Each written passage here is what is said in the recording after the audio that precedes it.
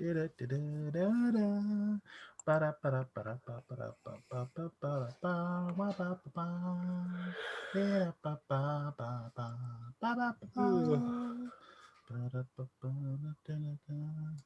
we're live.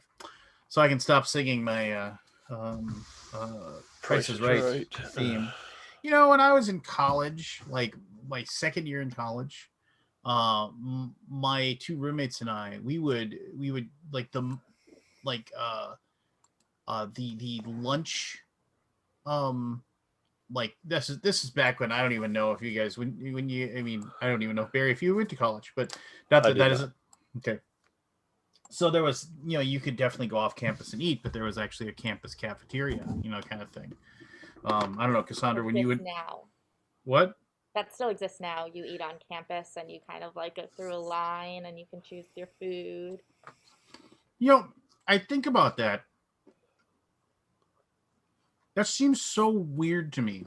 That, like, I mean, then I didn't think twice about it, right? Hey, John. Hey, how's it going, guys? I didn't think twice about it, right? I was like, oh, head to the campus and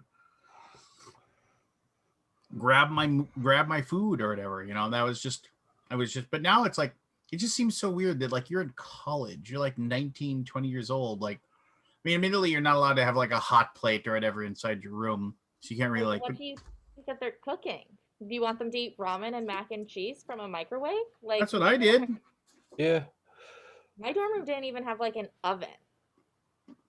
Like, not even like go downstairs, there's an oven that everybody can use, kind of thing. Maybe, but we had like two rooms, so we had like the women's side and then the men's side, and then there was like a common room in the middle. Maybe in that middle common room there might have been one, but it was so small slash no one used it that it was as if Sure. there wasn't one there. Where'd you go to school, Cassandra? Lehigh University in Bethlehem, PA. All right. Which is currently under a foot of snow. More. 2 feet of snow. It's gonna hit me first, and then it's coming for you guys. 53 hours of snow. Yeah, we just stopped here today. Yeah. It's supposed to start again Friday, I think. I do All right. miss the snow. We got it like 3 inches, and the university was closed. It was like, what are you talking about? The roads have nothing on them. You had to scrape your car. It's a little warmer down there. Enough to cancel school. I'm like, this is craziness. We got like 3 inches here, and I'm about 35 miles from Philly, and they got over 8 inches or 10 inches. I forget what my brother said. That's because God doesn't like Philly. No, it's warmer down here a little bit, and it just, the way the storm came in, it just happened to go around us. You know, I love how you guys are like, oh, we got 3 inches of snow. Yeah, that's like a Wednesday for us. Yeah, but normal, intelligent people don't live where it's below zero. They go south. I was upset that I only got 3 inches. I wanted more. I don't. I wish we could button bar that. I mean, I didn't mind it when I lived in Wyoming and I could like snowboard all day long, and like that was okay to get like tons of snow. But now I'm just like, I have a corner lot of my house, and it's like 2 hours worth of backbreaking labor to snow blow all that crap. So yeah, I used to like it when I was younger too. Well, I made money off of it too, but not no more. I used to manage a little microbrewery in Laramie, Wyoming, and all we did was get up, go to Hardee's, get biscuits and gravy, hit the slopes all day, come home, make beer, and then get up and do it all over again every day. It was awesome. I have to deal with all the cold weather. I want something from it, and the thing is snow. It has not been cold for the last probably 5-6 years. I mean, global warming. We've been very lucky. No. See, and I'm gonna let John talk about his Kickstarters before we bury the lead too much. But here's the deal with that is, so like we had like this big what was it? We had this big cold snap up here, like 2 or 3 years ago. For like 3 weeks, it was like -30 outside. Like literally, it was like the kids aren't going to school. Keep them home. You know, it was just like we'll make it up later. We'll take away other like days, things like that, right? So they just, you know, because it was the government just said you don't get to drive, you know, just because if you get stuck, then we have to send people out to try to save you, and then we're risking their lives. Yeah. So everybody was like, "Where's the global warming?" And then all these scientists came out and said something like, "Oh, well, actually, you know, this is global warming because it causes these extreme freezing temperatures." And I'm like, "Oh, okay, fine, whatever." And now it's like we had like 3 or 4 days last week where it was above freezing. And everybody was like, "Well, see, global warming." I was like, "You can't have it both ways. You can't." Yes, you can. Is that what temperature is it like when you take a bucket of ice water and you throw it up in the air and you hear like a crackle of like it's almost like a lightning sound? And That's then got to be like -50. But I mean, Yeah. I like 3 years ago during the cold snap. It was back when I still worked for TMG, and we funded a game on Kickstarter in like 11 minutes. And so I made a quick video of myself. I had the pot of boiling water, and so then it was so cold outside, and so I went outside. I did the video to celebrate. I threw the water up into the air, and the water, because it's so hot, as soon as like it basically it just turns into vapor immediately, and just floats away. So it's kind of a cool, because it's just that cold. I went outside in shorts, a t-shirt, and bare feet, and had my daughter do the video. My Right, neighbors. Yeah. My neighbors hate me. I'll be out there in my sandals and Hawaiian shirt during a blizzard, with a beer and a cigarette, and like grilling. They just look at me like this guy is a weirdo. Well. All right. So first things first, John, your campaign's wrapping up. Yeah, I think we got like 38 hours to go, something like that. And so that campaign, if people don't know, it's Everybody Poops, the video. Tell us about your game, John. Fallen Land, a post-apocalyptic board game. The first. Did you cut out? He cut out. I think we lost him. Yeah. Here, I can kick it. Fallen Land, the first video. He's coming back. He's coming back. I don't know what's happening. Coming back. The Zoom gods hate me.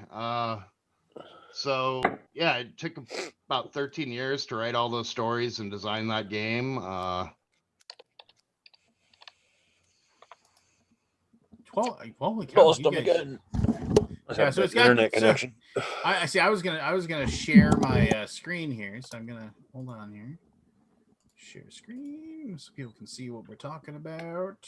Sorry, I don't know what's going on. There's two of them. It's okay, dude. Don't worry about it.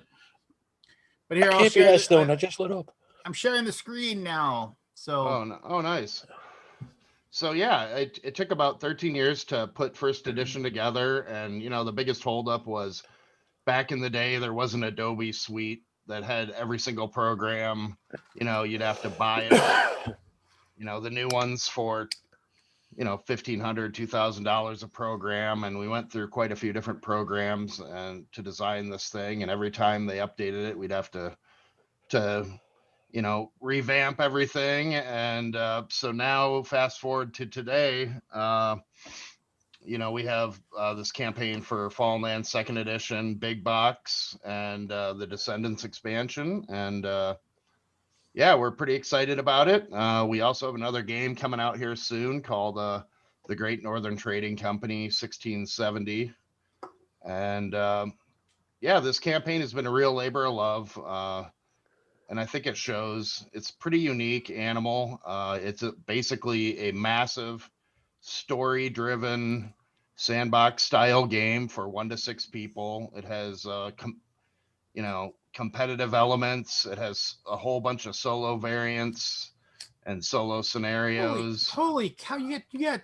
First of all, the fact that you respond to every single comment, it looks like that's amazing, John. Way to go. I respond to every single comment from people. You know, I think it's really important part of connecting to the fans, and you know, I like to say that you know, we always put our fans first. We always stand behind every product we make, and we've really just been building a kind of a cult following / community since first edition came out all over the world. And you know, I know we're a small indie game company, but we're mighty, and we got a lot more stuff coming down the pipeline. And you know, this is just the beginning. 2,400 comments. Holy cow, that's insane.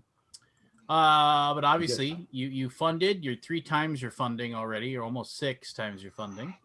I think we're going to be right around 210 by the time it ends. I'm hoping. Oh, that ain't shabby. And then you got your plane tickets to Cuba, and then we'll never hear from you again, or? Well, you know as much as I do as a game creator that pretty much all the stuff goes out the door for manufacturing and molds and you name it. So. Oh yeah, I mean, you know, it's a labor of love, and you know, we just enjoy making people happy. So you've doubled your backers, basically. It looks like from the first one. Yeah, I mean, you know, a lot of the same. There's, you know, I'd say, you know, to the best of my knowledge, I'd say about 95% of them came back. You know, they enjoyed it. You're always gonna have a few outlaying haters, you know, no matter what you do or who you are, and you know, and I just well, I mean, you just can't make everyone happy, but I do my damnedest to make sure that I give it my best shot. You know, like I said, responding. You did yourself a favor. You did yourself a favor. You had your all in, and it was very simple. Like, if you don't own anything and you want everything, give me $175 and we'll go ahead and you'll have everything you need, you know? And 475 people said, yes, sir. Oh, here's $175. So, well, and what's really exciting for us right now is, you know, we just joined Envoy Double Exposure. So we're going to be at every single convention when the convention circuit starts back up again, every single convention in the United States. And, you know, we're going to have people going to game stores and demoing the games. And, you know, we're sending a bunch of stuff overseas to Vinny at Envoy. I haven't seen him in forever. He's a hell of a great guy. I love Vinny. I mean, he has been fantastic to work with. I can only say good things. So yeah, he's a good egg. So here, I'm gonna walk through this. Okay, I own everything from the first Kickstarter. What level do I back at if I want to get all the new stuff? So I would suggest, if you already own the first edition, to back at the Descendants level. I believe it's 39. And then we do have, you know, we always keep our word to our customers and, you know, our community. And I promised about a year ago that we'd have a functional upgrade kit to take people from first edition to second edition. So, you know, by pledging at the $39 Descendants level, when the pledge manager opens, you'll have the opportunity to get that functional upgrade kit that I had promised. And, you know, you'll have all of the stretch goals for second edition. We kind of have a 3-tier thing going on. We have the second edition. And if you get the upgrade kit, you're going to get all the stretch goals and add on all the stretch goals for second edition. And then we have stretch goals that are separate for the Descendants. So if you want all the stretch goals, you'd have to back both, essentially. But we tried something unique this time. We did like a daily reveal, you know, every single day to keep people coming back, keep people excited about the campaign.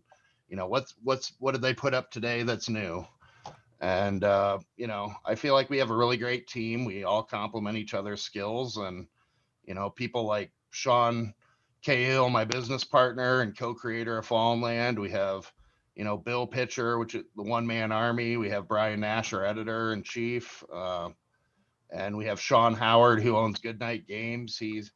he did all of these little gifts and helped us design the page, and it's just been a real pleasure to work with. And yeah, I mean, we do what we can. The most important thing to us is replayability. You know, I think unlike a lot of games that are kind of linear, Fallen Land, every single time you play it, there is going to be a unique, completely and utterly unique experience every single time. You know, there's over 96.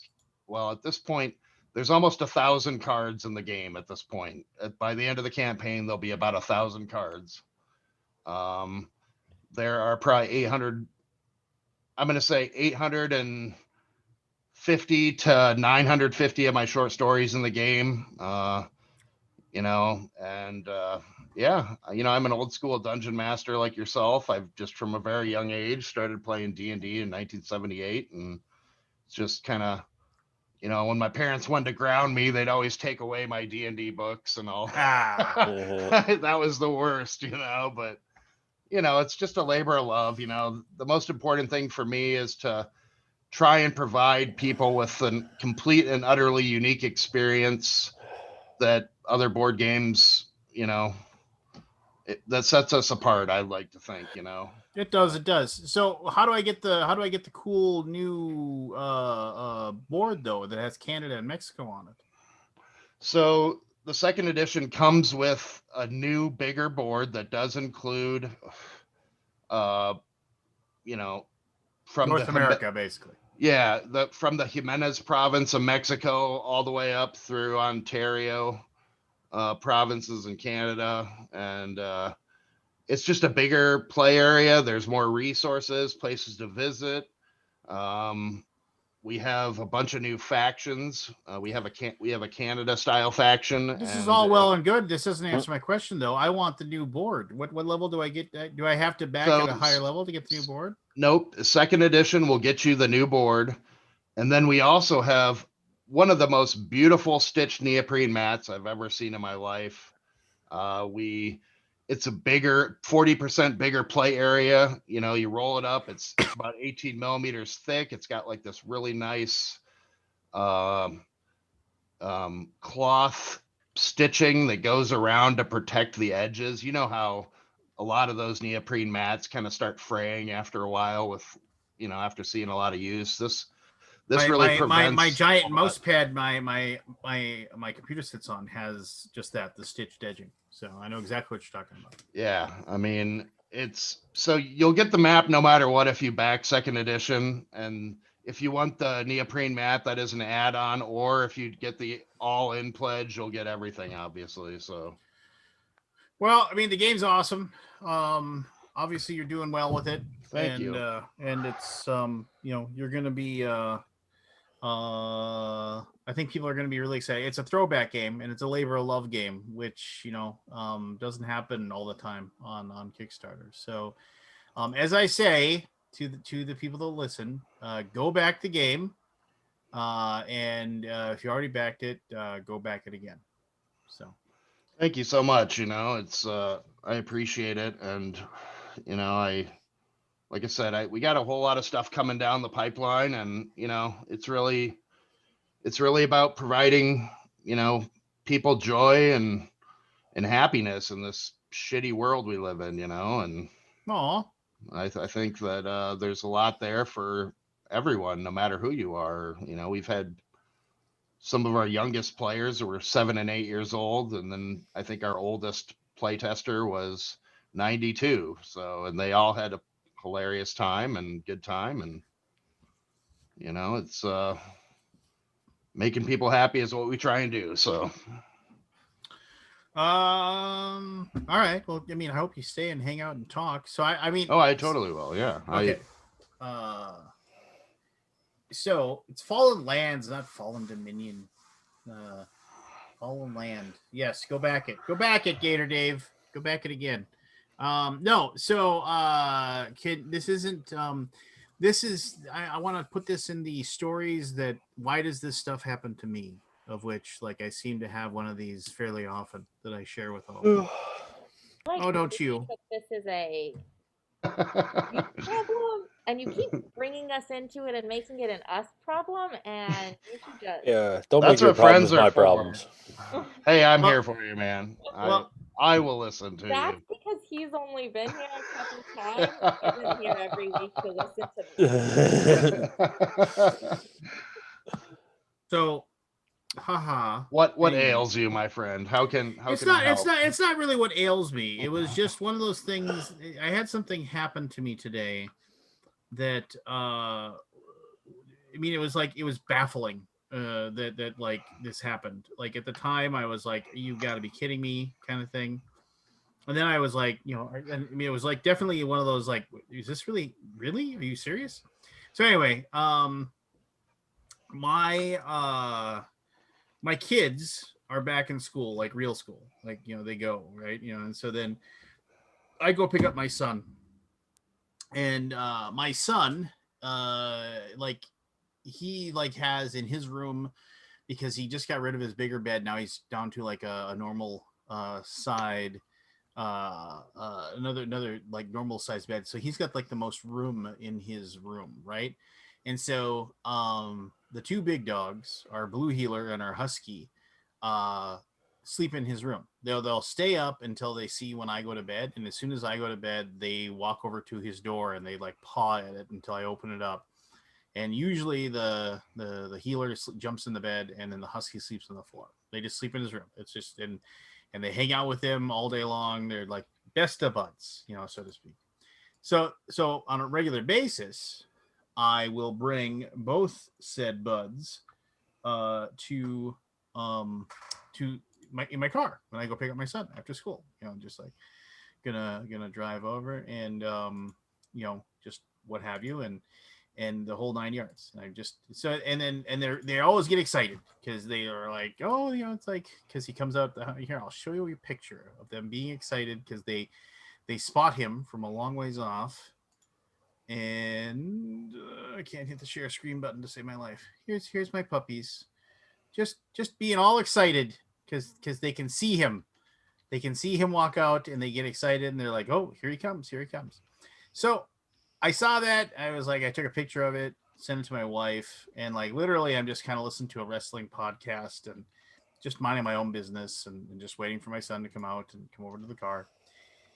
And I'm like just lost in my mind, and I hear like a voice, right? And I'm like, okay, I didn't really pay attention, And then the voice, like kind of louder, says, "Excuse me," and I was just like, it was kind of like that tone, and I was like, "What?" And I pulled one of my headphones out, and I looked over, and there's this guy, and he's standing like a good like 5 feet, wearing a mask, 5 feet from the side of my car, and he's looking at me.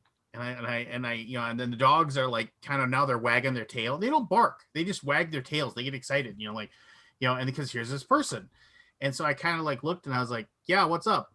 And he was just like, and he said, some kids get scared when they see dogs. And I said, okay.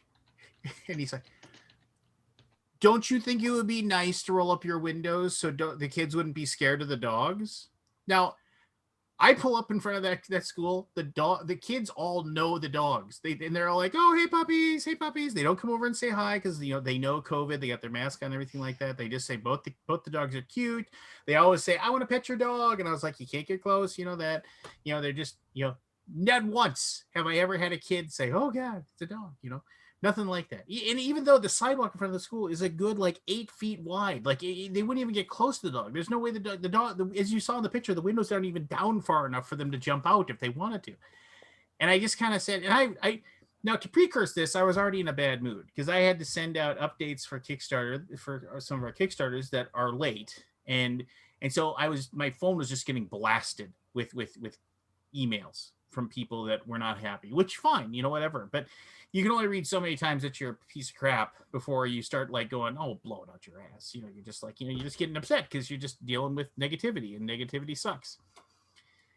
So, and I realize backers get frustrated, and I'm not saying they suck or anything like that. What I'm saying is that, I was on edge, just because of the stuff I was getting. And I was trying to, I was just, giving people they're like, oh, I got to change my address. Okay, I'll take care of that. That kind of thing. But now I got this guy chipping in my ear. And I said, okay. And he's like, well, it'd be really nice if you could roll up your windows. And now 9 times out of 10, I'd say, okay, whatever. And I just call the dogs back. I roll up the windows and we'd all move forward that day.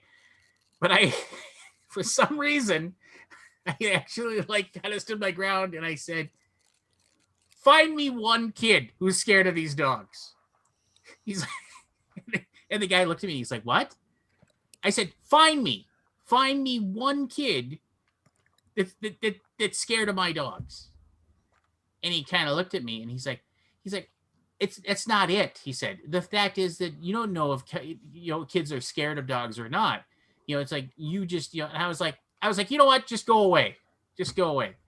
And then, and I'm sorry to say this, but then the guy kind of took a step forward and he started saying something else. And I said, you know what? Fuck off.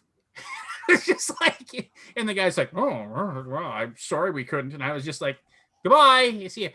And I, in this red hot rage moment, I felt like if he had actually stepped forward and said something, I was like, okay, I'm getting out of the car, call my wife, get me some bail money. I'm gonna get arrested outside my scud school. Just like over a dog. Well, no, just this day. It was just like, it was a combination. Like I said, I've had time to think about it, and maybe one of his kids said, maybe one of his kids said, oh, I don't like dogs, or maybe he doesn't like dogs, it was just, but if I hadn't been in kind of a grouchy mood, I probably just rolled, okay, whatever, rolled up my windows, and then we had mad at him. And I was just like, but yeah, I could just see myself. I could see my old 23-year-old self at the bar, and somebody gets grouchy with me, and I'm like, all right.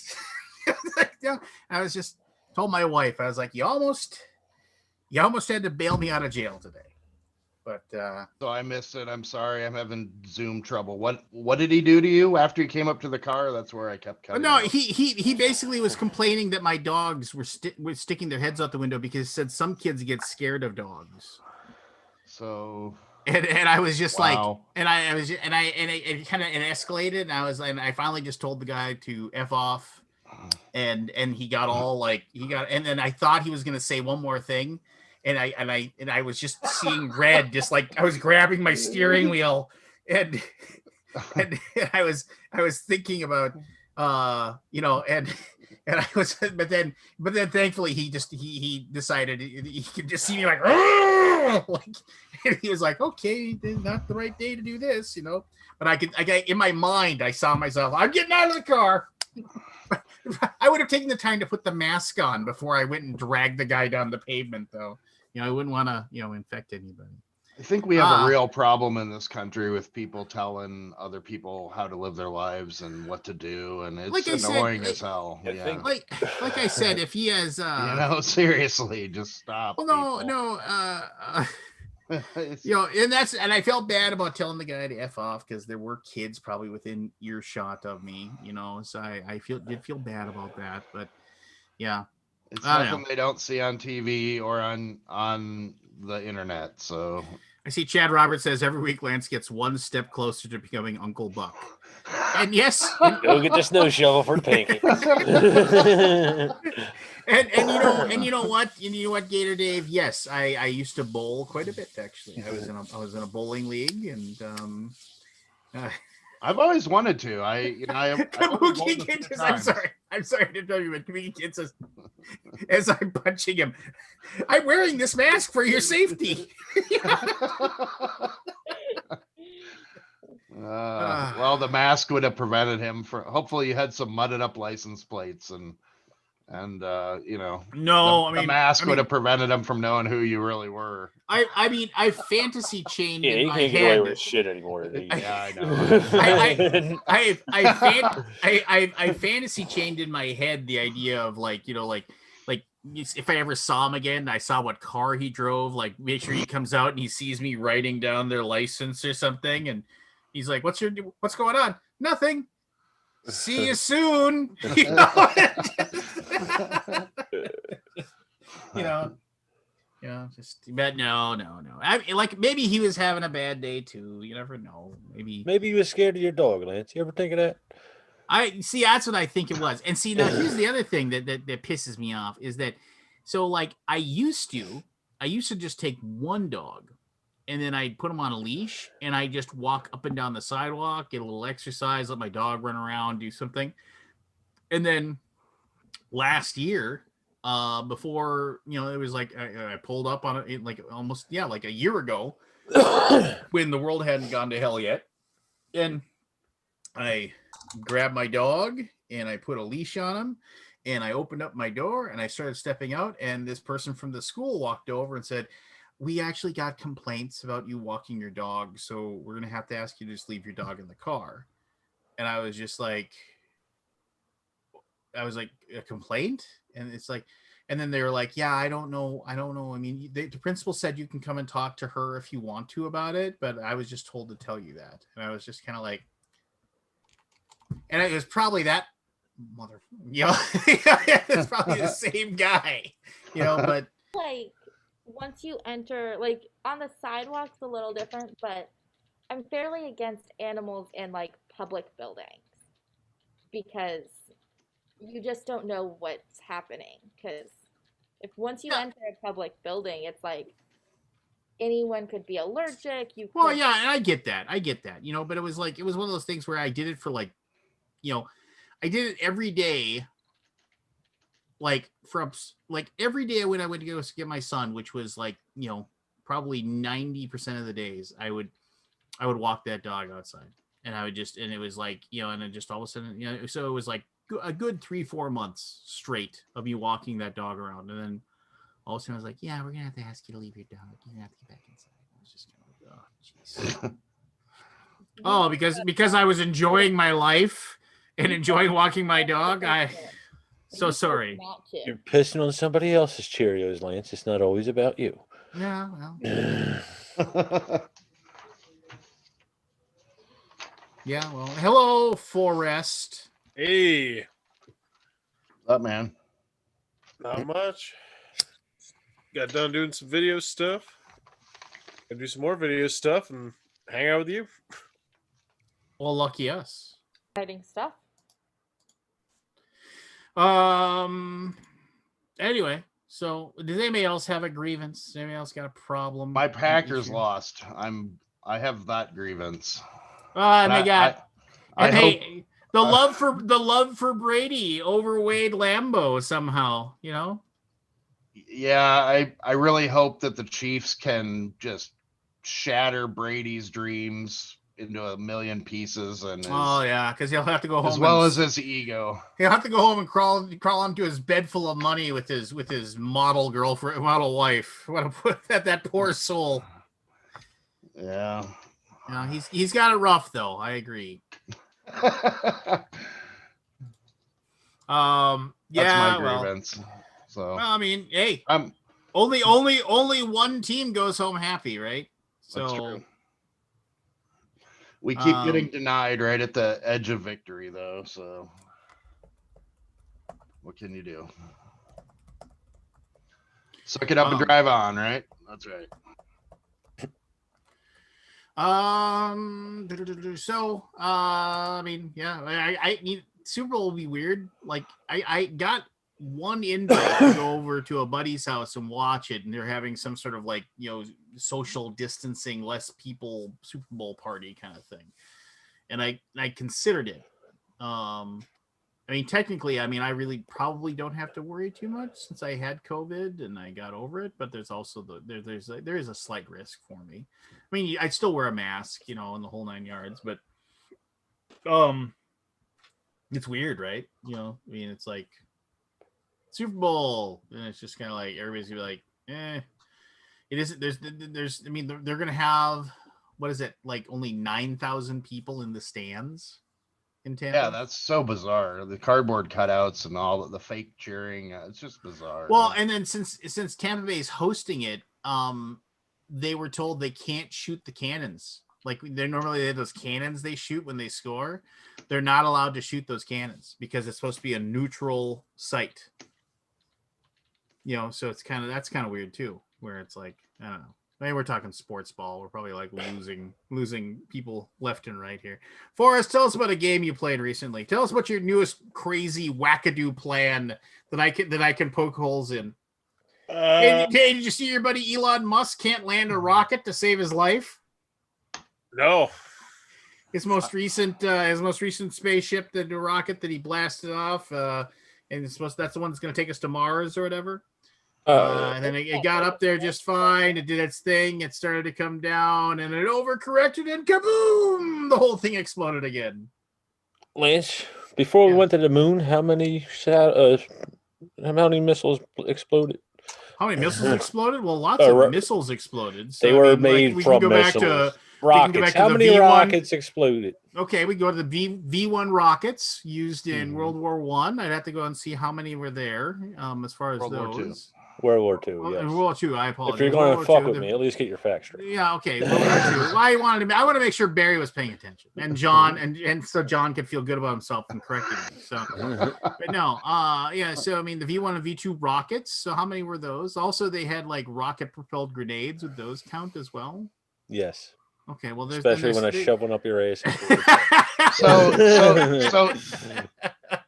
So the true story is during Operation Paperclip, the OSS, the precursor to the CIA, basically swept in and grabbed all the German scientists to form NASA with, and that's how we got to the moon, basically. Because if we didn't get the German scientists, the Russians were gonna snatch them up, and then the story would have been written quite differently, sadly. So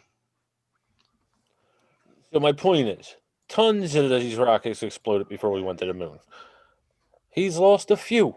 He's made a rocket that could land itself. Give him a fucking break. Well, apparently it can't land itself because it just blew up landing itself. The predecessor did. Imagine if there were people in that rocket. It was the first. Well, in this serial killer business, I make jokes about, but I think it's serious. It's a test. It failed. He'll move on. He'll adjust. We'll get there. That's why there weren't people on it. Yes. He's not. Well, I mean, he's trying to kill people with rockets. He's trying to kill people with his self-driving cars. He's already pulling that off. So, I mean, he's trying to bilk poor Forrest out of his money. I'm not like you, Lance. I'm not taking the bait. What do you think? You're going to try and be Pete and I'm going to be you? We're talking about The Last Jedi?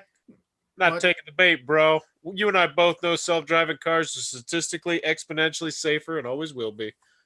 But I've actually been giving your idea some thought for the last few weeks, Forrest, and I think it's a great idea. I really do, and I think there's a lot of profit to be made doing with your business model what you had said you're going to do. John, don't encourage him. Don't seriously. I agree, but I think it's too much of a gamble right now for my family. But I do think it's an absolute gold mine situation. If you just had $100,000 sitting in your bank account to blow, buy 2 Teslas. I mean, the key would be to sell them at 30,000 miles or something like that, so that you're not doing any repairs. I mean, I'd say 50, but because they're electric cars, I'm going to say 30,000 miles. If you could either way, the resale value is through the roof. Like you get a used Tesla, you're not getting nearly as much eaten off of it as a normal car.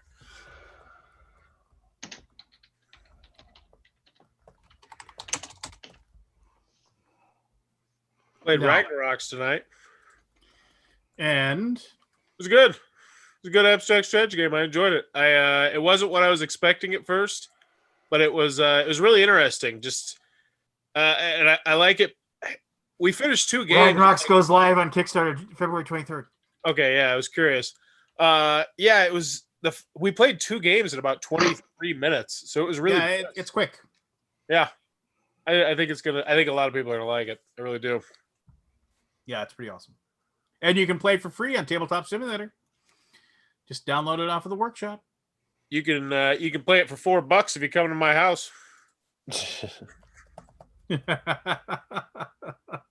Maybe you could take a camera and send it to. Where do you want to move now? Mm, No, we'll just social distance. out there with the grabby things across the board from each other.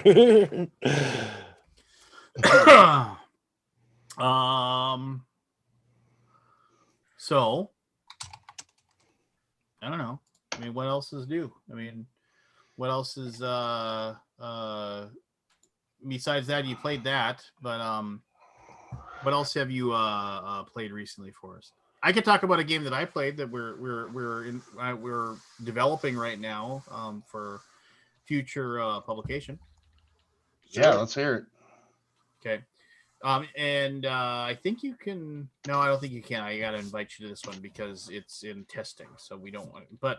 And we are doing play testing of this. So if anybody's interested in trying it out and giving your thoughts on it, we can. So it is from two brand new designers. It's a game called Knossos. It's Knossos, which is actually the name of some small little island in the Mediterranean. Yeah, and so how do I even try to explain this game?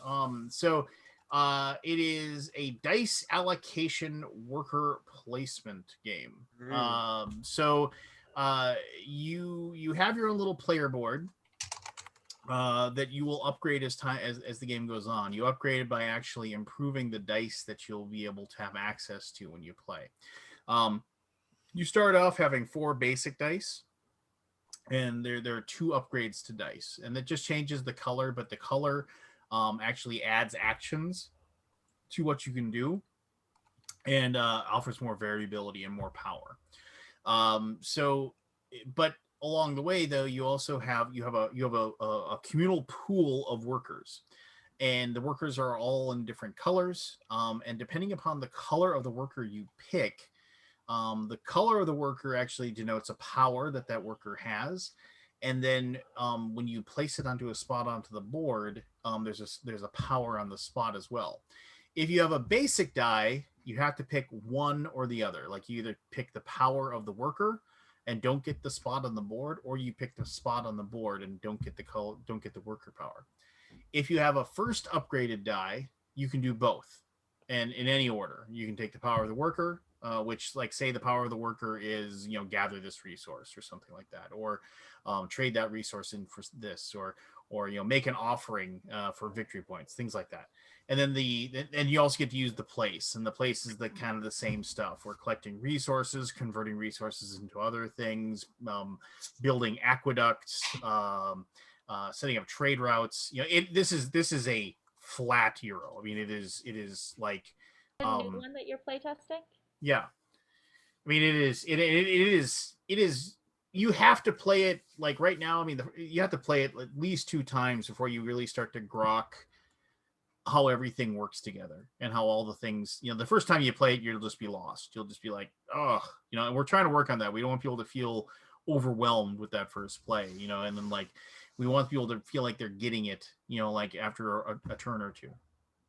The final upgrade of the die is there's basically, because there's 3 different rows of action places. So depending upon what you roll on the die, a 1 or a 2 will get you the first row, a 3 or 4 will get you the second row, 5, 6 will get you the last row.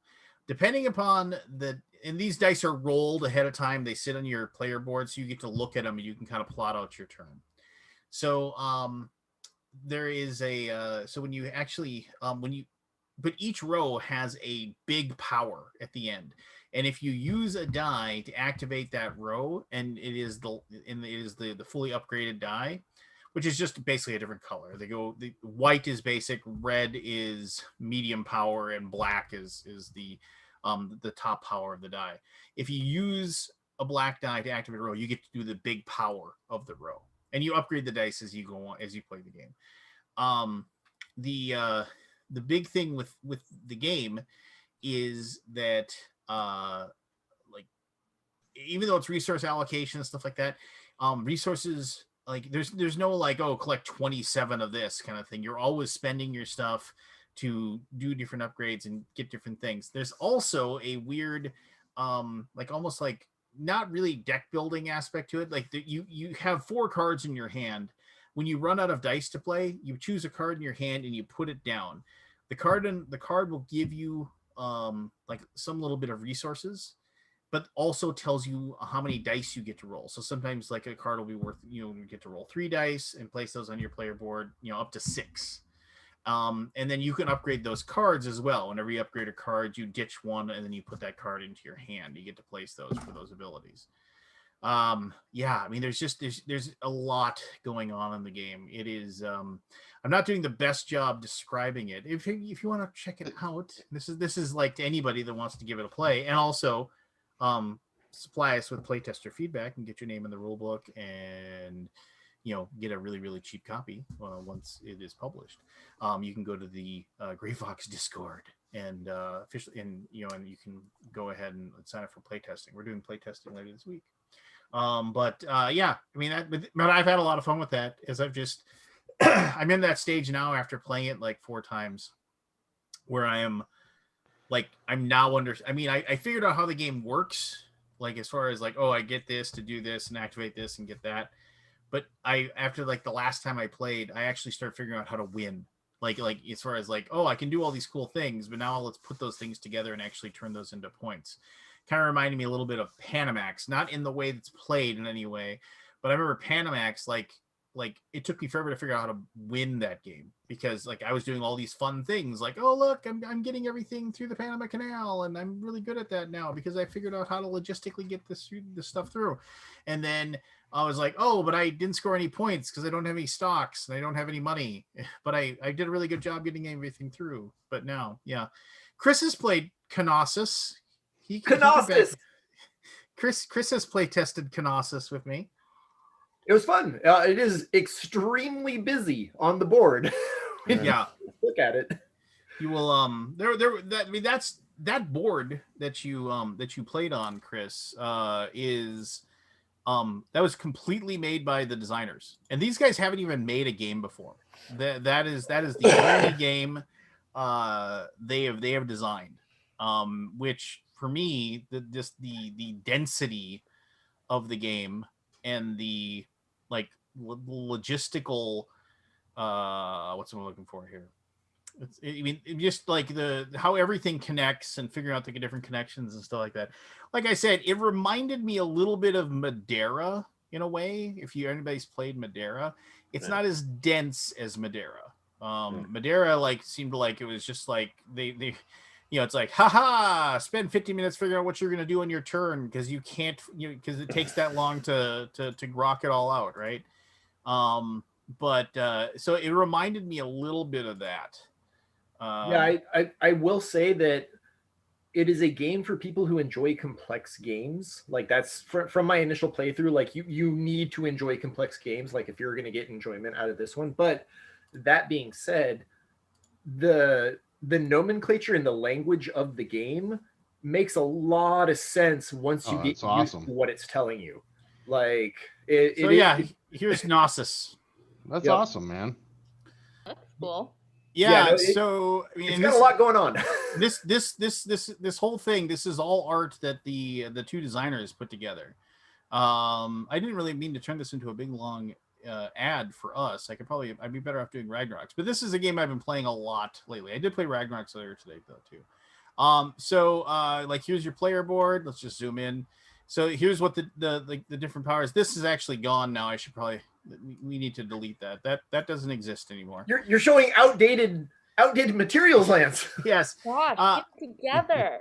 Yeah, so okay, so here's the big pool of meeples that everybody selects from. This kind of reminds me a little bit of Manhattan Project too, because these don't ever return to the pool until somebody like takes a turn to discard one of their dice to return all the workers from a row back to the pool. So kind of like Architects of the Western Kingdom, a little bit like that too. So. But you do get a bonus if these are the locations where you put people. And so like if there's one that's full and then you discard those, like you get to put them back in, but you also get a reward for doing so. These Actually, like so Lance, sorry to interrupt. Thinking on that, I already gave my feedback on the game. Now's not the time for feedback, Chris. No. Now is the time for feedback because I just came up with an idea and you should hear it, right? So clearing the meeples off gives you your choice of rare resource currently in the game. And the problem with the dice up location, right, is if someone doesn't get it, it really kind of hampers their ability to take extra turns. What if clearing off the meeples gives you the choice of a rare resource or a dice up? Yeah, well, that's a good idea. I mean, that would be great for a feedback, so our developer can, our lead developer can read what you have to say. You know where the form is. Chris, this is not where we put opinions about Gray Fox games. Don't you know that? Yeah. What the fuck's wrong with you, Chris? Oh, Yeah. so we're talking politics then. No. So okay. So then, like Chris mentioned, like so there's these three spots that have this little symbol right here on them. Means that you have to take a resource and you have to put it in your offering plate up here, and then other people can take stuff from your offering plates. The resources get moved around. I'm not going to go through the entire game, but here's like the different colors of the different meeples, and then each of those has a different power. Each one of these buildings has a different power. As people unlock these buildings, you unlock more buildings that can be used. And these buildings have more and greater powers, and these are randomly placed at the beginning of each game. Here's like the big superpower if you use a black die to activate a row. Here's the big offering ziggurat that if you offer different things, so you have like this little little climbing ladder thing that gives rewards as you play. You have this labor line that you move on that has end game scoring bonuses and things like that.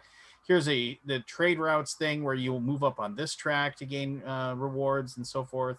The game just has a ton happening with it, and it's really good. And there's some end game scoring cards as well, like do certain things and get rewards for doing so. Yeah, it's not really a point salad. It's like a point hometown buffet.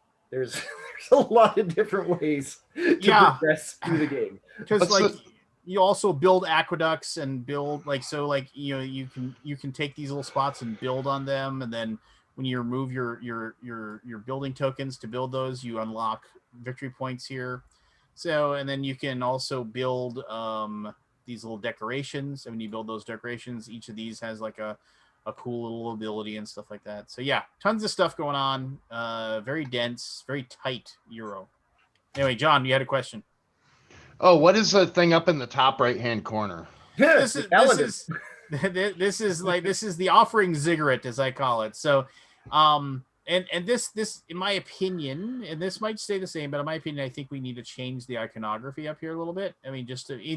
Thematically, this looks very cool, right? But it's really intriguing. I love it. But the iconography of it is misleading. So basically, it doesn't mean anything. Yeah. So if you activate this ziggurat, like you can either pick the first or the second option, and so like if you pick this one and you did this, I'll explain how the points work. You do this one, the next person then could pick this one or that one. And then if they went there, the next person could pick this one or that one, and so forth as you go down the ziggurat, right? Now, the way it works is that you the symbols mean nothing other than the fact that there are some that are going to have symbols that are the same. Like, so here this one has 3 symbols that are the same and 1 symbol that's different. And like over here, they have 4 symbols that are different all around.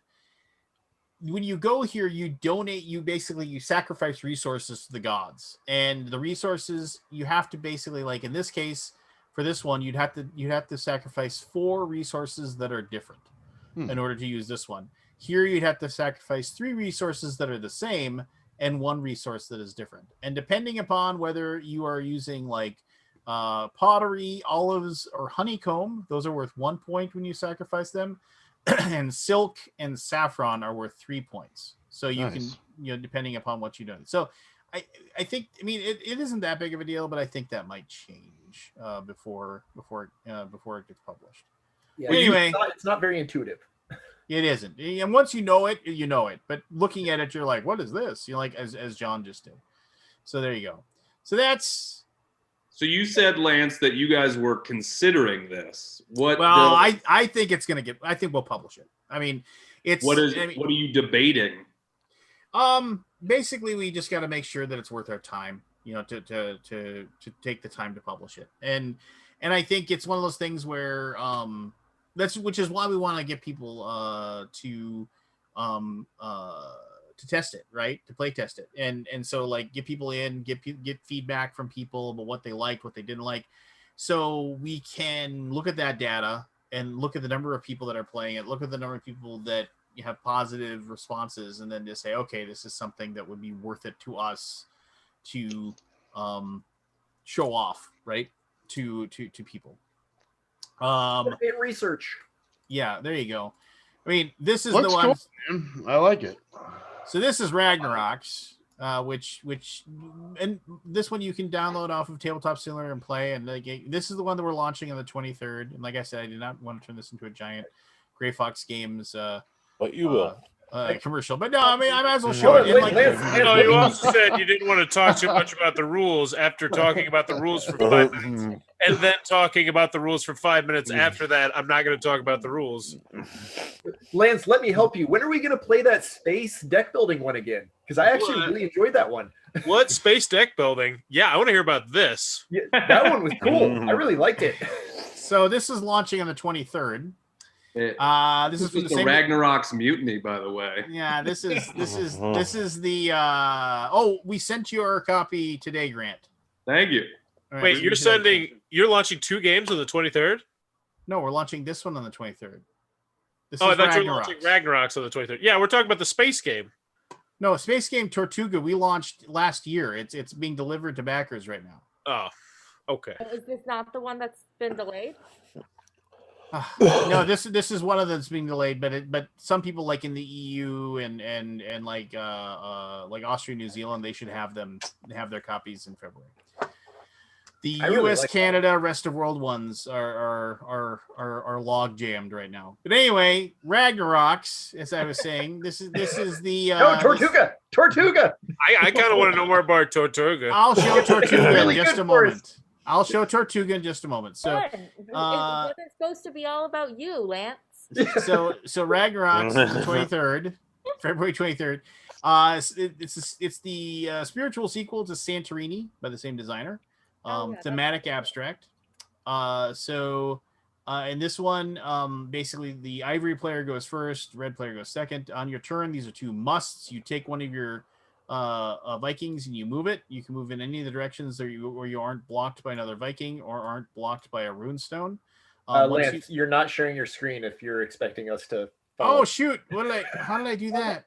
I wasn't sure. I thought you were just talking about like it as if we knew what we were. Yeah, it's far less compelling when you don't see anything. Right? Okay, so Ragnaroks. So this is Ragnaroks. Okay, so it is the spiritual successor to Santorini. But anyway, so on your turn, ivory player goes first, red player goes second. You select one of your Vikings, and you can move it as far as you want or as little as you want. Obviously, you get blocked by the edge of the board.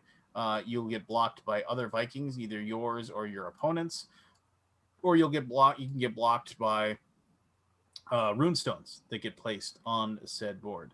That's not right. There you go. So like after you move. And you have to move one of your Vikings. That's a must. And after you move, you select a runestone, and then you can place it down. Same rules. Blocked by other Vikings, edge of the board, or other runestones. Then the other player goes, and they would like maybe move here, and they'd summon a runestone and go like this. Just goes back and forth like this. That's the entire set of rules. That's all of it. It is that simple. Yeah. The game is. So when any of your Vikings, I'm cheating here a little bit. When any of your Vikings, like get a little corner of the world all to themselves here, or with a buddy of the same color, they claim that and they become a settler. Once they become a settler, they no longer take turns, and they're going to score a point for every hex that is in their domain, including the one they're standing on. It is very possible that you could have a situation like this, where 2 Vikings end up. That's the only time they're not going to become settlers, but they also aren't going to have any actions because they can't move. They're both stuck in that situation. So it's go on a different shaped board. Well, so there's some more to it than just go, but yes. You're so the wrong podcast for that kind of talk. No. I mean, my preamble usually states that Go is obviously, and Gord does specify that Go and chess are obviously the predecessors of like, and definitely like based upon that process, right? There's also some weird Brazilian chess variant he discovered in the 90s that he kind of based this on as well. So anyway, so like here, these two wouldn't, these aren't settlers because they got to still carve out this area. But once the like, you know, this would be the end of the game because these two have their area, this one has an area, this one has an area, and these two are stuck. You just cover up 12 number of points and you'd be good to go, and you see what it is. Now, the base game is really cool, but and we don't have art for all of these cards yet, but we have different gods that have like different abilities, and each player will like get one of those gods to play with. And these won't necessarily be in the published game. These might be expansions or whatever. I'm just showing these. Giant heads. And you're gonna go into detail about each and every card, right? No. So like some of the cards. Is that a no or a yes? Like, hey, this is Lance's show. Some of the cards will actually change how the scoring is done. So as you can see here, if you have hell, he's gonna go through every card. No, I only picked 3. So instead of normal scoring, you just score points for every runestone you play. Some of them change the rules where, like, if you can create a straight line of 3 runestones with this guy, you get to take another turn. Lance, are you guys going to specifically in the back of the rules go over exactly what each card does? Well, no. I'm asking that because right now it's not clear. Like, right now, the cards you have don't have the final wording on them. So I mean, yes, they will. They will be highly developed and play tested and make sure that the cards are very straightforward. So. But Loki has this ability where, like, you take one of these cards, and at the beginning of your turn, you can move your Vikings 1 space in the direction if you want to. So, I mean, there's just different ways that you're gonna screw with the game and change things up. Forrest was right though. Like, playing the game, like each game lasts maybe 10 minutes, maybe a little more, but you know the games are over relatively quickly. And the cool thing to do it is, like, if you say like you were playing Jormungandr, the Jormungandr and Hell, like you would play one game and then you'd switch sides and you'd trade the cards, right? And then then play again and then just total up the scores from those 2 games and see who did the best. All right, Lance, I'd like to give a suggestion, and this is not, I'm not taking the piss out of you. I think you guys should do a mint tin version of it, a micro version of it too. I'm not even joking. A teeny tiny little version of it, because the game itself could easily be played on a teeny tiny little magnetic thing. It would be a perfect, like, with how easy it is to learn to teach. You get some micro cards up in that tin for the Greek things.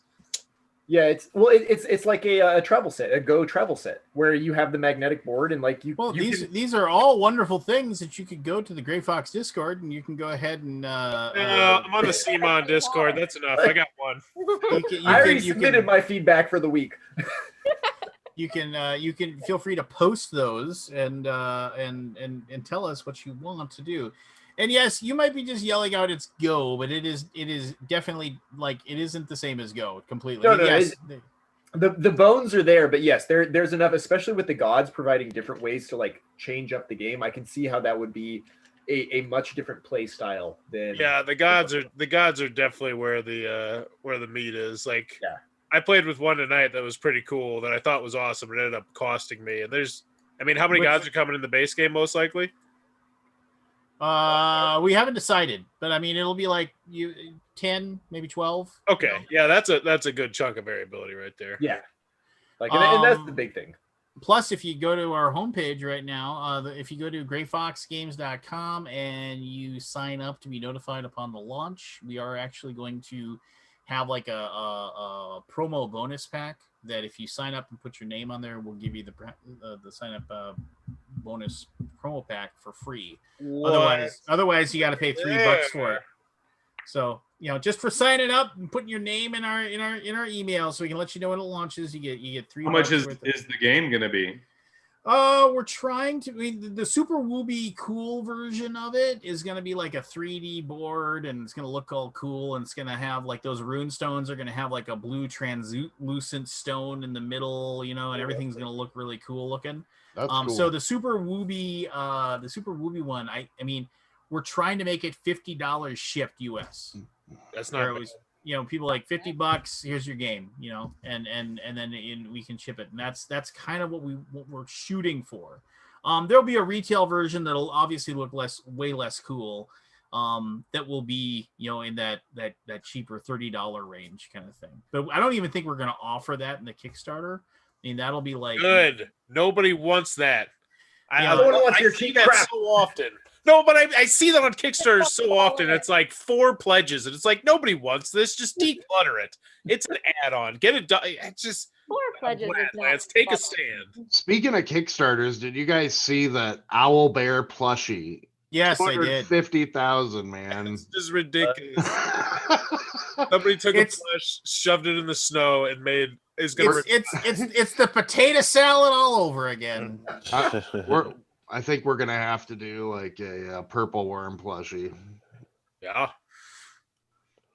Well, now it won't do as well. But anyway, here's Tortuga. Tortuga. Yes. I can't show the game because I don't have any of the players though. So hold on. Let me join in. Oh no. The moment's passed, Chris. Sorry. We'll just shut up. You're a dick. The art looks pretty sweet. Well, for the one piece that you can see, yeah. No, this is I can control plus it, man. Yeah. So I mean, I like the art. I mean, it's a deck builder, but you'll move your spaceships around the board, and you use it to. I'll never play this game with Chris again, though. What? Because I dominated you on my first game playing? Yes, because Mr. Professional Magic player was just like, look at this! I completely thinned down my deck, and every single turn I'm blasting everybody apart. And so play better. I had a lot of fun playing that. Yeah, no. So I mean, there's space monsters. That's you get cool. to. Yeah, there's space monsters you get to catch and kill, and all kinds of cool stuff. Yeah, no, it's a really interesting mix of having to keep track of like where your ship is moving based on like what you want to do with your turn, versus like also keeping track of what your deck is meant to do. Because for any sort of deck building game, like thinning down your deck is super important, but you don't want to do it right away. And the game gives you the option to do it right away, but if you do that, like you're going to screw yourself.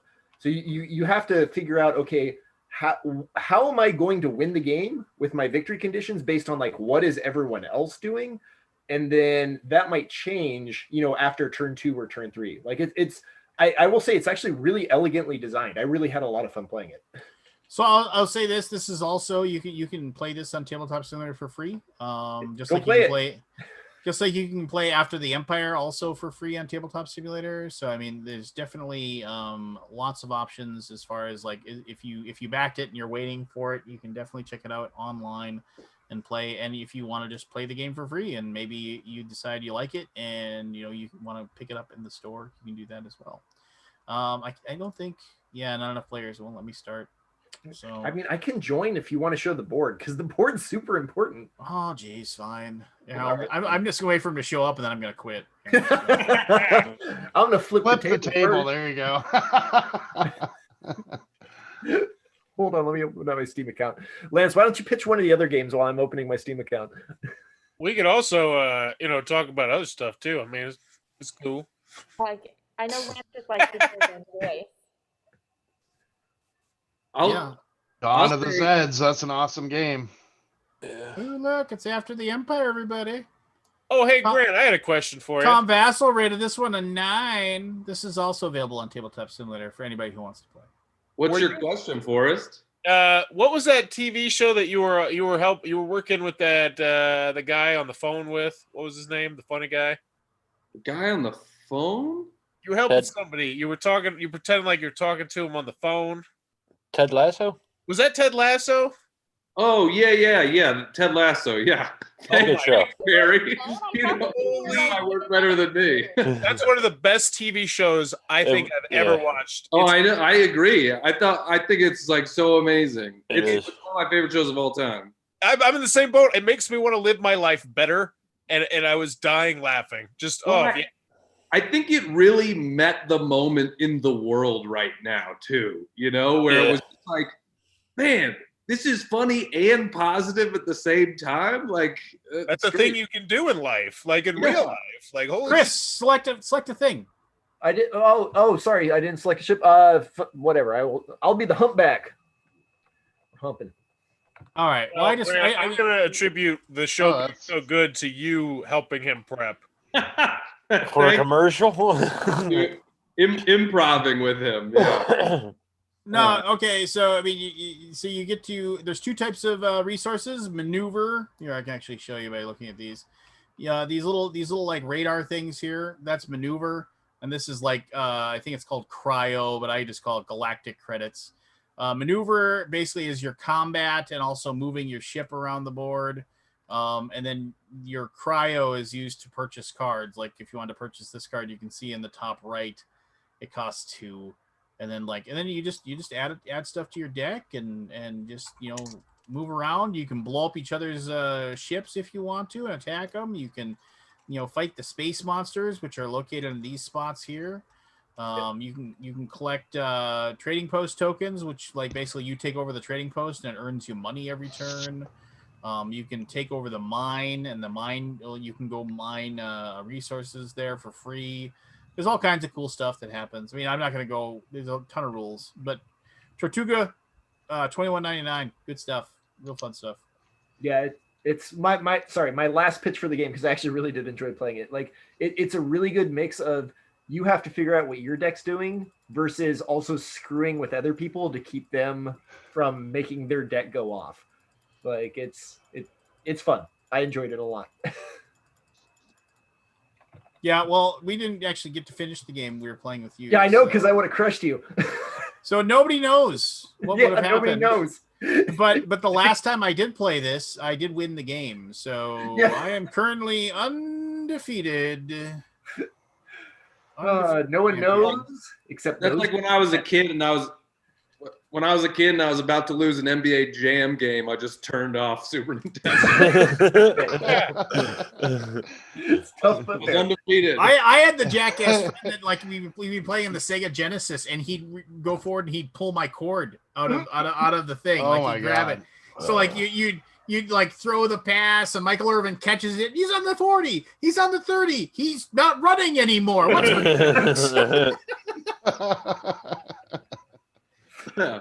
owned by technology? Yeah, just this, and then I forget what it was, but I think there was a it might have been the PlayStation. I don't know, but when the controller got unplugged, the game paused automatically. So that didn't work anymore. So this is the same guy that if we were at the computer lab at school in college, and we'd be playing Warcraft, not World of Warcraft, Warcraft together, select your knights or select your undead and attack each other and everything like that. He would if I was powering up or blood raging all of my ogres to go fight, he'd reach over and grab my mouse and jiggle it around so I wasn't able to do it or whatever. I'd just be like, okay, I quit. Because you can... someone's getting punched. Yes, someone's getting a pop in the nose. All right, I'll bring up. I played a game over the weekend. Came out in 2020. I'd never heard anybody talk about it, and I loved it. Called Mechanica. Has anybody played this? This is it sounds really familiar. Yeah, I've heard the name. It does sound familiar. Is from Resonim, who's a small independent publisher, but it's great. And it was one of those ones where I'm like, man, I can't believe I've never even heard anybody talk about this at all before. What's the gist of it? The gist of it is, one, I'll say I liked it because it is legitimately really funny. Like the rule book, you know, some places try to be funny or whatever, and it's not, but this rule book is like legitimately funny. The gist of it is you are building you have an assembly line and you are building robots. The robots help you get points. You can upgrade your assembly line with these puzzle pieces that are in a shop, and the shop is this, you know, circular thing that spins, and so everything is a certain amount of expensive, and then at the end the puzzle pieces fall through. They use the box as part of the game really well, and the puzzle pieces fall through and you can get a benefit for recycling it, and then you're just trying to fulfill contracts and do stuff. But it's like kind of mixes tile placement with engine building, and it was really fun. It sounds cool. I'm gonna look that up.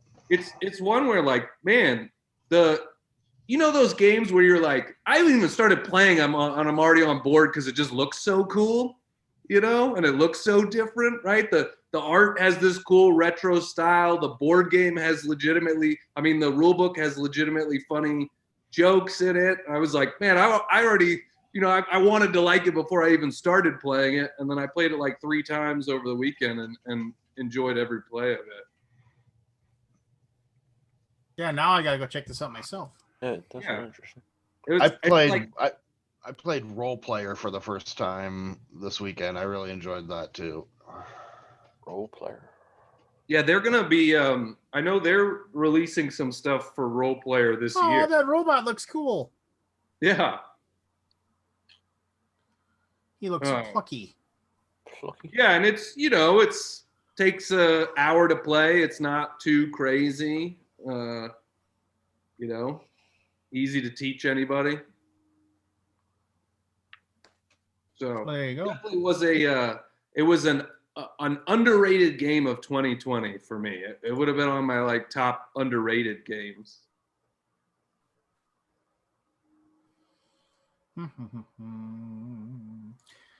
Scott Alden hasn't joined us, even though he's lurking. He doesn't like it. Lurking. It's Mechanica, right? Mechanica. He also wasn't paying That's not attention the because he same was person like, who did Monarch, or Yes. Yeah. I They saw did.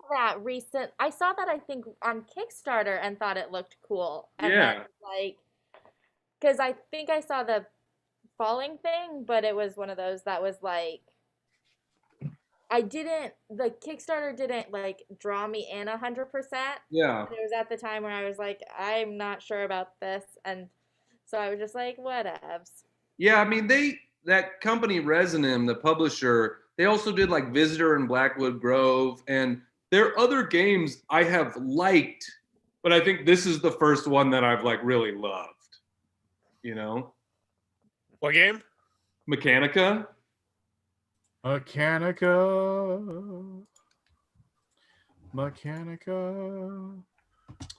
Brandon, I had a question for you. Yeah. Oh, I was jeez. watching Colin Quinn had a special. How they all bombed. It was like taped during the pandemic, right as the pandemic was going on in like June or something. Yeah.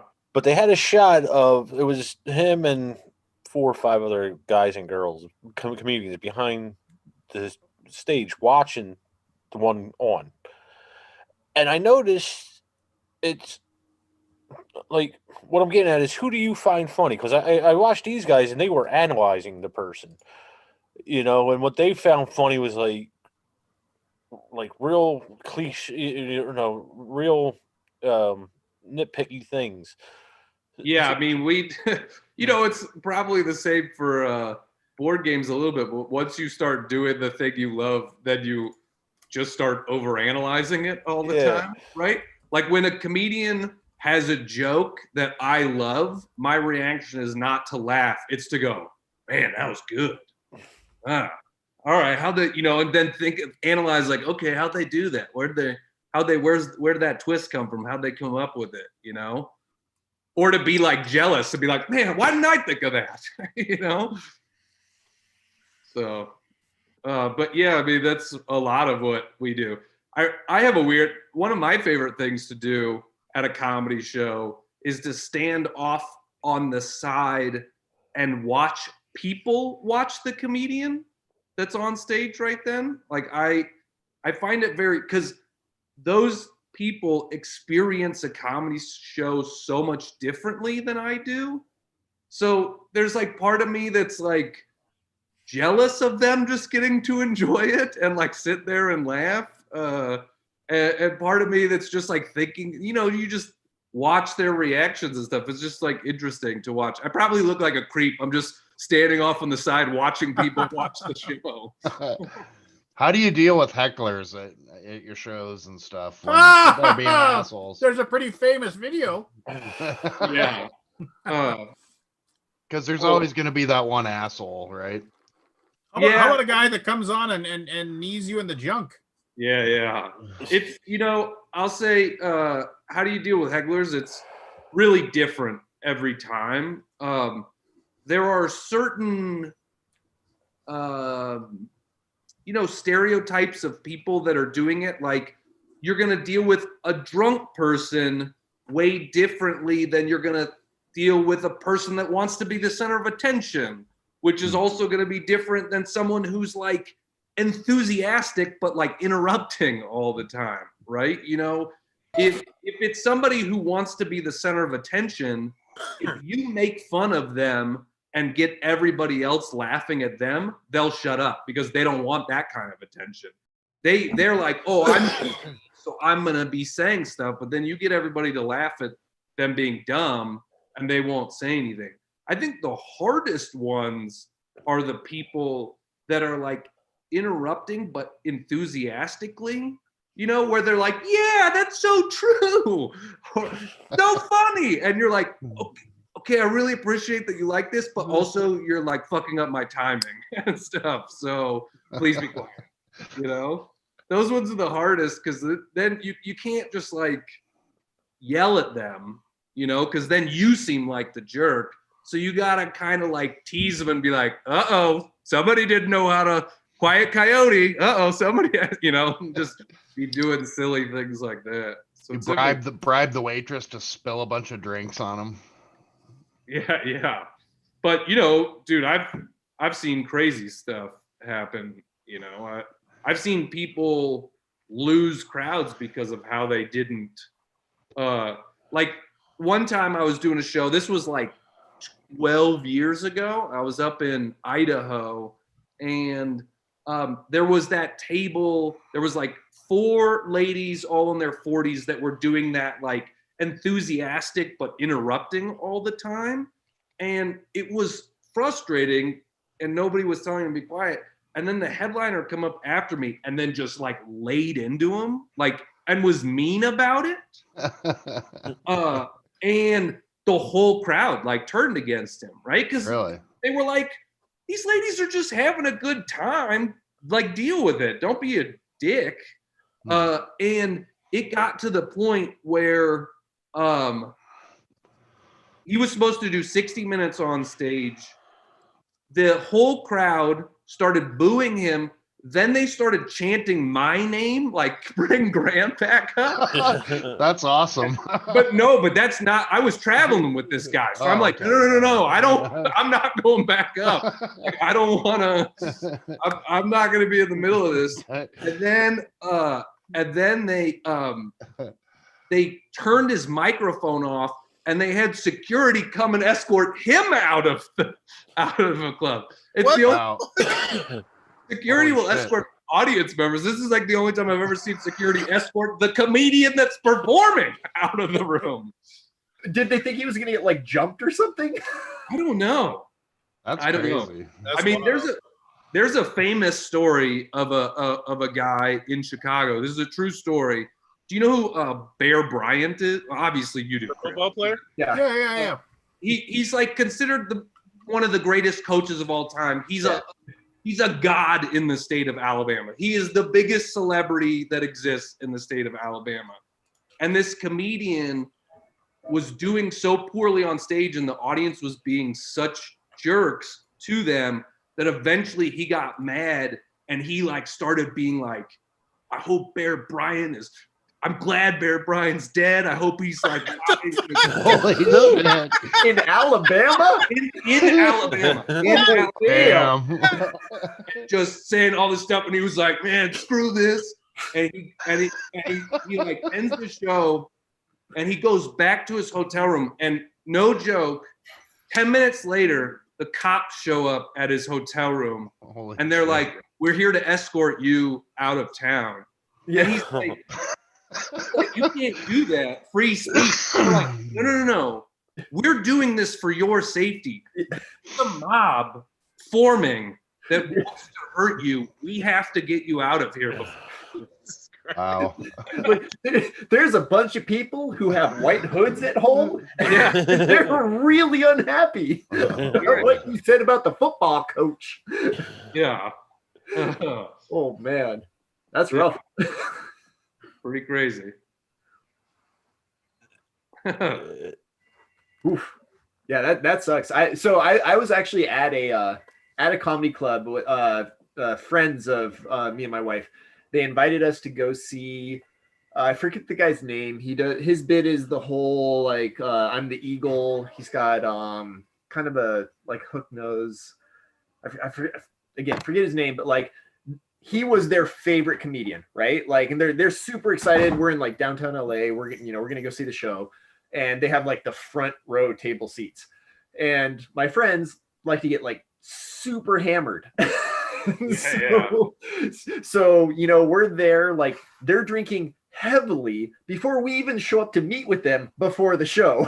Yeah, that's always a good idea. Right? So we go into the show, like, we're at the front row table, and I mean, you can tell they're just absolutely gone. Like, and so he's the headliner. He comes on, and they're, overtly loud, laughing when they shouldn't be laughing, be like, yeah, that's great. And I'm just like, oh, please just no, don't draw the attention, because like the headliner's gonna have to say something. Yeah. like it's his show, it's not your show. And then but they just kept going, and eventually he's like, all right, we're gonna do this.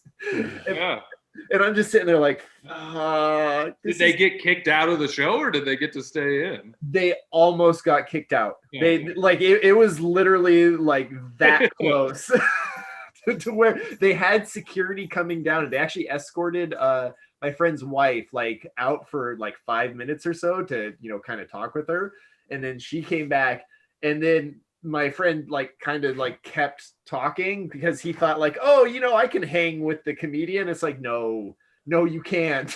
Like, this is not going to end well. Well, and especially when you're like drunk, it gives you all the confidence and none of the skill. Yeah, and it's and like the worst part was when the headliner was like, yeah, oh, you've got a joke? Okay, tell your joke, and just. Yeah, and you're like, well, you thought you could do this. It's kind of hard to looks, isn't it? It's just like, God damn it. I'll tell you a story. I just thought of this. So this happened December 2019. I was headlining the Des Moines Funny Bone in Iowa. I've been there. Yeah. Have you? Nice. Yeah. I was headlining it, and the GM comes into the green room. This is first show Saturday, I think. So the GM comes into the green room and says, hey, we have a guy that wants to come onto stage and propose to his girlfriend during the headlining set. And I was like, okay. Like, I usually charge $200, but I'll charge $175, right? Well, I was like, first of all, I was like, bring him into the green room so he could talk to us. And I was like, you got a ring? You've thought this out? Like, I wanted to be like, this is not like a joke, right? Like, are you serious? Like, how long you been? I was like grilling him about his relationship. I was like, how long you been with this lady? How you for sure about it? And then it turns out, so I'm the headliner. So there's like, 45, 50 minutes of show before me. Then it turns out that the dude's lady isn't even there yet. So they're like, oh, she's actually not here. She's coming late. And I was like, I need to know if I'm going to do this before I get on the stage. then he and his buddies are probably getting nervous and they are getting drunk and they're being loud. So the club is having to go over and tell them to be quiet. And they were there, this was December, so they were there as part of a company holiday party. And so then the guy's boss came over and told him to shut up. And as his boss was walking away, he went like this, and turned around and saw him do this. So he was like, come to the lobby. And so then, like, I'm not on stage yet. So now I'm like peeking out in the lobby and this guy's boss is just yelling at him in the lobby. And then, so all of that gets resolved. And then, you know, it's like 15 minutes before I'm going on stage and I'm like, hey, is this lady here yet? Am I still going to bring this guy up? And they were like, she's almost here. She's going to be here in a minute. And then, so she comes like 7 minutes before I'm going to be getting on stage. And I guess she gets wind that he's planning to propose to her. And she's like, nope. Come into the lobby. And she brings him into the lobby. And then I'm like now looking at the lobby and this guy's lady is just yelling at him in the lobby, like, why would you think I want this? Huh? Why would you think that this would be a good way to propose? And stuff like that. And I'm like, man, twice in like 30 minutes, this guy's getting reamed out in the lobby of a comedy club. Red flags within 30 minutes. Yeah. And then so then she's like yelling at him, and then she storms out and she's like, I'm not coming in. I'm not going to see the show. And then so him and all of his buddies leave. No proposal happens. And I was like, well, I guess I dodged a bullet there. I got to say, that's a great bit for a show. Yeah, that's for real. That's fantastic. So did they get married? I doubt it. He was also like 24, which obviously isn't too young to get married. But I'm also like, have you thought this through? Are you not just being like, don't be an impulsive 24-year-old? Yeah, I think 24, you still really don't know what you want with your life and where it's really going. And yeah, I think it could be difficult for most people, I think. I think if I would have married any of the women that I dated when I was 24, my life would not have turned out nearly as well. I can say that assuredly. Yeah. Oh, hey, Scott. Hey, Lance. How are Hey, everybody. Happy birthday, going? Scott. It's your birthday today? It was last week. Happy belated birthday. Yeah, thank you. Yeah, happy Tell birthday. me people. I think it was in remembered. between shows. I meant to say it in person. Oh, yeah, no worries. Appreciate that. It's my birthday, Barry, you dick. Happy birthday, Forrest. I did read that, and I was trying to think who else. It's your birthday today. You're trolling me. Is it really your 29 now? birthday today? Greeting I'm from on Barry. the 24% THC tonight. Okay, give me a break. Ooh, ouch. 26%, or 26 minutes left, and but 35 today. 35. 35. Happy birthday, Forrest. Happy birthday, buddy. Happy birthday for I us. hope you had a When nice I was- steak or something I did. awesome for Why you. are you here with us? So, Because you his here with wife's us? asleep already. Oh, me and my wife got into an argument over Ragnaroks, oddly enough. You guys are you over a game? Thor? Oh yeah, my wife doesn't play many games with me anymore. She gets into them. She gets into them. You just got to play cooperative games. Yeah. That's what I've like learned with my mom. It's like I can't. My mom doesn't. She tries to claim that she's not competitive, but she's like the most competitive person I know. So if she doesn't win, she's like the whole night. It's just like. So I'm like, we're just playing cooperative games. Co-op games all night long. Yeah. my mother once accused me of cheating at a game of Trivial Pursuit. The two of us were playing, and How do you cheat at Trivial Pursuit? she said that I was looking at the cards. Oh. Were you looking at the cards? No, I was getting like and she said, and then I was like 13, and I was winning. It was just we were just playing on a Sunday afternoon, and then like she she was. I mean, this makes my sound horrible, but she's also highly competitive as well. And she was just like, she's like, how do you know that? Like I was just taking like some things where I was just taking stabs at, and some educated guesses and things. Some things I just knew, and I was just getting like 75% of the questions right. And she like finally was just like, she's like, just admit that you're cheating. I was like, but I'm not. I was like, she's like, just admit it. And she was just yelling at me, and she's like pointing her finger. It's like, I know you are. You're looking at the backs of the cards. I was like, Mom, you have the thing. We both have one of the sleeves. It's like I can't. You can cover up the back of the card with your hand. And she was just like, and like you looked at them before or something, and she was just like, he was like, "There's no way I could lose to a 13-year-old." It like escalated, and then when this is a horrible. You guys, but it was I was not at that point. I was taller than my mom, and it was very often that like sometimes the yardstick would come out, and she got mad, and she started stalking back to the back area of the kitchen where the yardsticks were kept in like in one of the cupboards. You had numerous yardsticks. Oh yeah, she broke a couple of my back when I deserved it. And I knew exactly what she was doing, and I went and I ran out the door, no shoes, because my bike was on the front lawn, and I ran out the door, and I said, "I'm not cheating," and I jumped on my bike, and she was hot on my tails, yardstick in hand, and she grabbed me by the back of my shirt and like tried to yank me off the bike, because I mean I mean, now it seems crazy, but it seemed like a logical escalation of these things. And I was going so fast, she ripped my entire shirt like off, and I got away. I biked away. I was like, I biked over to my buddy David Broughton's house. You'd be arrested for that these days. Oh, I know. I biked over to my buddy David Broughton's house and just hung out there until like 7, 8. Just and I let her cool down. Yeah, until finally, like I dared, like I must have driven. I went in a circle in the cul-de-sac for like 20 minutes, like, oh god, but I was hungry. And I was like, but I'm hungry and I'm wearing half a shirt, just like so. Dude, I will admit, like when kids cheat, it's really infuriating. Like yeah. So if you're like. One time I lost my mind. I should have been fired, but I wasn't.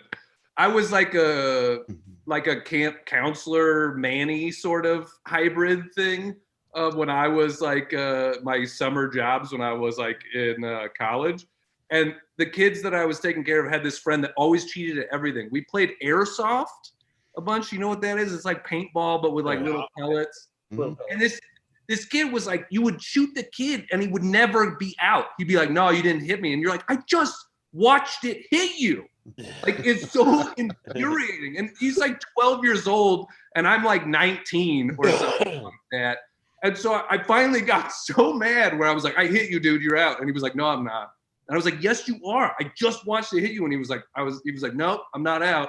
And I walked up to him and just shot him in the chest from like inches away. Grant, I'm glad you're not a 19-year-old today. Yeah. You'd be in jail. Then he like started crying and stuff, and then I was like, oh man, I messed up. No, you didn't. You did not mess up. You taught him a valuable lesson. Yeah. I had to call a kid out for cheating before at a convention. It was so odd. Like, it was a King of Tokyo tournament, and I knew the kid's dad, which just made it more uncomfortable. And he's like, "Oh, that was actually a claw," and I was like, "Nope, that was a 3. I saw it." So he tried to like switch the dice? Again. Yeah, like he totally just like rubbed his thumb up against it. And was just like bloop, and like it was a 6-player freaking game. Everybody saw it, but nobody said anything because we all knew this kid's dad. And it's like, I was just like, no. I was like, if this happens again, we'll have to talk to dad about it. But I was just like teacher mode. I was like, no, this is bullshit. I would not want anyone letting my kid get away with this kind of shit. And if you want your kid to get away with that kind of shit, then you're fucking, you're bad. You're bad parent. You're bad. How did the kid bad. react? If you're happy with your kid cheating, like I can safely say that. Like I don't think there's anyone out here that would admit, yeah, I want my kid cheating. And now maybe they would admit I want my kid cheating but not getting caught. But just bad. I want to have a kid by cheating, but not. I quote the late great Bobby the Brain Heenan, Hall of Fame wrestling manager. He says, "Win if you can, lose if you must, but always, always cheat." Not a role model. Is it cheating to memorize all the cards in the Trivial Pursuit game? No. No. That's a Well, show. that's we've talked about the JC Clerklaw thing where it's like, Yeah, if some, you should be allowed to write down every single turn on a notepad, because to play the game fair, you might be playing against somebody that like has a better memory than you. So to even the playing field, you should be able to take copious notes for every single turn that is done. So and like there's some games, but like I think his was like keeping like a running notice of like your stocks and your money. Yeah. Like always like being able to know exactly what you have and what you have, because he played a lot of 18xx games and stuff like that. hidden trackable information. Yeah, anything that's a hidden trackable information, you should be able to take a notepad and write it out.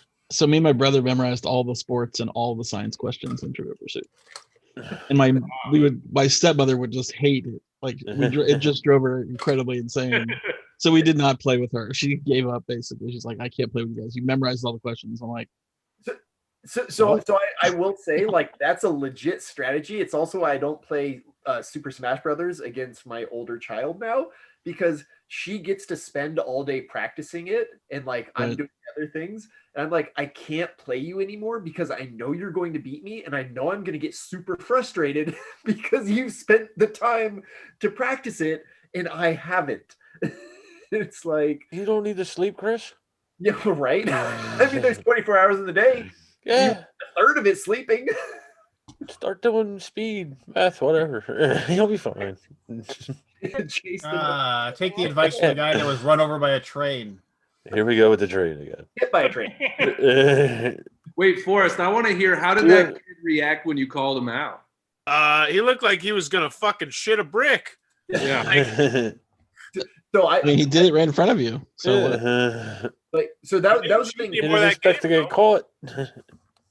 Like when I was in Minnesota, I played a ton of paintball. Like I loved playing paintball, and you'd always get the kids who would brush like try to against you. wipe, and they'd be like, "Oh, you didn't hit me," and it's like, look, I'll let you get away with it once, but if you do that again, I'm coming around the corner and I am just going full auto on my trigger.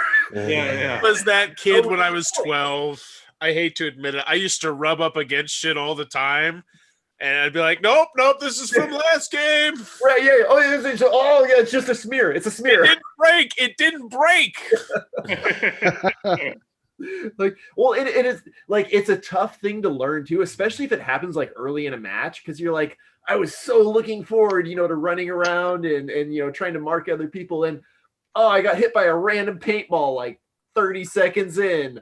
Now I have to wait for 10 minutes for the match to finish up. But it's like, if you expect other people, to call their hits, then you got to call your own hits. Like it's a societal thing, right? Like if you don't be honest, then how can you expect other people to be honest? So yeah, I was the same way as you, Forrest, at first, but then I was like, man, I'm just screwing myself. Like I can't expect people to call themselves if I'm This not. was when I was a kid, by the way. This is like 13, 14. Oh yeah. I want to make sure that's For me, This was last week. I was an adult, I was hyper competitive. I had problems, but I grew out of it. there's entire YouTube channels of airsoft cheaters. And you Really? see big groups of people, like 30, 40, 50-year-old guys with like 12-year-old kids like playing. And the kids, of course, cheat. And the adults are like screaming at them and yelling at them. And it's just, is that fun? Soccer mom rage. It's almost kind of cringy. Well, no, it is because like the thing is, in order to beat a cheater like that, like you can't yell at him. Like yelling at him isn't going to solve anything because they can always just say, "Oh no, I didn't do it. I didn't do it." Like you have to make it so blatantly obvious that they're out that everyone else is like, "Stop being a dick." Like you're obviously out. Yeah. You got outplayed. Just leave the field. Come back on for the next match.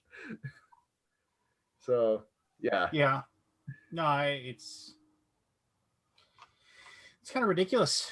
I mean, I don't know. I mean, I dealt with people sometimes in like would cheat playing games I mean, and usually it was some jackass that like in my gaming group that like, oh, it's like maybe they had a few too many beers and they thought it'd be funny. It's like, oh yeah, look, I got all these extra things. Like there are some games that we've played, like we throw good taste out the door. We like whenever we would play Talisman, we would recognize, look, this is Talisman. This is going to be like fun, and then it's going to be not fun, and then it's going to be fun, and then it's going to be not fun. And it's like it's one of those things where it's going to kind of bounce back and forth. And so there was definitely some good-natured, like ha ha ha, I'm like kind of cheating, like by like I remember one time somebody got the mesmerism spell. And he started looking to see if anybody had any good followers, and I had the familiar follower, the one that lets you draw 3 spells and like pick the one you want and then put the other 2 at the bottom of the deck kind of thing. So it's a really and also adds like 2 to your craft. So I was just like, and so my buddy Craig saw me reach up and grab that card and like slowly move it and put it underneath the table. And he just starts laughing, and then my buddy Joel goes, "What?" And I was like, "I got the familiar." He's like, "I'll take it." The best thing about the thing about the familiar is the first person who takes it has to give up a life to take it. But if you steal it from them, you don't have to give up a life. So it's like I gave up one of my lives for it, and like a turn later, like this guy steals it from me. But I mean, it's stuff like that where like you can laugh it off. But no, I mean, if you're playing something for real, and it's like, yeah, especially like, I get 2 wood, but I guess if nobody's looking at me, I guess I got 4, and then you drop them. I mean, it's just like, well, what's the point? I mean, why are you even playing the game? Just go and say you win by yourself. I've never understood. You need a yardstick, Lance. Yeah. Whap. Just haul off and smack people. Yeah, no, she was deadly with that thing, man. Held it like a samurai warrior. Bushido blade. Oh yeah, nah. It's So, the one. hey, It's the ones with the little metal edge you have to watch out for. Oh, I got yeah. it. No, the one that I was scared, and she never actually dragged it out because I think she was worried she'd break it. Plastic one. No. It was like a solid 1/2-inch cube, but really long, and it even had like a cord on the end, so she could loop it around, or you could loop it around your wrist. You wouldn't drop it. Oh my gosh! Like she never pulled that one out though. It was always just a standard yardstick. Those things would shatter pretty well. I mean, there's a reason why Mick Foley didn't use those to beat people up in the ring, because they wouldn't do anything, right? So, you got to drill some for you, holes in it Lance. for aerodynamic purposes. oh yeah, there you go. This is kind of a non sequitur from beating children with sticks, but I was curious. Was Bomb Squad really that popular that Tasty Mitchell was like, damn it, we need a spin-off card game? Because I'm realizing there was a Bomb Squad card game that I didn't even know about. I don't even know about that. I worked for the company for 3 years. Bomb Squad Academy came out in 2015. Now I remember that. Yeah, I do remember that now that you said that. Yeah, that went over like a lead balloon. Why the hell? Because Bomb Squad wasn't even popular enough to like really do much, was it? Like I wanted a copy of it, and that was like actually one of the deals for me. Like when I signed up with TMG for the sponsorship, that was one of the games I wanted, and I didn't even get it. But it was like I didn't think it was that popular. I thought it did pretty good in the beginning, like most games. Well, I love Bomb Squad personally. I thought it was a really interesting, stressful game. You know what? Like what? I mean, this is again. I'm not here to bury my old company, but ever. But I mean, as I get further and further, and the statute of limitations is lessening. One of the things that drove me absolutely crazy, if you have Bomb Squad, if you own the game, I would love for somebody to go grab it off their shelf and show it. But like, Bomb Squad, like literally, it was one of those things where it was like somebody in the company was like, "So what should we put on the back of the box? Do you think we should put a picture of the game and the components?" No, whoever thought of that? Just put some words on there, a couple of blurbs, and then it's good to go. So like literally, like it's like I would look at the back of the box, like I would see people come up at a convention, and they'd walk up and they'd be like, "Oh, Bomb Squad, what's this?" And they pick it up, and then they turn it to the back, and then they'd be like, Put it back on the shelf. put it back on the shelf. Like literally, Whenever you get a game that has nothing on the back, you're like, yeah, it's like Yeah. literally like if you don't have it, if you don't have a demo, you know, you're no, it just doesn't work, right? And it's just like, yeah, I really like that game. I wish that would have taken off. It was Well, I so mean- damn stressful. obviously, I mean, like, and then they build it the wrong way. They were like, "Oh, it's Hanabi with a point," you know, and just kind of like, well, Hanabi has a point. It's to, you know, play the game. You know, I don't know. has anybody played Dune Imperium yet? Yes, that game's I'm amazing. dying to play it. I had Saying to. about it. I had to. I play. I. What stinks is I played it with my. I've only played a 3-player. I got my. I basically made my daughter play it. And then a buddy of mine who actually he works. He's a psychologist that works both in schools and in hospitals. He got the vaccine. So okay, well, we've had COVID, and you can come over and play. So we still wore masks and, like, you know, stayed on each corner of the table kind of thing. But yeah, we played it. It's fantastic. Oh, how much money did you have at the end of the game? Like that Solarian. We had in our game we all had like 30 to 40 Solarian. See, I'm trying to So remember. much I money. had in the 20s, if I remember correctly. Okay, did that not bug you? I mean, a little. And then, I mean, I'm not trying to like bag. I them. was It's just been too cool. wrapped up in the theme of the game, and I was just having too much fun. It kind of reminded me weirdly of, like, you know, like when I would play Game of Thrones board game, and then like even knowing that, like, win lose, who cares? It was like it was just quoting the movie, or you're quoting the books, quoting the show and stuff like that, and you know, so I was like just quoting all kinds of Dune stuff and just having a blast doing that. And how often did the treachery cards like fuck you over? Screen Me, it didn't seem to happen that much to me, but it seemed. I basically won the game. game because of one treachery card. Yeah. Yeah, that always feels weird to me. That, like, okay, I had this special card that gave me like a stupid power at the very last game of the game. Yeah, I don't know. I thought it was a blast. I really enjoyed it. Yeah, I mean, I think I'll Fun, just take it though. at that. Can't you just be Not take excited it too you won? seriously. What's up? Can't you be excited you won? But I won in a way where I just drew a card that I had in my hand for like 2 Yeah. turns and then waited at the exact moment to play it. And But I think I think It's a that's an cheap outlier, win. though. I It's a feel cheap like win. that's Yeah. yeah. doesn't always bug me, especially with unknown information that other people couldn't possibly. You know, obviously none of us had played before, so we didn't know Yeah. the Yeah. cards. But I agree with you, Scott. I personally am not the biggest fan of, like, when it could swing it that much. I definitely side with you there. Although it could be a case where players are supposed to, you know, stop the swing, and you're just brand new to the game, so you don't know that yet. Yeah. there was no way I could stop it. Hmm. Yeah, it was like it was like spend 1 spice for 7 or 8 troops of power, and 7 or 8 troops of power is like ridiculously strong in that game. Hmm. Did you? And then there's a card in the game. I think if whoever would get that card would probably just win the game. I looked at all the cards. I mean, I'm being my critical part. I had a fun time playing it. We had good times. We liked it. But like, there's a card that like you can spend money to get points. It's 1 card in the entire deck. Like whoever gets that would probably win, because you're like halfway, 3/4 of the game through. Money doesn't matter. You don't need money for anything. Once you upgrade all your stuff and get these things that cost money, you don't need them anymore. You don't need it. Can somebody tell me the answer? I'm sorry to change the subject. Richard just emailed me and said, I got to pass tonight. I'm too online out after a day of dealing with responses to my controversial podcast posting. Does anybody know what his controversial podcast posting was? Yes, I know. What was it? Controversial. He spent 45 minutes talking about all the controversies of the past month. So And it's he took stands on everything. Oh, okay. Like, was it like actual podcast, or was it one of his like live vlog things on his channel? Yeah, that. So like stands on everything as far as everything. Everything.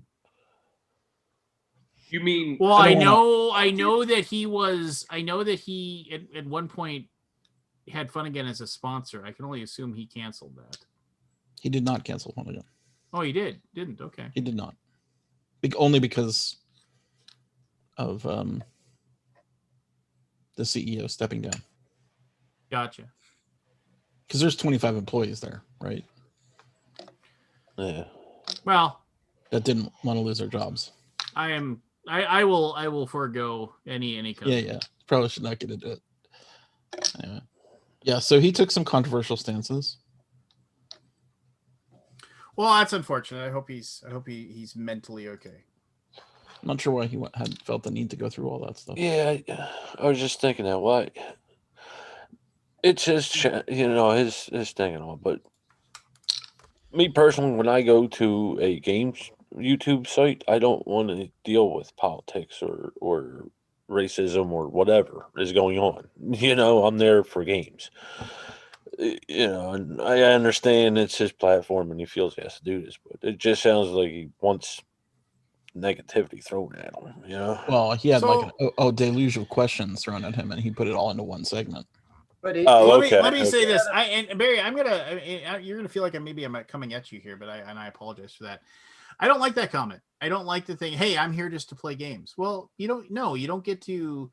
That's like saying, and admittedly, this is extenuating the circumstance a little bit. But it's like, it's like, why do they have to ride in the back of the bus? Hey, I'm just trying to get to work here. I don't need this. It is kind of. I'm going to a YouTube channel for entertainment. I'm not going. But nobody's making you click on the YouTube channel and watch the video. No, that's not what I'm saying. I feel most people feel that way. They're not there. They're there to tune out of the world. I disagree. I feel like I'm channeling Richard here, but I know what people watch. There's so many political channels that have millions. I'm talking about board games, Lance. I'm not talking about political channels. I go to a YouTube channel for a board game. I'm there for the hobby. I'm not there for whatever else. I'm there to escape. Do you not think that the people that follow Richard know his political leanings? It isn't like he keeps them pretty close to the vest. He's very open about them. Yeah, I'm not saying that. I'm saying that's his platform. I agree with that. But and just like anybody who subscribes to his channel definitely has the option of just saying, you know what, I'm not going to watch this video. I'm sure he didn't go into the vlog saying, hey, I'm going to talk about my top 50 ever worker placement games. Ha ha, I got you, suckers. And I'm going to talk to you about politics. No, but I didn't realize. I said later on that people were asking him questions, and he just responded. It's a Q&A show, right? Yeah, in the beginning, I didn't realize. He talked about games at the beginning, and then he gets personal, and even whatever. It's a double. So here's the thing, though: isn't that an entirely privileged stance to take? To say, I don't want to have to think about politics when there's so many people who absolutely have to think about politics. I'm not saying that, Chris. I'm saying I'm going to a YouTube channel about board games, how to play board games. They're playing board games, whatever. I'm there to escape the politics and all that of the world. I'm there to enjoy something, Right, but how can you escape that when the majority of manufacturers, producers, and writers of board games are straight white men? Oh shit! What I walk into? Yeah, inherently political. Board games are absolutely an arena of politics. And to say that I don't want to have to deal with politics means you're fortunate enough to not have to deal with politics when it comes to something you enjoy doing. This is definitely fair enough, elitist hobby. Board games is an elitist hobby, and it's unfortunate it's that way, but it's just we spend we argue about whether or not we should spend $150 on Primal. There's so many families. No. Oh, sorry. And I also, I can relate this to comedy too. Like I talk about politics on stage and I certainly lose people because of that. But you know what? That's worth it to me because I have a platform and I have a voice and I want to talk about stuff like that. And so does Richard. And for everybody who's mad at him for talking about that stuff, there's someone else who's really appreciative of him. Yeah, I'm sure there is. That stuff. And if you try to please everybody, you're not going to please anybody. So you got to stick to your own convictions and your own voice. I think that's why you really got to go with trying to please nobody. That's Yeah. Completely agree with you, Grant. Thank you. You summed that up excellently. But I mean, if you go to Star Wars, are you going to think about the politics behind it? I mean, there's lots of people that will. I started this shit.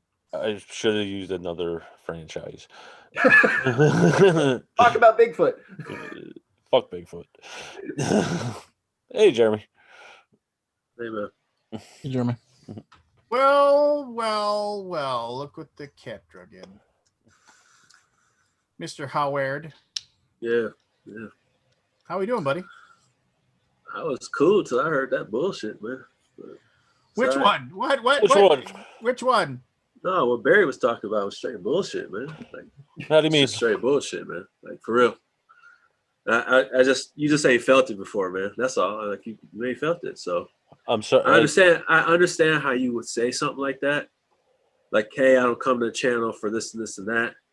But it's like, if you came to me and I was making a blog or whatever, or like doing a live Q&A, somebody asked me something, especially if they were like, they're going to ask me things. Like, even if they were just asking about a Kickstarter preview I had done, and I say, hey, I did this preview, ask me anything. And they'd be like, did this really suck or whatever? And I was like, yeah, it sucked. That part of the game sucked. I would tell them that, right?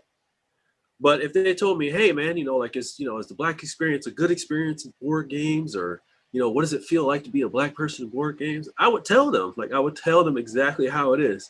And at no point is that political. They ask about me and my color of my skin and how does that feel when I'm at the table. I just got done with a panel last night full of people that look like us, and you won't believe some of the silly shit we got to listen to that's backhanded, like innocent, like they don't necessarily maybe know what there's, like you just don't understand. It's like that's the teachable Ignorance moment, man. of it, yeah. It's ignorance. It's teachable moment. Yeah. Some people are a little bit more, amped up by that shit, and then other people, you're like, oh, okay, you thought this shit was sweet, like you thought I was just gonna smile at you, right? But like there's that kind of thing. But it's just like there's something about it. I really hate that white men have to apologize for themselves, but it's because there's so many other that don't give a shit. They don't. A lot of assholes. Like that's the thing. It's like I really do hate that straight white dudes have to literally like walk on eggshells all the time. That actually give a shit. Like that actually do give a shit, because they want to do whatever they can, But it's the same case with us. It's the same case with women. It's hard to like be on the front lines because there's so many people behind you. It's just like you don't know who to trust. That's what I'm saying. Like you don't know who to trust. You could be sticking your neck out for me, and it's really just a bunch of bullshit to cover for what you doing. So it's like it's tough. It's tough, and just to hear that kind of stuff, it's just like, yeah, that's how people feel. They don't want to hear. They don't want to hear shit. Like they would rather just play games, push brown cubes around, turn them in for points and sugar, and be fine with that. Like play Puerto Rico, call it one of the best games of all time. Yeah, it's mechanically a great game, but it's not even completely historically accurate, and it's got those mechanisms in it that just don't make me feel right. I don't have fun with that. Like the interesting thing is that you have lived in a culture, in a space, a hobby space, where you never had the opposite. Like you never had the opposite. Like you never sat at a table with me or a table full of people that are like me. And then just like, you're like, why is everybody not maybe seeing this the same way I am? Like if people were to ask questions like, what do these cubes mean? Or whatever this is, or if you're playing with some 16 and 17-year-olds who are pretty much into themselves and they're like, why are we trading these cubes? Or why are we turning this? You explain that to them? Well, one, they might think you're trying to do some, you're trying to play a joke on them because they might, wild out on you. They're like, this isn't fun. You're playing a game with us and you think this is fun. And I think that's a perspective people don't understand. Like when I came into the hobby, I was seeing games like this, and I was like, y'all think this shit is fun? Like Endeavor, y'all think this shit is fun? Like, yeah, but you get negative points for the second half of the game. No, you don't understand. That's not fun to me. It's not fun. I don't need to learn a lesson. That's my family back there. I know their story. I know their lesson. I actually have a picture of their papers too, by the way. That's not fun. I don't need to play out a lesson of a game. So it's like, when I hear people say that kind of stuff, it's just like, I get it. You haven't seen or you heard enough of that perspective from somebody who's seeing it differently. And there are Black people who do not see it the same as I do. But I feel like as you grow in this hobby, you'll see more of us in this hobby and people of color in this hobby. You'll see that a lot of shit does not check out with us. Like just by literally, like when you explain it, I mean, you can even teach me something for the first time and I'll be like, I don't want to play that. Like, I do not want to play that, you know, like it could be something that's not me. Like I played Merv and I didn't know what happened there in Merv. Like I didn't know what happened with the Mongols. And like, I read it and I was just like, I don't even know if I want to play this game again. Yeah. I don't know if I want to play. This is not fun. Like, this is not, I don't want to simulate that amount of death. Like, I don't want to do that, you know? And that's like, I can't attach from it, even though it's abstracted, you know, like that's the cover and the defense that we often use for this. That shit does not fly with me because you associate it with fun. You turn these things in for points. You hold them to gain benefits. And it's like, for me, for when I see those things and I know what those brown and black cubes are and what they're converted to and what they colonized for, I can't fucking stand it. Not anymore. And I'm not consistent on it all the time, right? We're all not. But it's like you can't delete it. You can't. You have an option just to go away, right? But it's like you can't. It's like, when are you going to listen to someone else? You know? When are you going to listen to someone that's a little bit out of the box? Just for a little bit, just to see where you're at, see if you can jive with it or not. Versus like, oh, here they go. You know, like, we got a lot of that already outside of board gaming. Oh, here they go. You know, and it's like, just because you're not listening, like this is a time where people come in and they start maybe educating you a little bit more on some things that are happening or just sharing a different perspective. And you're like, oh shit, like I didn't even think about it that deep, you know, like that deep. Or people like with Phil Euclid, like they took a second look at what he was saying. They were like, hey man, this shit don't check out. You know, like it just, that's the thing. It's just, you know, and if you start to pull a little bit deeper, sometimes you find new understanding. That's what I hope people find, new understanding and not dismissiveness, because there's been a lot of dismissive things going on lately and a lot of things that are not really dismissive or hidden, just outright fuckery. So I'm not letting any of this shit slide anymore. Nor am I going to be this person that's just looking to get into some stuff either. You know, I like to enjoy games just like everybody else. Everybody sees my teeth more than my anger, right? So it's like, I want to keep it that way. But when I hear that, like when I hear that right now, I'm like, man, fuck this. I was just gonna not be here tonight. And then I hear some shit like that. And I was just like, man, I don't even want to do this shit. It's just, that's the vibe I'm in. No. You did, and it wasn't your fault. Like you said how you felt. That's okay. You can say how you feel around me.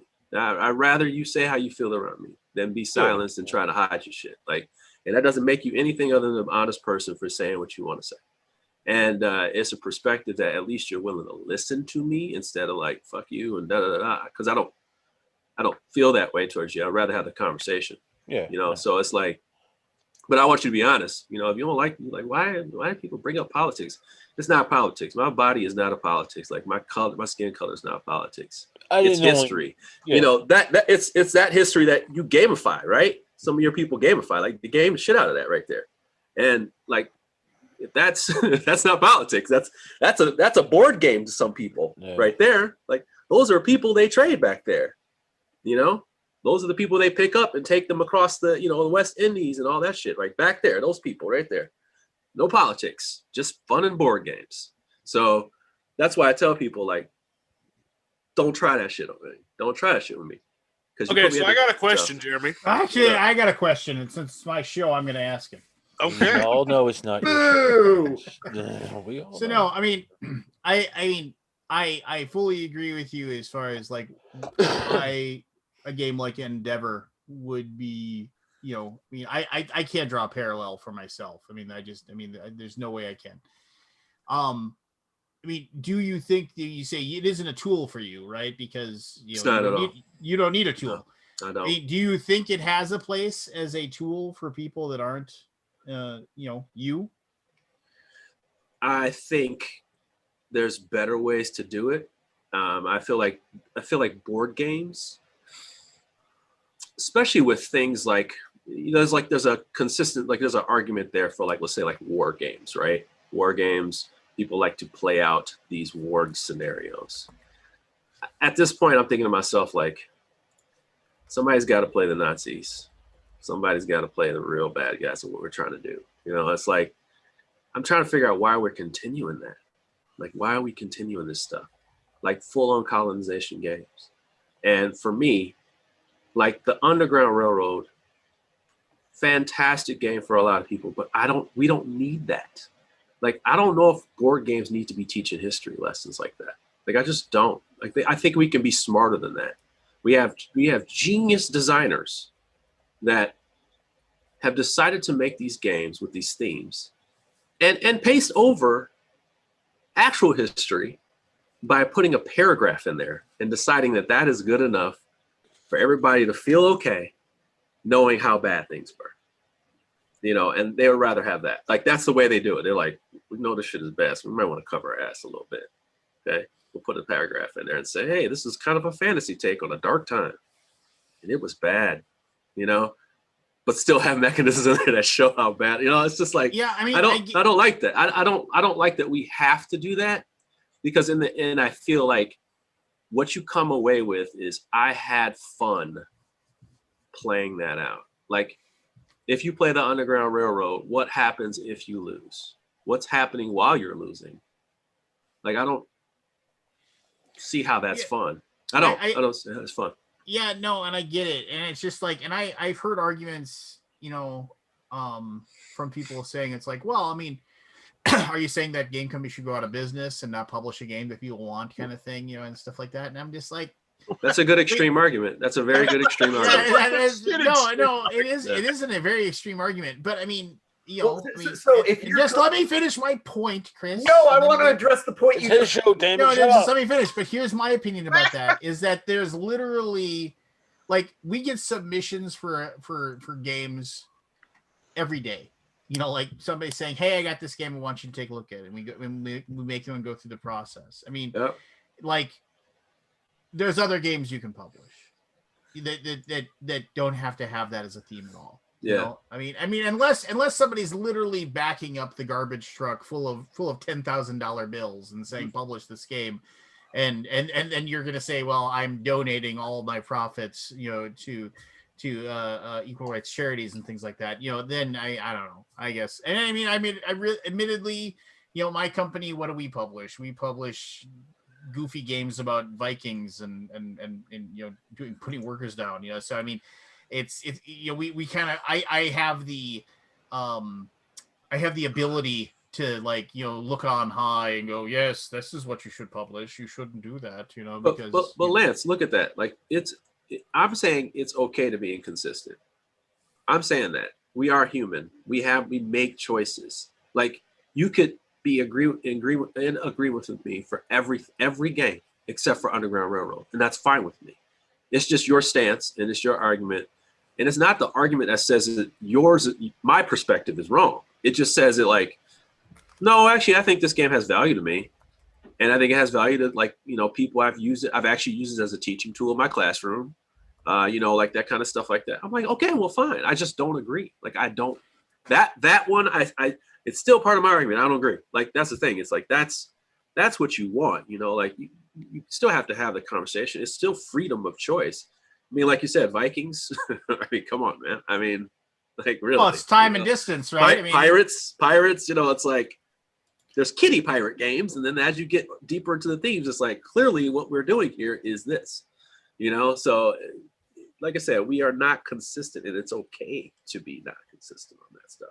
Well, so what I was going to say is that from a designer standpoint, it feels like a failure of imagination and of capability if you design your game where a player is incentivized to actually be evil. Like you have, in my opinion, you have failed as a designer if a player looks at your game and says, "Yeah, I want to be the Nazis." Like that's not good design, because we have seen historically that mindset is terrible for a healthy society. Like it doesn't matter if you want to play it for fun or if you think you can divorce yourself from what it means. Like the instant that you say, well, maybe this is fun for me, maybe this is entertaining for me, like that's the point where, I'm sorry, you're a shit. Like you're just not a good person. Like because should that game not exist? I'm not saying it shouldn't. I'm just So, saying like, you so- just made so a choice. the- I'm just saying you made a choice, and that lets me know where I stand with you. right, like That's all I'm saying. Like that lets me know exactly where I stand with you. What about like literally the thousands of war games that are right, out so there? okay, so and I knew you were going to bring that up. From Yeah. a design perspective, you don't put the Axis powers in the hands of the player. You make that's something the players are fighting against, because the instant you put that into the hands of the player, you are telling them it is okay for you to embrace this mindset. Because if you want to win in a game like that, you are embracing that mindset and you are saying, this is how I am going to achieve my goals. And I don't care like how innocuous you think that seems, like subconsciously that shit starts digging in. So where's the cutoff on that? Like I think Lance brought in a really interesting point. Like let's be frank. Should we just not have Genghis Khan in games too, or is there like, because Genghis Khan is, I mean, he was equally as bad for his time period. So if you made a Genghis Khan game, knowing that there's no game that you can make about Genghis Khan where it's about really fighting him off. Like, unless you make some fantasy game where it's like, hey, we're gonna play a fantasy game where you guys cooperate and just rickroll this motherfucker. Like, like it's gonna be a fantasy ass game. Take me to one of those sites and give me flame swords and lasers. So I'm sorry. Like, that's the thing. It's like, what I find is that, don't get me wrong, I think designers aren't, once again, like I said, not enough people who are around them, or people who are accepting of it, to kind of be like yes men for these types of things and be like, all right, cool. Like, I want to play a game about Genghis Khan. Like I said, I don't think everybody sees the same way. Like, people like war games and they like that play out that history. I just think, goddamn, if you're a smart designer, you can do better than this. You can make it. You can pull off the same type of game without doing these things. Like, if I want to make a game about the Zulus and the Brits, like, man, it was touchy that they even had a chance, right? So it's like, I don't know. Do I want to make a game around that? Like, I don't know. Like, I don't feel like that's fun. Shit could have really went like, it's just, I don't see that stuff as fun. I don't know why. And I do play some war games. It's just that, like, I don't see the.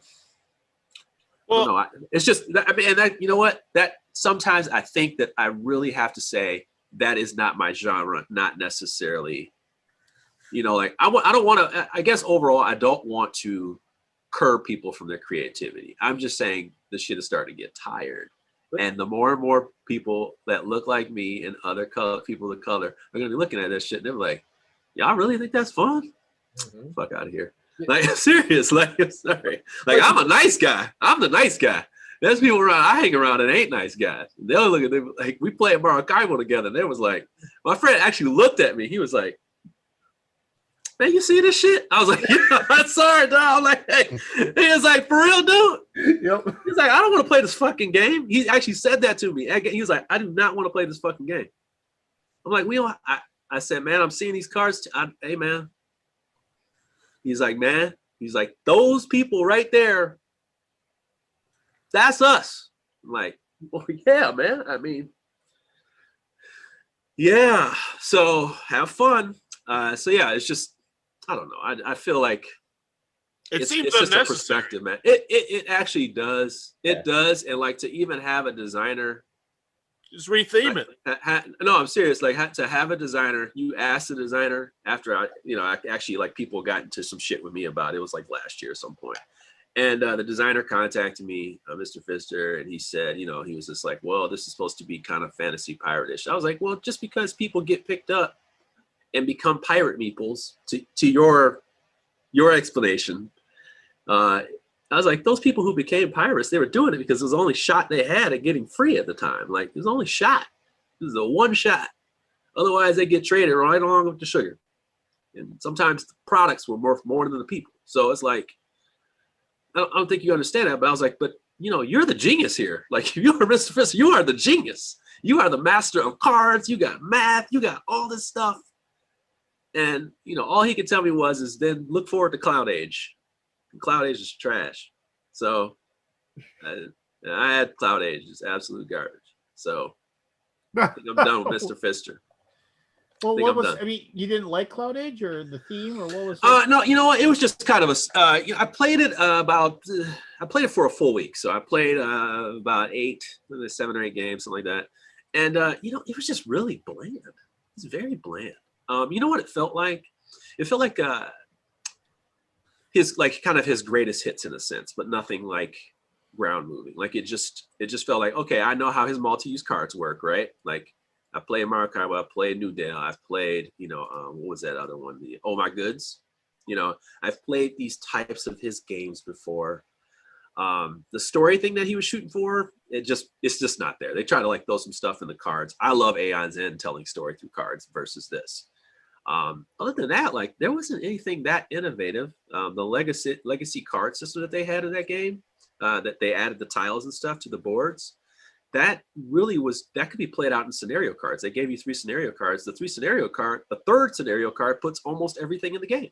So you could just play the whole game, really, and skip the story, waste your time. The one really cool thing about it was these cards you can go to this air city for, and it had you put the cards behind a sleeve that's it looks like clouds, and it has a picture map on there, and you're trying to guess what has the most resources or the type of resources you want, but you can't necessarily see it because it's blocked. And it's kind of like a guessing game with everybody.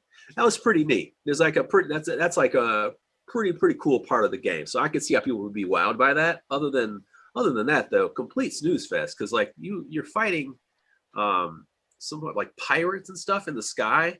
They don't even have anything that looks like ships on there. It's just like electric clouds and I'm fighting these people in the dark with 1 attack and a resource.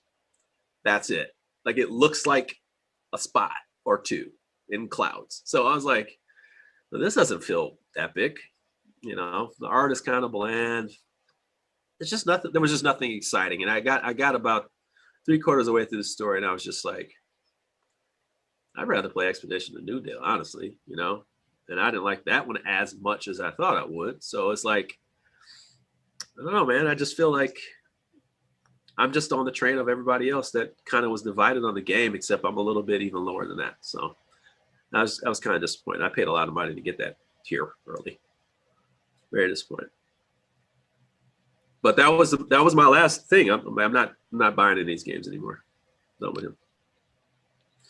So Tassini, number 1, one of my favorite designers of all time. One of my favorite designers of all time. I had to get rid of Tekenyu, Trismegistus, Teotihuacan. So 3 of my favorite games of all time. Yep, I got rid of mine too. My favorite. Do you know how much that hurt? Those are actually games that Zolkin was the one that was paid for. Love his games. I love his games. They are back here in my permanent collection. Man, when I took to Kenya, I was like, fuck. I literally just said, fuck. And I sold it to this guy, and he was like, man, he's like, is this a good game? I'm like, it's a great game, dude. He looked at me. He was like, really? I'm like, it's a great game. And I just have principles, man. It's above board games and plastic. I can't bend for that shit. Like no, not the way my mom and dad raised me. Fuck that. I'm not gonna bend for some cardboards and cubes and shit. Like it's about the people.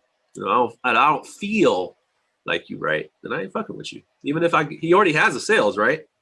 It's just principle. It's just principle. This shit gotta go. Gotta go. It's just principles. Well, there's no hard feelings. I just know where to put you. That's what I tell people. Like I just know hard feelings. You know, it's people just like them all over the place. I just know where to put you. So I wish more people felt that way. yeah. Mm-hmm. Yeah. Nice. I know exactly what's up. So thank you. Oh, right. Me and Rado completely disagree on Cloud Age. And I'll tell you right now, if you even went one step further than Rado and you went to look up 10 reviews, you might find his and maybe 2 others that like that game. Like that will sing from the rooftops for it. Almost everybody else is like, or this is good. I mean, like really, almost everybody. It's just something. I will tell you why I heard that. I actually heard that the other day. You know why I think he loves Cloud Age so much? It's so fucking hands off. You are literally playing your own game together. Like you're playing your own game. You know, it's like you go over there, I go over here, and there's nothing. There's nothing. You can basically race across the map in a sense, and you have like no conflict with each other. I think you can even go to the same cities and fight the same dudes. Like, so there's nothing stopping you. You're just basically building a tableau of cards. It's one of those walled gardens that Lance loves to play. Yeah, but I mean, like nice. It's totally up Richard's alley, though. It's just totally up his alley. And I can play games like that just and as a chill game, right? You just really... There's some that work though. Like there's some that really work for me. It's just that like that one was. I was like, I'm bored. Like I got to my 4th play and I was just like, starting to force it. Didn't know it was Legacy. Yeah, it comes down to a couple things that you can hit during the game, and then you kind of make an A/B choice. There's a couple things in there like that. Does it put stickers on the board and stuff? No, they have these tiles that you get. These little, they'll say like L5, L6, and you put them on there. Some of them add more points. Some of them add. They just kind of change the space. You can flip the tiles over, the modular tiles over.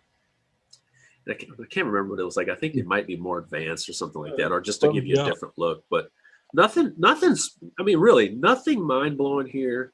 You know, traveling. You're flipping over tiles on your board, which is like your airship. You're upgrading the airship so that you can attack better. You can move farther, and those get points. And then you have this kind of, and actually that bag thing is okay too, where you take out the bag and you kind of like unveil some things, and it gives you more resources.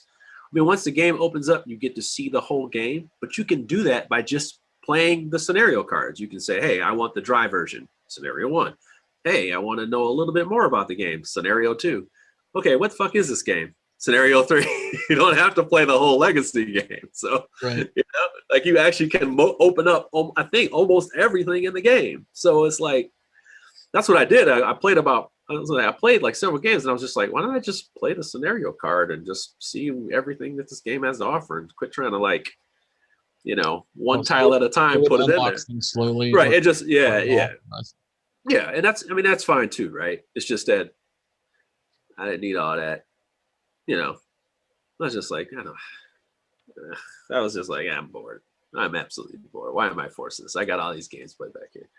So yeah, I'm doing this now. I'm doing this a little bit different because like I said, I'm pushing some things away and trying to get some more time. But I'm trying to play a game. If I'm going to cover it from now on, I'm just going to play it for a week. Just going to play it for a week.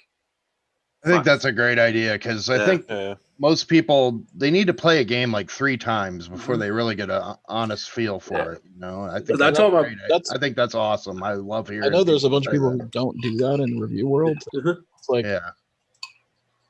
well, and the more you pump out, the more you feel necessary to pump out like a video or two a day, the less honest review you're actually gonna be able to get. I mean, it's like these guys work on these games for like 2 years, and you played 1 hour, 2 hours, and you're done. Right. You got your review. And don't get me wrong, you can do like first impressions or something like that. You know, and it's like, I was going to do something like that, but I was like, you know what? That's not who I am. Like, who I am is someone who likes to talk about games in depth. I do wrong. Even when I make videos, they're longer. Like, they could be as short as 12 minutes, but as long as 30, depending on how big the game is. Because I also review games that are bigger than normal. Like, but I'm also going to be throwing kids games in there now because I want to show people I love kids games too. So, but it's like these campaigns games, you have to like I have blood. I have to play this shit for a while. I got Kickstarter extras. I mean, people want to know about the game, but they also want to know about the expansions. Like, like I have all these other game expansions. Should I even open the expansion? Like for the people who even back the game, should I even open the expansion? You know? So that's the thing. Like people world with that Bloodborne box. I got 3 Bloodborne boxes here. I have them coming via Pete. I'm like, Pete, oh my God. Yeah. You got you one? Yeah. Mm-hmm. I was like, Pete. He's like, no, man. Put it. I don't have anywhere. I took like 100 so games to go out. And then that week, like the week after, all the campaign games showed up all at once, like back to back to back to back to back. Did you back Sleeping Gods? Yeah, I have it coming. Okay. It's coming. I know, to add on to that, right? Yeah, Sleeping Gods coming. That sounds amazing. Yeah, I got. I read like a first impression thing. It's like it sounds really cool. You know, this is the game that I hope. Well, speaking of Rado, I said, Ryan Lockett is the designer that I think is a unicorn of talent, and yet I can't find one damn game that I want to keep. That's his. Like I've played them all. Yep. I've enjoyed them at one time or another, and then like I just move on. Yeah.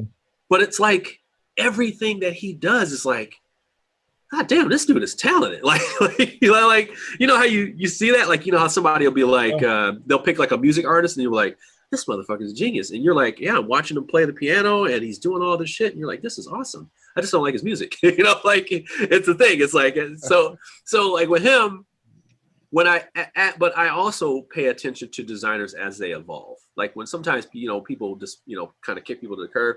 I think Ryan's getting better at making games. It's just that I haven't found the one, I, especially with Near and Far, like it really just missed the boat for me. I really just couldn't stick with it. But I saw that there was a bigger thing. When I saw Sleeping Gods and what it was explaining, I was like, oh, see, this is the one. I think this is the one. The one. So, and I really did. I was like, I think this is the one. It might be the one for me too. I'm the same way because Near and Far and what is it, Above and Below? Yeah. I didn't love the game mechanisms. Yeah. It's something I always wanted to play. I just haven't had a chance to play it. I never had the opportunity to play it yet. Near and Far works. Yeah. And the thing is, I think Near and Far is the better game. Yeah, it's a better game. Mm-hmm. But I don't know. There's some mechanic things that I was always like kind of frustrated with. I would say it was so good that the concept of what he was doing was so good that so many games have replicated it. It's like no matter how you feel about Alien or Aliens, like everybody's copied it since then. Like everybody just copies that formula. 30 years later, we still have people copying that fucking formula. So it's like, well, it's a good formula. Like, hell, fucking yeah. But yeah, it's just I think he's made his dent on history board games, and I think this one here might be the one that takes it over the top. So I'm really, really, really excited. I've actually never met him. Him and his wife. It's very interesting. I've met a lot of people, but I've not met him. So yeah, I'm hoping this is good. I'm hoping this is great. Shit, I need great games. Yeah, I got a lot of good games coming across here. I need great. I don't want to spoil anything, but what I peeked at was like super intriguing. I want to. Yeah. I just hope I can get into it. It's 20 to 40 hours. I'm like, here. Well, no. Well, this is what you do though. You let the game tell you. Let the game tell you that.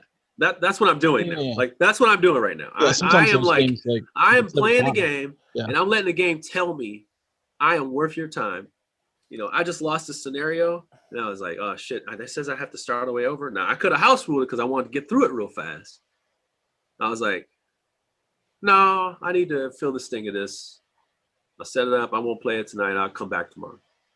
Like, I'm willing to go on the ride. Like, let's go on the ride. And then I'm going to give this his full shot. Then I'm going to open the next box. Go and give it through his full shot. Like, no, don't run. I'm not in a hurry anymore. Right now, I'm be off. I'm be done for a couple, maybe a month and a half, a little bit long. Like, I'm going to play the fuck out of a game.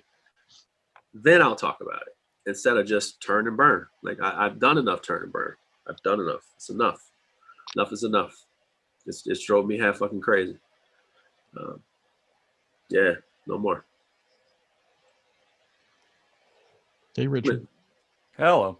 I'm turning and burning still. But yeah, it does. I agree completely. Richard, you said you weren't going to show up. No, I wasn't. But then you clicked on it and you listened and you're like, I need to come in there and talk. Yeah. And mostly I'm just here to talk to Jeremy, but offline. Oh, basically. well. But I obviously I don't necessarily think it's a conversation we should have publicly. I love Jeremy. I want to consider him a friend. I figure I am somebody he knows where to put now. So it's just hard. And so I figured I should come on and face my fears and man, Richard, get off here. Let's go talk about what I think. Come on, let's get off here. Let's talk. But okay. Let's talk. I'm gonna call you real quick. Just get off here. Okay. Hello, everybody. Everybody have Bye, a great Richard. day. It was good to see you, Richard. Bye, Richard. Okay. What's going to be great is they're actually arguing over their ratings. For, yes. Yes, it's all about Cloud Age. That's really what I. Thank you. No problem. Great divider. Well, Barry, you started that, man. I didn't mean to. I don't even know what the hell is going on. I came back. I went upstairs. I got some cake and ice cream, and I come downstairs, and it's like, whoa. Yo, this ain't cake and ice cream energy. No. We're keeping it real, Forrest. Okay. I didn't mean to. I didn't realize it was a Q&A thing. I meant was, why would Richard open himself up to that?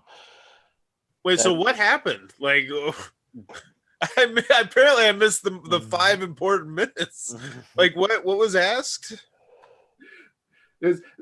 So basically it was about the kind of the idea that if I want to go watch something about board games, I should be free to, watch something about board games. Barry, correct me if I'm wrong, kind of paraphrasing the initial conversation, which then I kind of pushed back on with the idea. Let's not white knight it. I was the one who pushed back and told you. Sorry. Yes, Lance, you were the first one. Yes, because I'm gonna have to take Barry behind the woodshed. Yeah. All I meant is people live politics and racism and the COVID and earthquakes, whatever. They go to escape. The same with movies or TV shows or whatever. And there's a marvelous thing called click on, stop watching the video if you don't like what they're talking about, and then stop watching what that person I didn't mean produces. Richard and I didn't mean Richard's channel personally. I meant YouTube in general. Like I said, I did not realize Richard states what he has to say on his shirts, and he's open politically on his show. What I meant is I didn't understand why he was going to open up a can of worms when he's pretty much already expressed himself. I did not realize people were asking him questions about his political statements. That's all I meant. Yeah, that's fair. Although I do think it is important to have the discussion about sort of our inherent biases, right? Like the things that we don't recognize that might be a problem, which to someone else, can clearly be a problem. But if we never confront them, or if we never look at them with the intention of like, oh, hey, the world I live in isn't the same world that someone else lives in, like there's no way to ever change, right? Like if you don't understand what someone else's world is like, then you're never going to understand why what you're seeing isn't necessarily reality. And I think that's a very important conversation for everyone to have. Like, particularly in spheres that tend to be dominated by straight white men. like which, you know, board gaming is one, comics is another, video games is another. Like these are all areas where for a long time the status quo was, okay, the starting character is a straight white man. And like we have to come to the realization that like, no, that's not the status quo. Like everyone should be able to play games, everyone should be able to have fun playing games, everyone should be able to see themselves in a game that they want to play. And if they can't, well then, you know, we're at a point in our society where that's something that should be addressed. Like that's something we should talk about. And I will also say it's okay to not understand that. Like no one's perfect. No one, like, I mean, shit, I grew up in the 80s and 90s. Like I was absolutely not aware of this stuff when I was growing up. But like it's something that if you make a conscious effort to figure out how this affects other people, like the only person keeping you from changing is yourself. Like that's literally the only person stopping you from changing. Okay, I'm gonna, and not to. There are certain things where people are going to have to make certain choices in their lives that, like, that outside factors are definitely going to adjust them. Yes, you can have like this belief, like, you know what? I wish that the people that lived in China didn't live under a regime that keeps the poor people really poor and it has a horrible thing. But my options for buying items that aren't created in China is outside of my income, so I can't change that about myself. No, I'm not. So you're. So I don't want this to sound like dismissive or anything, but like that's not the argument. The argument is recognizing what's happening. It's not that, oh, you know, I'm just gonna flat out stop buying things from China. Okay, I recognize that this is causing harm to people, and if there are ways for me to mitigate that harm, then it's incumbent upon me as a person who cares to try to take those steps to mitigate that harm. Like there is no ethical consumption under capitalism. Like that's not a thing that happens. Like someone gets hurt no matter what it is that's going on under our current economic and social situation. Like all we can do is try to push it towards a better place in any way that we can. And Lance, like being willing to have the conversations about that sort of stuff, even if you aren't at an economic place right now, if you are still like highlighting awareness of things and things like that, there's still stuff you can do. Well, I mean, that's why I shop at Costco and I refuse to shop at Walmart. I mean, they treat their employees well. They all start at like $40K, which is a livable wage, and and I pay a little bit more probably, but because I have to buy in bulk. But I mean, I made that choice. Yeah, there's a theory that I like. How to affect change. You can be a shield, you can be a sword, or you can be a purse. Those are your three options. And I'm not trying to make this political at all, but take a thing like Sounds pretty political. It's not political, but I'm just saying take a cause like Black Lives Matter. Now, some people support that cause, but aren't the type of people to go protest, right? Whether you're not comfortable, and that's okay. You can support it in other ways. Being a sword, those are the people going down and protesting. But you can also be a purse. You can donate money to causes that help other people and things like that. Or you can be a shield, someone that is contributing to the people that are actually doing the activism. You don't have to do the activism yourself. You can contribute to the people that are willing to do that. Be a sword, be a shield, or be a purse. Can I be a merce? A merce with a spork. There you go. Yeah, got pretty heavy there. Scott, you play any new games lately? I did. Besides Dune Imperium, Cloud Age, which I really liked, Dune Imperium. But it was cool. I just didn't think my win was fair with one single card pushing me over the edge in the final combat. That was worth 2 victory points, which is like 1/5 of the game. Not that's in my business, but who did you play with? My group. How do you play in the time of the COVIDs? A thing called the internet. 5 points for Scott. I mean, I haven't stepped out of this house in like probably 5 or 6 months. Wow. Is it like no? Did you play like Awesome. Is it on Tabletop Simulator or where is it? Yes, it is on Tabletop Simulator. I bought the game. I mean, I have it here, but I believe I'm not gonna play it. Like, can't play a deck builder like that over a video chat. They don't have the game. But yeah, it's on Tabletop Simulator. I also played 2 other games. I played. Do you remember the old not Ave Caesar? Rise of Augustus, the bingo game. Yeah, I actually have Augustus. Roman bingo. Yeah. I don't have Rise of Augustus. I have Augustus. Is it just called Augustus? It was originally called that, and then they had to like I forget what it was. For some reason they had to switch the name. That game is really fun, but they reprinted it as Magica, and it's like this fantasy world, like casting spell stuff.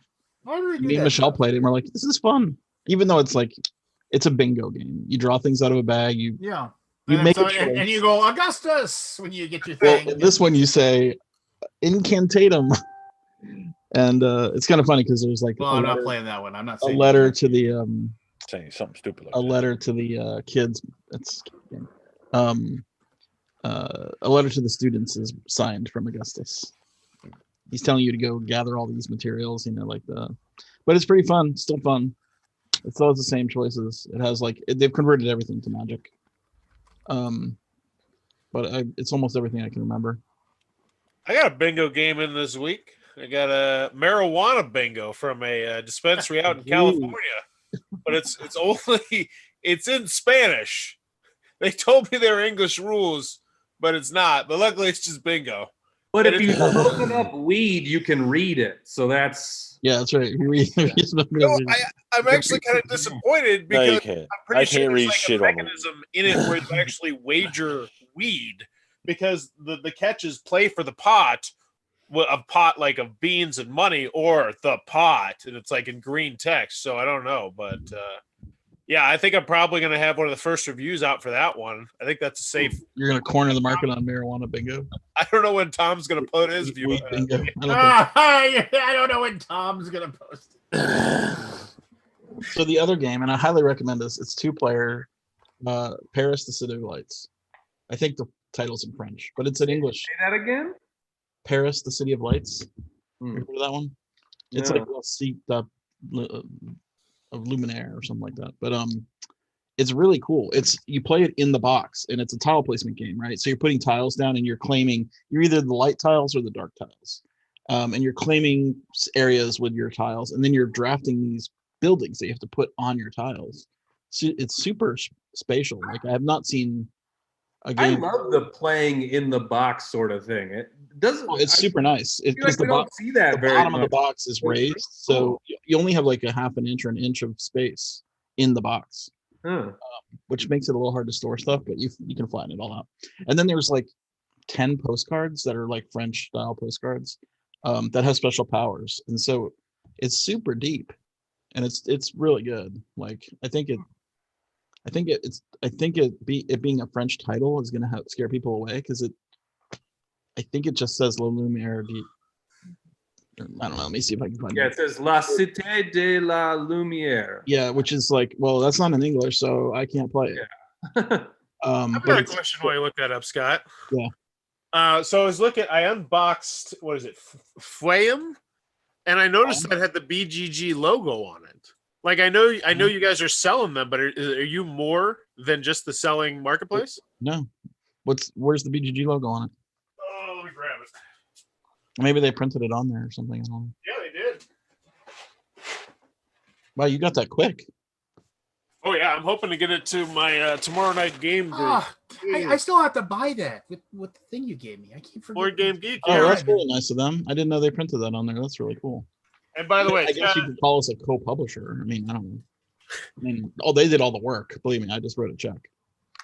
I also want to say the coffee mug is pretty badass. Oh, you got a coffee mug too? I like it. Oh yeah, I'm gonna have that on the I'm so table. stoked about those mugs. I just wish they were printed on both sides, but I'll take what we can get. Anyway, the Parasiolites is awesome. I just think the title might scare people away from buying it since it's French. To be like, it's French, but it's not in English. I could see that. But it's deep, like way deeper than I thought it would be. You just made me think of something. Not to trash on my old company that I used to work for. Here we go. But you're absolutely going to do it. I remember. I mean, it was just so weird how like quite literally, like Shane will email me or call me and ask me in my opinion about something, about how do you think we should do this, like at least twice a day. And sometimes it's like he calls me and we end up talking for like 2 hours about how we should do this, or what do you think you should, just basically he trusts me in my suggestions, things like that. And then they sent me this game that they're like, hey, see what you think of this game. And I played it and I was just like, this is the most simple, dull game. What game was it? Just you can guess, because you'll get there eventually. Is it Ghost in the Moor? I gotta go. I'll catch y'all later. See you later, Chris. Well, got it in one, I think. It seemed odd. So I remember, and they were like, and they sent me this. What was that card game with where you put the notes on the board? Wait a minute, time out. So they sent me this, and I was just like, I said, I played this once, I never want to play it again. And they were like, why? And I was just like, there's nothing to this. And I was like, and I'm pretty sure they published it before. It's like, yeah, it's based on an out of print game, from it was really highly rated back then. And I was like, yeah, that's like from like, we shouldn't publish this. Oh no, this is going to be our Essen release. Wasn't it Klaus that put it out? Wasn't it Klaus Teuber? Yeah, that's Life or whatever. What was the original one? I don't know. I thought it was a Kramer and Kiesling thing, but I don't know. I knew it was a name that I knew. I figured that was how it got. Yeah, that was it. They're like, well, it's a Kramer and Kiesling. I was like, it doesn't matter. Kramer and Kiesling have made shit games. They made good ones, but they made shit ones too. I mean, and I sat there and I said, and That's Life is actually a pretty good game. So they must have done something to go see. And I was just like, and I was like, you, and they're like, well, look at this artwork. I was like, they can't put a lipstick on a pig was a conversation I had, and and I just remember they were like, nope, we're doing it, 6,000 units. 6,000. I don't know, but it was way more than I would have thought. I was like, well, we're gonna do like a small print run, sells out. 500. Yeah, like, nope. All in, baby. On Kickstarter, and then they were trying to sell me. Look, like they're like, look at the box. They're showing. We're gonna have one side of the box will be English, and then the other side will be the exact same, but it'll be German. So we can sell it at Essen, and then we can sell it in in the US when we have conventions there. And I was just shaking my head like, so people are going to pick up the box. They're like, what is this game? And they're going to look at the back and they're going to see German lettering in the exact same thing. Like, I was like, back on the shelf. I was like, your front and back box experiment works, right? And I was just I've done that myself. And I was just like, oh no. And then I remember I went to the only time, because it was held at a different time as BGG, whatchamadig, PAX Unplugged, and I went there, and Daniel got sick, like really sick, and he just, so I was sitting at the booth most of the time, and I remember. And we demoed that thing. And usually it's like, oh, hey, I'm going to demo Yokohama. And I could almost always get one person to buy a copy, when they got done. And it was just like, and I mean, I think I maybe over 4 days, I think I sold 5 copies of Ghosts on the Moor. It was just like, yeah, it's $20, just $20, you can buy it. No, thanks very much. I'll think about it. I'll think about it. Thanks. See you later. I'll never see you again. Back away from the. Did I tell you that Gen Con I demoed the folders thing? You know what folders are? Yeah. What are folders? They're the mazes that are like on a postcard, and you fold the card to make the moves. It's really clever. It's a Freedom and Freeze thing. So he made like a half a dozen of them or a dozen of them, and we were selling them for $20. And I pitched, and when I was sitting at the stream table where the live streaming was happening, I wasn't always running the board, right? So I would be sitting there and teaching people how to play the folders game. I must have demoed it 50, 60 times. I made 0 sales. Lincoln shows it one time. Boom, that 20 came out in a half a second. I was like, what did I do? What is wrong with me? Like, I'm terrible at it. I'm like, you're taking over sales. Well, Lincoln's just got one of those faces. It could be just, some kind of pit. I mean, I thought I demoed it really well. I made it intriguing, right? Like I made it like, oh, I'm stuck here. What can I do? Well, look at this. Oh, I can fold it over and go. Yeah. Yeah, I remember. I mean, like I remember when I demoed Crusaders, I could guarantee somebody bought a copy every single time. Well, it was a good game. Well, yeah, I mean, it was just. And Yokohama was a great game. Well, Yokohama Man, really is Yokohama out of print now? Well, we Luxified. I love it. I love it. As far as I know, there are many copies of Yokohama Dual Deluxe and Yokohama Deluxe in existence. Yep, and that's all you need to say. Yeah, and that's all I know. Well, no, I know a lot more than that. Yeah, you're not saying it. I'm not saying it. And I now know a lot more after last week when Seth came on, and Seth and I that should have been like if we had been drinking, we would have been at a bar, just like talking about where did it all go on for wrong. like another hour after. Oh, two after hours. It was like 2 hours. Oh, thank God I hung up. We were still talking. God, it was like 3 a.m. already. Oh yeah, we were just. I mean, we were just, and he was telling me stuff that I didn't even know. I thought I knew the worst. Well, it's a shame. It is a shame because we love all the people that involved there. Oh no, I love Michael to death. I mean, and I love Daniel, and and Aaron and Andy. I mean, it was a great team. Barb, I mean, yeah, it was a really really good team. I just yeah, I mean well, now you know what not to do. Those small box no. Get you. Well, no, and that's probably the thing that. Well, here's the stupid thing. That's Life is a good game. I mean, it's not like a gamer's game or anything. It's a mainstream. It's a family style game. Really fun. So it was nominated for Spiel des Jahres. Here's one of these things that like really bothered me. Was that, and I remember one of the very first things I ever did, working for TNG, is I was walking down a street with other people that I worked with, and I said, and like we had played a game, and they were talking about whether or not to take it or stuff like that, and I kept on saying, well, this didn't, and I was saying stuff, and they it was like they weren't hearing me, like they weren't listening to what I was saying, right? And I finally just said something like, I've probably played more games than both of you put together.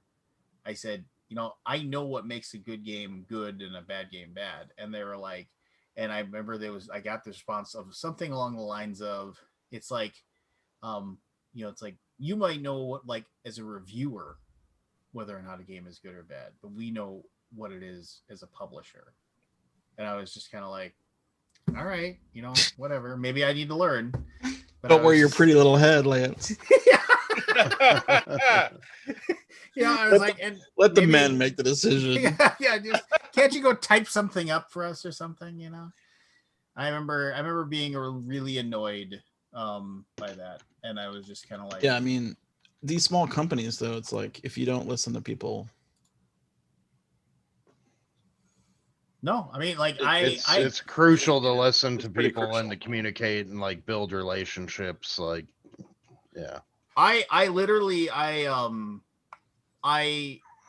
I had to share bad news with backers today, and it's like, and we take accountability and we say, hey, this is transparent. This is exactly what's going on. This is when Did you get kicked off the boat again? What? Did your shit get kicked off a boat again? No, and with Chinese there New Year is coming no up, boat. they're just like they were like. I was like, when I finally got somebody like was able to actually talk to somebody and that actually like he and I could talk and like I speak no Chinese and this guy spoke a good amount of English and the response I got was, well, when do you think we can get these games? And I got basically, who knows? It's like if you go into Google right now and search for Chinese shipping problems, like it's a huge problem. Well, no, like literally, even if at one point the guy emailed me, he's like, so we're still looking for a spot on a boat, but here's another problem. There's no truck drivers. There's no trucks anymore. From what I understand is the backup at the ports are like there's ships just sitting there. Like now, why is this 30 plus days? Because no one's working. The dock workers aren't working. Like it's all shut down, right? Because of COVID and stuff. Like, or it's on a very skeleton crew. He was just like, even if somebody said, hey, we got a spot for your containers, we don't have a truck to go to the warehouse and get the containers and bring them here. So it's just like, so it's just like it's just and I get it. Backers are upset and they're frustrated. And Tsukiyumi's over a year late, so I mean I get it, right? I understand the frustration. It's just like there, like that's why I almost murdered that guy today about when he was coming at me and yelling about my dogs. I mean I almost. Because I was sitting in my car waiting for my son. You weren't here for it, Scott, but I almost, because like my dogs put their heads out the window and wait for my son to come out because they're like buddies. And the guy's like, maybe you should roll up your windows because the dogs might scare kids. And I was just like, what? Leave me alone. Go away. And the guy's like, well, can't you just close the windows? And I finally just said, fuck off. And then I thought he was going to say something again. I was like, I'm coming out of the car. I'm going to call my wife and tell her to get bail money. Just like, yeah, that would be amazing. Yeah, but thankfully, like Cooler, he saw that I was like grabbing the steering wheel like a madman. Just like, because I had read like my 17th email about you guys are crooks. You stole our money. Blah blah blah. You should air freight everything over. Really? Air freight? So we're gonna spend 15 times the amount of money. So we're gonna go out of business getting your game to you. Just like it's not an option, and it's just, and everybody, and I get it. They're frustrated, they're angry, and I understand it. And they're coming from a realm of not really knowing what the logistics of getting stuff packed up and getting onto a boat and shipping it over. And to be fair, I'd say close to half of the comments are, hey, totally understand. It isn't like I can have people over my house right now to play the game anyway. Just like we appreciate your honesty. I had multiple people just have emailed me directly saying, it's like, don't let the people get you down.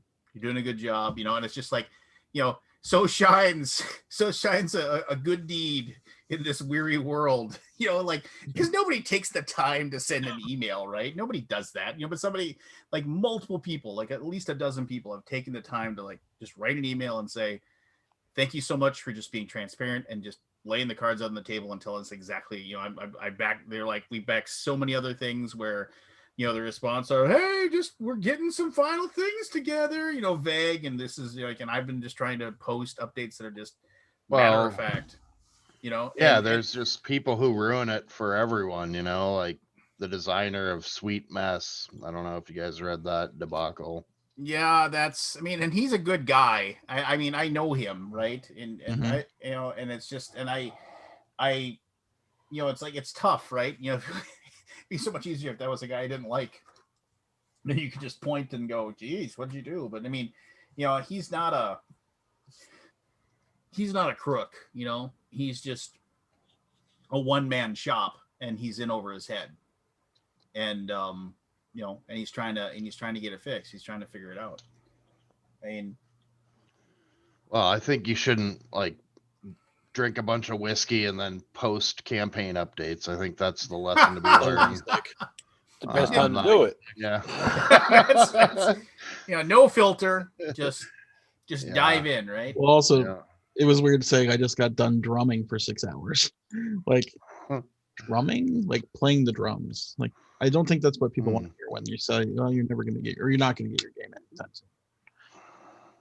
Yeah, that was not handled correctly. And like you should write these things and then have someone look at it. That's not you, right? Well, like, when you're a one-man shop, that's tough, right? I mean, nothing that goes out our door, whether it be, campaign updates or anything, it goes past my editor. You know what I mean? Because you need other sets of eyes, usually 2 or 3 people. Yeah. No, it's just tough, and I get it. Like, I mean, I can't say enough. I get it. I've been in those people's shoes, right? The people that are like, I've been the person saying, "Where's my game?" And I've been that person. So I totally understand people's frustration and anger, and at this, I mean, I knew one of my jobs was when I got hired by Gray Fox, I was going to be running Kickstarters, and I was going to be doing those things. And I was running those projects, and it's something I really do enjoy doing. Right? I mean, I feel I'm pretty damn good at it. And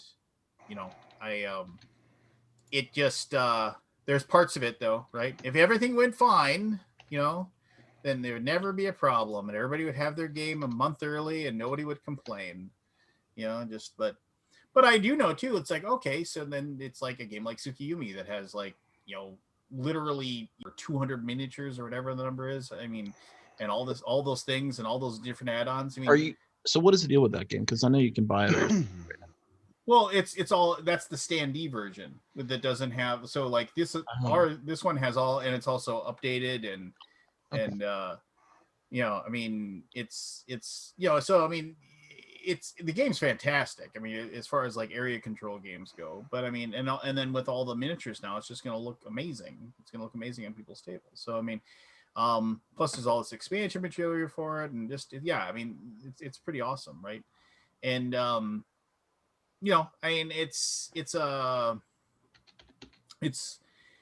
something that we're gonna do. I mean, we have to. It's like I said to one guy. One guy was like, "Oh, it's just like sounds like blah blah blah. Like you like it sounds like you guys really screwed that up or screwed this up." And it's just like the moment that the first one, the first one that you get blasted with, like you sit there and you're staring at it and you want to like just type with 2 fingers, but then you're like, no, take a second. And then I just, you respond with, which is true. It's like, all we can do is learn from the mistakes that we made so that in the future, we don't make those mistakes and just strive to be better and recognize the fact that the anger or the frustration that is being distributed to you by that person, it isn't at me. That person doesn't dislike me. They're just annoyed because they gave a company a couple $100 a year ago or whatever, and they want their stuff, and that's a frustrating situation to be in. And every day they don't have it, you're wearing that patience thinner and thinner and thinner, and it's just, and it's a completely understandable reaction on their part, and I don't deny them their feeling like that. I mean, it totally makes sense. It just stinks. It's like the thing that I've said this till I was blue in the face. It was like, what would I get? What could I possibly get out of not having you have your game? Like just like, I mean, there's absolutely nothing. Like the moment that you have your game, you're happy, and then we're happy because we've given you the thing that we promised that we give you. It's something that I don't have to worry about anymore. Everybody, the shipping company wants to do it too, because everybody wants to be happy. Yeah, because the shipping company, if the shipping company gets it shipped, they get paid, right? The container ship gets paid. Like everybody down the line, the manufacturer gets that container off their lot, and so they have space for other things that they're creating. So everybody in the chain is happy. There's absolutely no reason for us not to want to. And then of course you have somebody saying, "Oh, maybe they're going bankrupt and we're just not going to get our game." It's like, well, you can't really celebrate until people have the product in their hands, like really, because it's just stress until that happens. Yeah, it's like, and so I just always, it's one of those things where it's like, well, I'm going into the comments, diving in. Yeah, you just the pool of double-edged razor blades. Yeah, you just kind of, you don't go drumming and drink a bunch of whiskey before you go do it. I just couldn't believe that when I read that. I was like, oh boy, that poor guy. Tom, what's going on? Evening, guys. Tom. Morning, Tom. Late for you. Yeah, I was just gonna say, where were you? Off schedule. I am off schedule. Drunk? Oh, I went to bed early so I can come on and say hi. Oh, I appreciate that. You didn't have to. It's been an interesting evening. Your hair is shorter than I remembered. Oh, some of us get haircuts occasionally. I haven't had a haircut since my wedding. And that would be like 11 years ago, 10 years ago. So, yeah, it just grows back, man. I mean, why bother cutting it? You're lucky it grows back. Yeah, exactly. I'm holding on to mine as long as I can. Hey, I saw you. Was it you and Roy played After the Empire again? We did. It was a very good game today. And you all of the bad guys showed up on the west or something like that and came and crushed you. Yeah, well, actually, we were each only sacked once, so it wasn't too bad. That's pretty. I mean, you either get sacked, in my opinion, in that game, you get sacked 0 or 1. I mean, that's you either especially after you've played it a few times, like you can start hedging your bets a little bit. But well, if they all come in from one side, it's hard not to get sacked. Oh, but that'll crush you. That'll just destroy you. I didn't mind. It's a really fun game. Yeah. Is that a co-op? Awesome. No. Semi co-op? No. No, these bad guys are invading your castle. Like an AI that comes in on you. Yeah, they just invade everyone the same way. That's all. Cool. It's a castle defense game, but it's one in the truest sense of the word, because you literally build a little castle and have troops come in and attack it. Yeah, I just played that with the designers. They are super keen about your opinion about it. They're excited about tell me. Hold up, you never know. You never know. Okay. Yeah. They seem excited about seeing like the final video. I know we're gonna get you a copy with all the bells and whistles so you can have a cool one. It's one of the ones you're waiting for. Well, those are in Des Moines. We just have to get our copies in St. Louis that we send out to reviewers, and then we can send them out to reviewers. So. Oh, but the game is here now. Yeah, the game is at D6. Which ones are you waiting for? Just Tsukuyomi? That's the only one you're waiting to come over? Tsukuyomi and Tortuga are so the EU, their containers are in customs right now, and we got the email today. I got the email today saying ours came up randomly, so they are opening up the containers and unpacking everything to verify it. So however long that will take them to do that. And then they'll pack it all back in, and then get those. Then they'll get to our fulfillment center in Belgium, and then those can get out. And then there's copies of the game are showing up, because I know that like VFI in Asia has been delivering copies, and as of in 2 days, the Australia New Zealand games show up in Australia and New Zealand. So I mean they're going out. It's just it's just a time thing, as always. You play anything recently, Tom, besides After the Empire coming soon from Gray Fox Games? I played what's the Dice Throne Adventures, but I wanna play it again before I have an opinion. Oh, I just finished this one, The Escape Tales of Children of the Wormwood. Is that the one with 96 different endings? The what? Is that the one with 64 different endings? Yeah, I think so. In fact, I got to the ending and it said, "Oh, you can actually read all the endings." So I read 2 of them. Then I thought, "Man, I'm good," because the story was secondary to me than the puzzle in this one particularly. It was an okay story. I don't think the story was as strong as the first 2. So, but it's good. These things are huge. You get your money's worth out of these. Oh yeah, that's a full 10 hours. Yeah, I don't know how long it took me because I was doing it by myself. So I just did it in between other stuff. I still know right now these days the unlocks are my jam. We got the new Mythic Adventures for unlock, and it's just such a good system now. It gets better every one that comes out. You like deck venture? Was it deck escape? Yeah, I haven't played one in a while. Yeah, I always thought they were fun.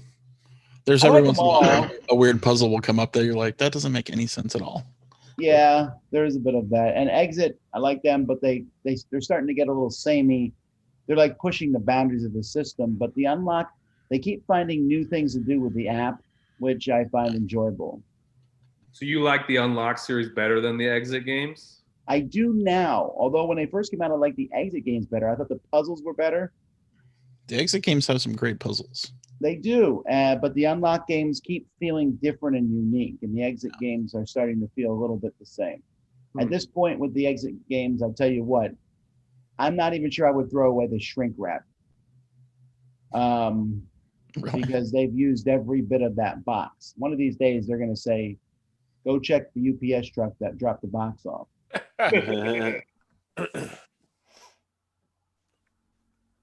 It blew me away. That first one blew me away. The first one I played was the Egyptian pharaoh one. Yeah. And the stuff it did, like, just mind blown. I wonder if that genre is seeing a dying out. I'm not seeing as many games. I mean, it's typical, right? Everything. I would play them all. Surges. I mean, I don't have any less desire to play them. So have you played them all? Almost all the exits, but not all the unlocks. The unlocks I'm behind on by a good amount. I think the weakest one you've played, Scott, of the exits specifically. Oh, probably in the first series, the first 3, there was one that was really very basic. I don't remember it was either like it's a recurring character, so it's kind of funny. You get trapped in a house or something. Oh, that's a good one. There's the trapped in a cabin, and there's trapped in a castle. I forget. No, it was it's the other one, not the cabin. It's like a laboratory or something, maybe. I can't remember the exact one. And it was still fine, but it was just very like simple. But now, like that, I mean, I forget when we played. God, I wish I could remember the names. It was like set in like it was like alien invasion kind of thing. We had to look up every solution. We could not solve anything on our own. I felt like an idiot, but because they were really obtuse solutions. I hate when I've said this in some of the reviews for the exits. I can't stand when I see a puzzle and it just feels like the designer's like, "Oh, look how clever I am! Look how clever I am!" But no, you think you're clever, and you go, "Oh, I know how to do this," and you do it, and you're like, "Oh, it's wrong," and you're like, "What?" And I have to double and triple check it, and every time I'm like, "Still wrong." Like, okay, obviously there's some other solution here. Have you tried the adventure game series, Scott? I have, but I didn't like it. Which one did you play? First one. The dungeon? Okay. No. Second one. The one you're in the laboratory? The elevator. Yeah. And I only played part 1. I just felt like it was, I don't know. I'd just rather play a video game. I love the premise of it, but I like the dungeon a good deal. I played it with my son. Yeah. But the newest one is just absolutely god awful. It felt broken. Like I literally said the review. What? The volcano? Yeah, I couldn't get. We didn't know what the hell to do. Like I spent an hour trying to figure it out. Wow. Not only that, the writing is atrocious. Oh yeah, and how did that get past? Like who did that get past? I don't know that it's like it was translated through Google. Maybe Which is really weird for Kings and Cosmos because their stuff's usually on point. But the Volcano, it's a bad game. It's bad writing. The whole system. I didn't finish it because it was that bad. I didn't finish it because I couldn't finish it. I had high hopes for it because I saw that book and I'm like, there's a ton of stuff in here. In fact, I just really ordered like the from Lookout Games. Oh, and then I downloaded the app. As far as I thought that would help. And whoever read that app, I would not hire them to do any voiceover. They were very dry. It is very, very dry. I will agree wholeheartedly. But we went through, I think, like 4 or 5 paragraphs. I was like, forget this. I'm reading. It just wasn't good. I just ordered the one from Lookout. You guys heard about this one? It's called Cantaloupe. You heard about it? It's a book. I don't know if it's multiplayer, but I'll play it with people, with Michelle or something. We'll work on it. But it looks pretty cool. It has like this combination of items system where you can combine items with each other. You combine items in the book itself. How do you spell it? Yeah, how do you spell that? Cantaloupe, Cantalloop. Okay, it's not on BGG because it's not a game. Sorry. You're not on BGG. I don't care. No, it is on BGG. Oh, is it? Yeah. Okay, I didn't know that. Somebody entered it then. I thought it would not make it. How is it on BGG? For one breaking into prison. Is there a video on there? Actually, here can I play the trailer, Lance? I don't know if it'll copyright strike you, but. Well, I mean, I guess. I mean, you don't put ads on these anyway, right? Do you want to do it or do you want me to do it? No, go ahead. I don't care. You sure? Okay. It seems pretty cool. Please don't and it's take weird. away The designer is Friedemann Findeisen. Do you know? I never heard of him before. I almost thought it was like a play on Friedemann Friese. Share screen.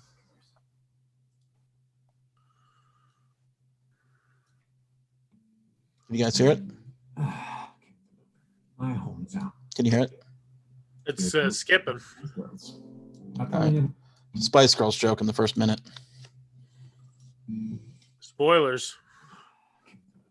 My hometown. Last time I was here, there was still 5 Spice Girls.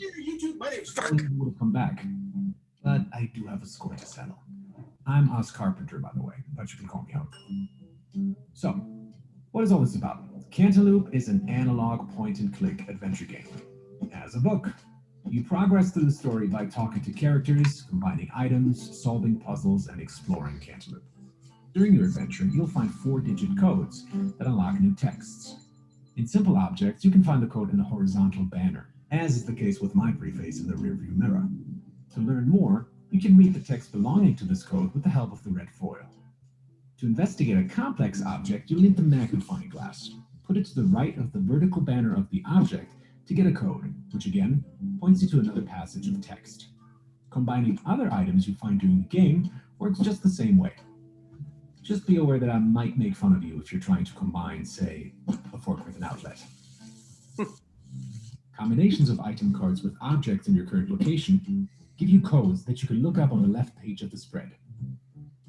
And if you were just thinking, wait, that's it? But I wanted more codes. You should take a look at the inventory poster. You'll get these codes by combining 2 items directly with one another, so when there's no relation to the location you're currently in. Just be careful to always put the lower numbered item on the left. Oh, and one more thing. At certain key moments, the game will instruct you to cross off a trigger. That's how the game knows what you've achieved so far, and it might unlock new content or dialogues for you to uncover. Speaking of dialogues, you'll find them in the back of the book as scenes A to L. And should you ever get stuck, there's a help section to get you going again.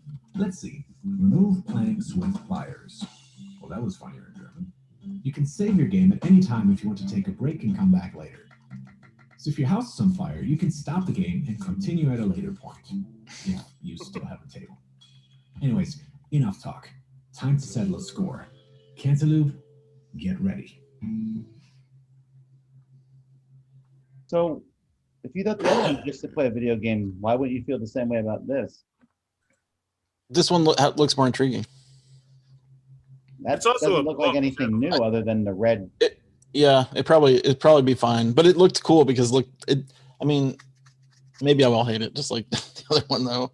How do I stop my share? Oh, it's over here. Yeah, it might be just as cumbersome. I don't know. I wasn't sold by that. Yep. Yeah, it looked kind of convoluted.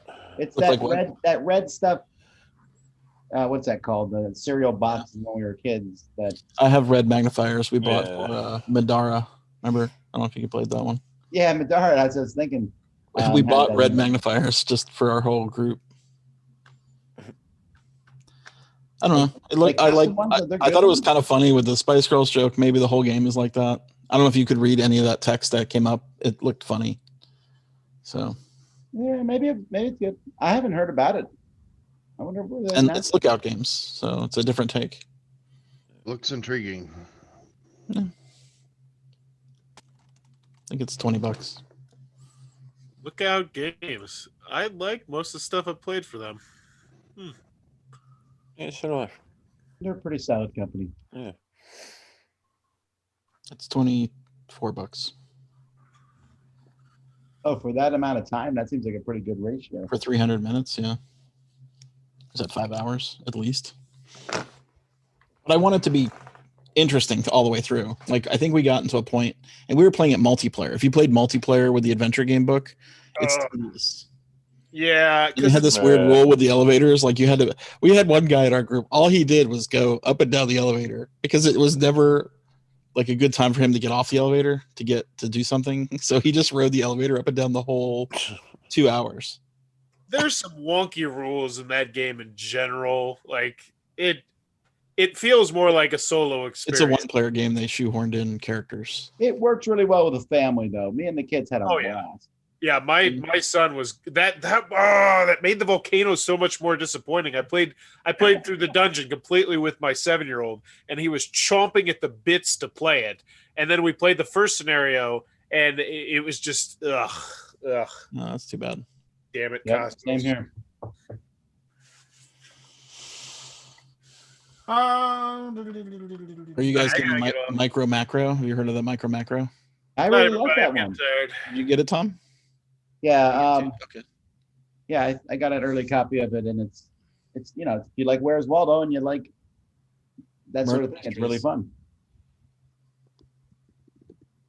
Yeah, and the murders are. I did their online demo, and the murder is somewhat gruesome. That's what I said. I said it was a little odd. It's a little adult, right? Yeah, for a cartoon thing, they killed the guy for the hat. He took his hat. Well, in one, the solution was they killed the person for an affair, and it's pretty obvious that was going on. And I thought, this. I mean, it's not that it goes outside of PG-13, but it still is. It just was an odd choice. It's an adult murder. I thought they could have. With the cartoony artwork, was just a weird mix. Yeah. I mean, one scene you have 2 kids stealing the guy's hat. With a fishing hook, right? They're in a tree with a fishing hook. This is like the very basic one. And they run away with the hat, and you have to figure out where they go. And I thought it was pretty clever because it's a scene in the picture of time. Right. It's like it's like the same guy walking down the street. It's 8 seconds of time. Combined it. Oh, okay. Well, no, I don't know if it might be more than that, but that's what it feels like. Yeah. It's like a time stories thing almost. You see the whole progression of the incident or whatever. I mean, you have to hunt for it, but I thought it was pretty clever. Did you do all the puzzles? Did you finish it? I don't think I finished it. No, I did more than half the puzzles though. It's fun. The other small problem is if you have a large group of people playing, crowding around that poster can get annoying. I was wondering about that. It's like max of 3, I think. Yeah. I got a grievance about WandaVision. I was going to ask if anybody had watched. I've got a grievance about WandaVision. I want to say this. Time out. I want to say this. I got done watching 4 episodes, and if you've read the comics, you know what they're doing. I mean, it seems I don't like know, Lance. I've read the comics, and I'm not sure yet. Well, I don't know, but it seems like they're borrowing very heavily from the comics. All right, say no more.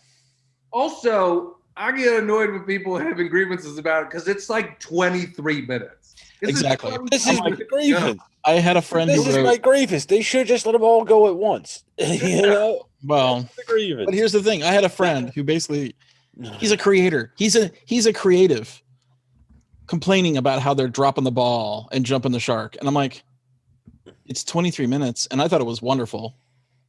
Yeah. If you're a creator, you create a story. There's mystery elements in the story that are obviously mystery. Don't you, isn't that intriguing to you as a creator, as a creative? You're like, no, I got to be instantly satisfied in the first 23 minutes.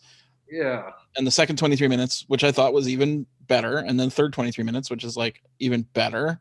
And the first, and it just gets better and better. And it's like, you guys are writers and you're creators. Like, how do you not let, like, how can you complain about this? See, for me personally, if this were any other franchise, I would have stopped watching it at the second. Really? Yeah, I would have. You know. I'm with you, Barry. Wow, Yeah. that's interesting. Really? You guys were just like, you couldn't stand it. I know nothing about the comic books or anything like that. I would have just. But you know Vision, right? And you know. Yeah, I know the movies. You know, but I mean, I know none of the backstory from the House of M or any of the other shit. See, I know a lot about comics, but I don't know a lot about that particular comic. So, do you guys know much about like old cheesy sitcoms? Yeah, but I would just watch Dick Van Dyke or really job, I Love Lucy or something. Yeah, I don't know. I thought it was brilliant. I don't think even that the needs a remake, you know, stuff. And the 4th episode, oh my gosh. It got better, yeah. By the 4th one, amazing. It's like, all right, finally. But like I said, if it weren't for being Marvel, I would have said so long by episode 2. So those 23 minutes are too much. It just didn't hook me. It's sure. So yeah, I mean, if you have one of those, I mean, I don't know. If you'd have to go back, there was a Vision and the Scarlet Witch like mini series, and then there was the House of M, and it seems like they're combining the mini series elements of the mini series with the House of M stuff. So did you guys catch the little Easter eggs in the commercials? Of course. Yeah. Okay. I mean, just making sure, just checking. Well, they're not very subtle about it. I know, but if you're not paying attention, like if you look away for a minute, you're gonna miss it. Yeah, I mean, I had to rewatch a couple of those to catch them. Yeah, I rewatched it too. For that very reason, I just happened to look away. My wife asked me a question or something. But I wonder if people aren't seeing any of that stuff, you know? Oh, I'm sure people have. I mean, the last episode was fantastic. So, I mean, no matter what, I was going to watch the whole thing, no matter what. What else do we have to do? Yeah. You know, like, I mean, we're not getting any Marvel movies anytime soon. I'm most excited for the What If, series that they're going to be doing, Hadn't heard about that one. The old What If comics were some of my favorites. Those were amazing. Oh god, they're so good. What were they? Like they would pose some kind of they would say something like, what if the spider, what if Gwen Stacy had been bitten by the spider instead of Peter Parker? And then it just they took like a one episode of the comics and they story. just put it into a or what if Captain America's shield had gone to Captain Britain or something, just really interesting stuff that it's just exciting. I don't know. It was really unique and cool ideas, I loved them. Yeah, and then the DC had their own thing. They called it Elseworlds, where they would take. Sounds like programming. Yeah, no, well, it was like so, and they would transplant. I mean, like so, and I don't know if it was technically, but like the Superman Red Sun was in like an Elseworlds idea. Like, what if Superman, instead of landing in a farm in Kansas, landed in the middle of on a farm in the USSR, and was indoctrinated into the communist propaganda machine. if you have, they do a pretty good job of doing a cartoon version of it, and you can watch that on, or at least you were able to watch it on HBO Max. Yeah. Oh God, that was such a great comic. And that Red Sun was amazing. Oh God, that was so good. And then I did see it the other day on I subscribed to the DC comic channel type thing, you know. So I watched it there too. They're getting rid of that soon. If you rebranded it just the comics now, the movies or the TV series and all that's going to HBO Max. Yeah, I think they just announced that not that long ago. Did you guys watch The Big Short? The movie? Yeah. Yeah. The good? It is good. And I rewatched it because after watching the GameStop stock thing, I was like, I want to watch that movie again. My roommate was part of all that GameStop sort of stuff. What did he do? I mean, he'd already had GameStop stock before, and he was like helping organize people on Reddit and trying to do all that. Did he sell? It's dropped massively. He hasn't sold. I mean, he's been posting like a ton of stuff, like hold the line, Diamond Hands, hold the line, to the moon. Yeah. Wait, what is the other one? Rocket ships. Yeah. We like the stonk. The stonk market. I mean, it's kind of great that people were able to take it to like big money, though. Obviously, I think there was even a number of losers there though than gain. Well, and the sad thing is like there are people that are gonna get hurt because there are people. Those stocks maybe shouldn't have been valued as low as they were, but those companies are also having problems, and so there's a reason that their stocks weren't that high. And with this whole thing, I think it was a great lesson for Wall Street of like, the little people and the day traders and stuff like that are using apps do have some power. But the people that get hurt are the people that are going to like buy in late when it's super high and then lose a bunch of money because it is going to go down. And, it already has. Yeah. I didn't check it today. I think it was like under 100. It's still up over what it was though in it's at 92. January. Yeah. Yeah. Well, what are you gonna do, man? I mean, take back the power, or whatever. I don't know. We'll find out in a couple of years when they make a movie. So, the owner of Panasaurus used to work in the stock market and stuff, and he posted this big long thing about how they're not going to get hurt at all. Not at all. I mean, the fact that like there's been a bunch of backlash on Robinhood and stuff like that. You don't think that they've heard them? I don't think so. Based on what he wrote, there's all kinds of things going on. Like one of those companies even ditched their short positions. Like pre-market open. Like, how do you sell your stocks when you're not even in a market yet? Like, well, you just find somebody who's willing to buy them off of you for whatever reason. I know. Well, they have access to all that stuff, so they don't get affected by the day's price. Yeah, I mean, if the housing market is any indication, it's like they're still doing all the same BS they were doing back in 2008 that led to stuff. And they're still doing a lot of that same stuff. Oh, I bet. Yeah. I mean, well, you can always just hope, right? What, the housing market crashes again? Well, that people will just, not do horrible things anymore. Do you guys all own your homes? Yeah. In the bank. Yep. Yeah. LA's going to be nuts after this. One day I'll.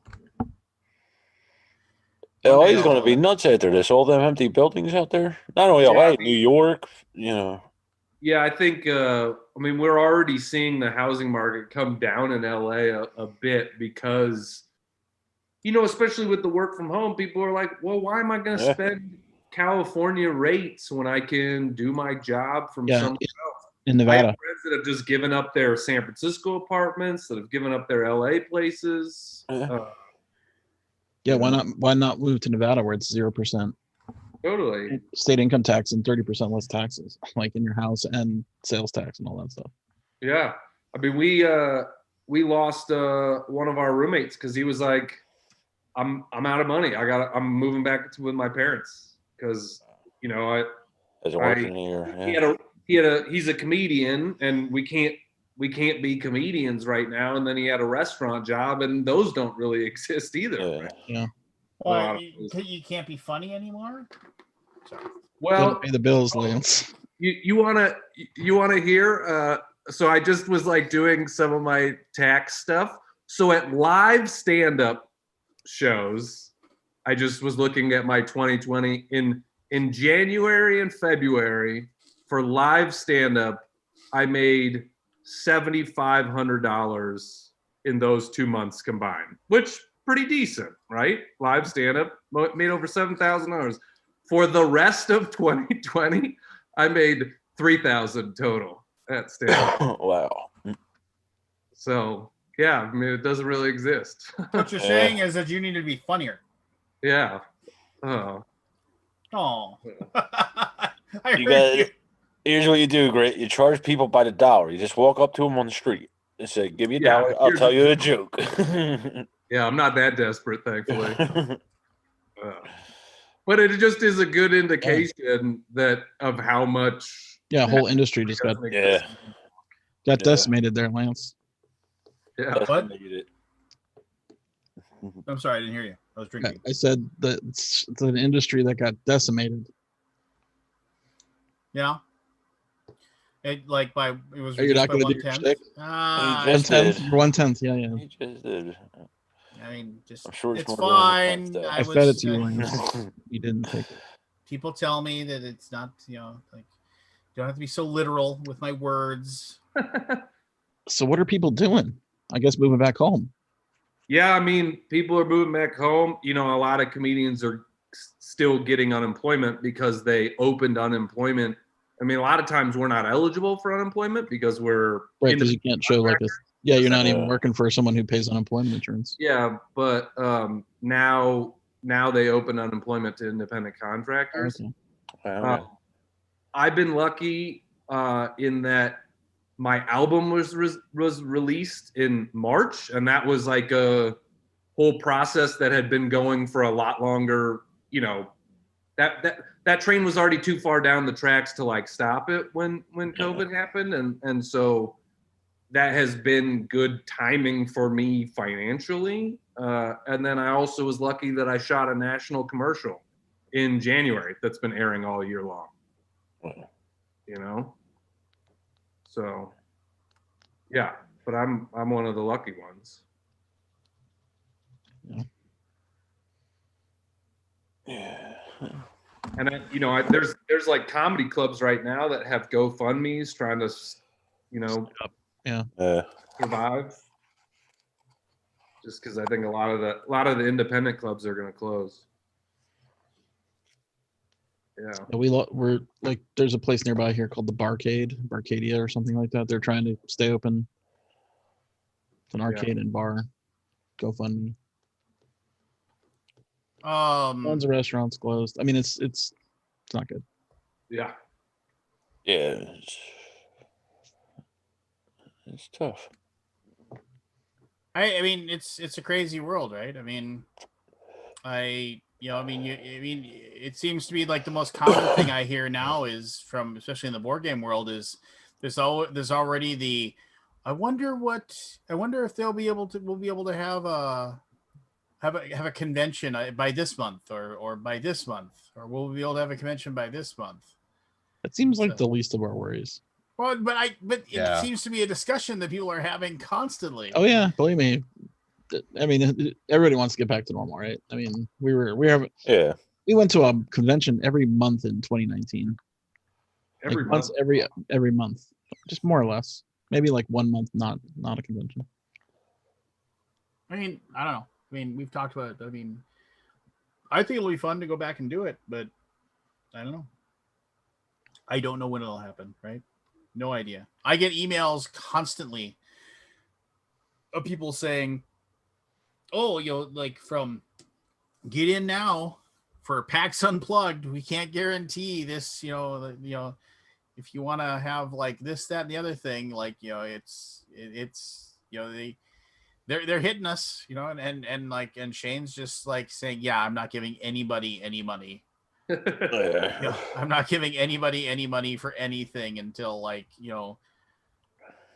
because it's just the world we're living in. It will become obvious when it's safe to have conventions again. I mean, it's the first convention that comes up, whatever it is. Will you guys go? Will you go though?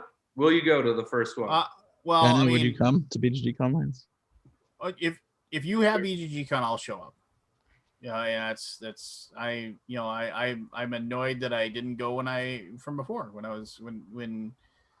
should have been going a lot, because BGG Con is the one where I always have a good time. Plenty of pink lemonade plants and plenty of tepid pink lemonade. Thank you.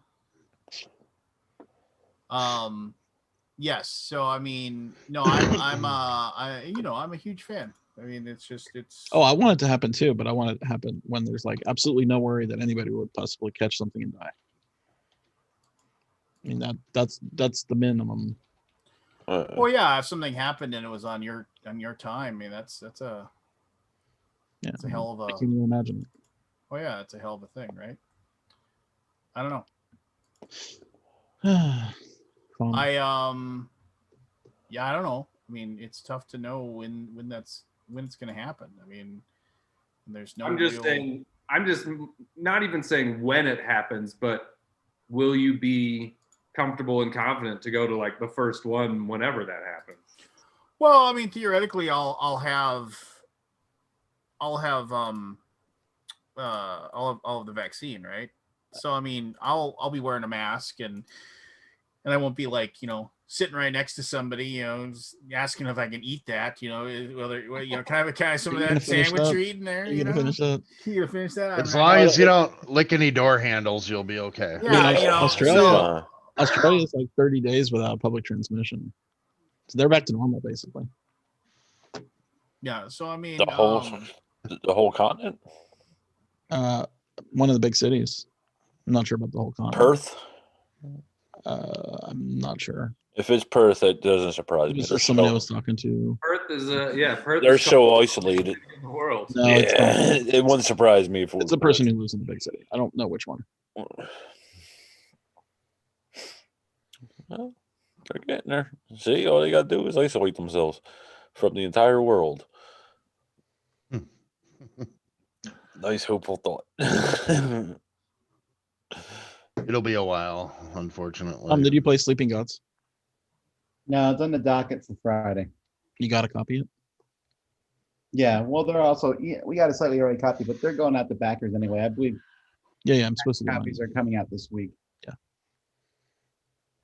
So I'm looking forward to it. Yeah. That's just based on the sheer, Ryan Lockett. Yep. We were talking about that today. Is there how many companies you'd play a game or buy a game sight unseen, and it's really few companies, and his was actually the only one I could think of that I know sight unseen I'll probably like the game.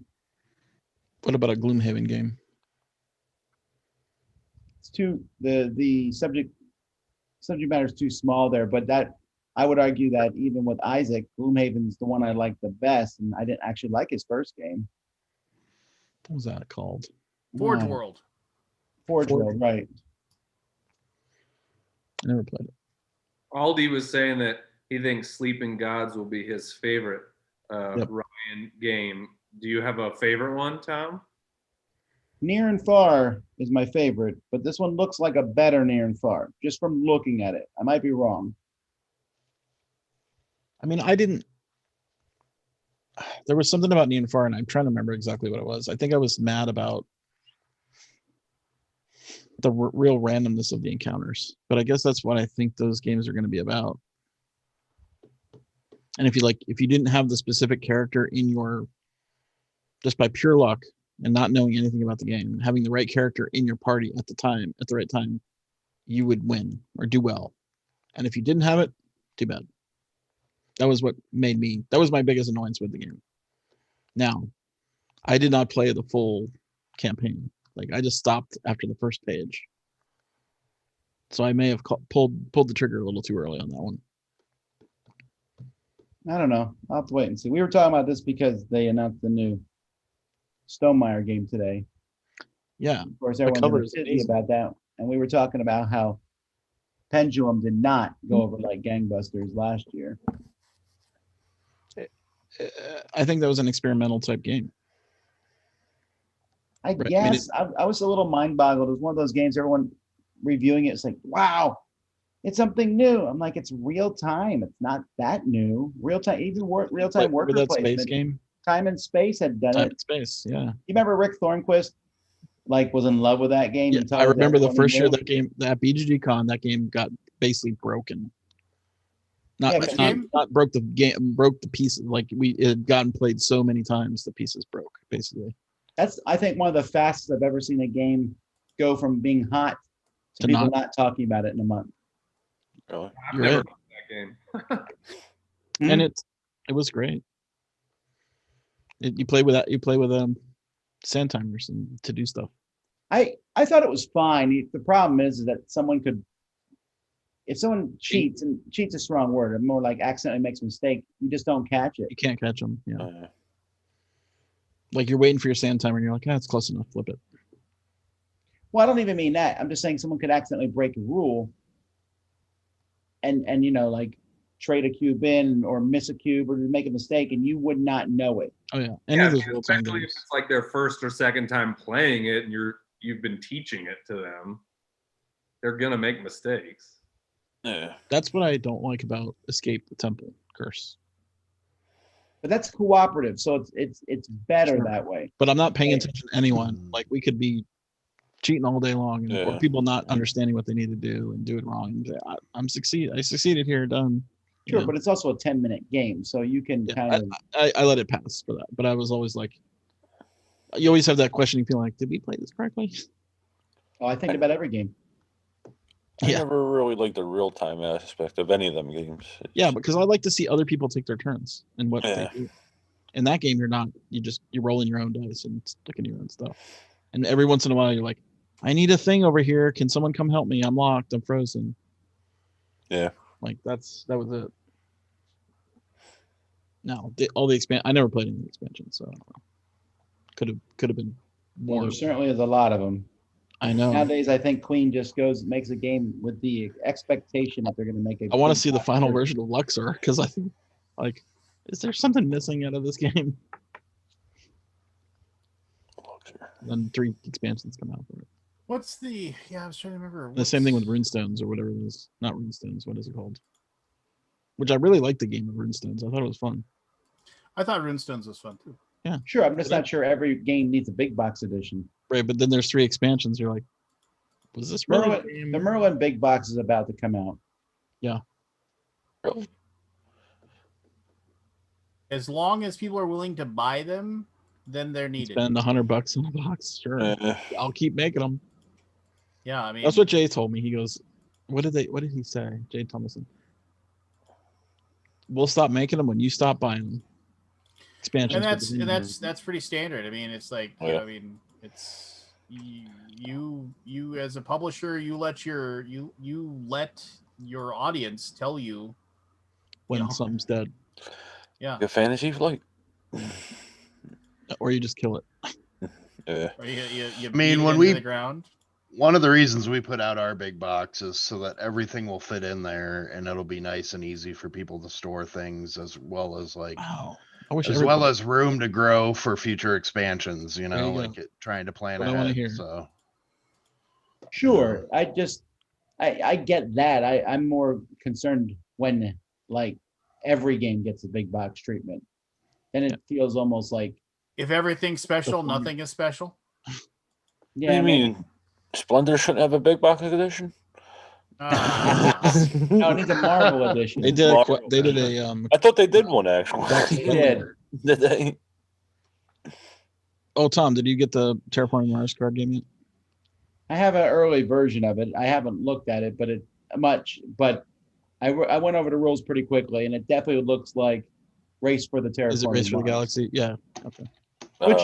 Which is not necessarily something I'm not interested in. That's a cool combo. Yeah. Race for Galaxy and Terraforming Mars are both in my top 30 games or whatever. I've yet to play Terraforming Mars. What? That's a great game. I can't get enough people to the table. You have the iOS. The app I is love great. that game. It's so good.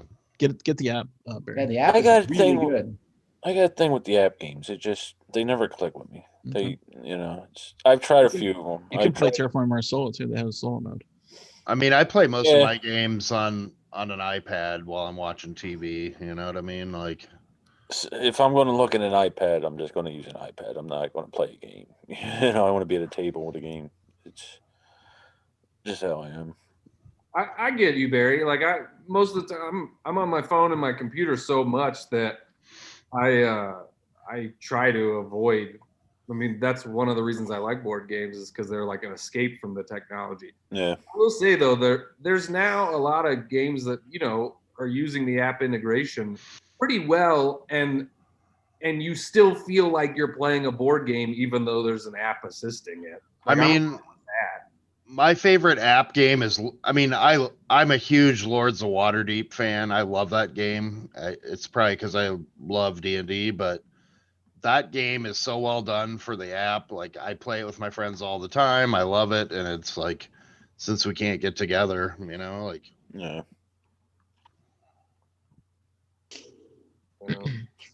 I wanted to play Twilight Struggle the other night, and I downloaded it and almost find it to be unplayable. I haven't. I've played the board game, but I haven't played the app. The app was bad? I need to look into it. My initial suspicions were it's just you're waiting for cards to like go across the screen, and I'm like, come on, I can't wait that long. I thought it worked really well. It was very slow, and is it not slow for you? On the iOS, it's not. Yeah. No, it worked really well. Maybe I have a setting wrong. That could be. I love that game. Twilight Struggle is awesome. So I wanted to play it again. I was like, oh yeah. I'm trying to think. What was there was a game. I saw something. I probably should just go check BGG, and that'll probably tell me my answer.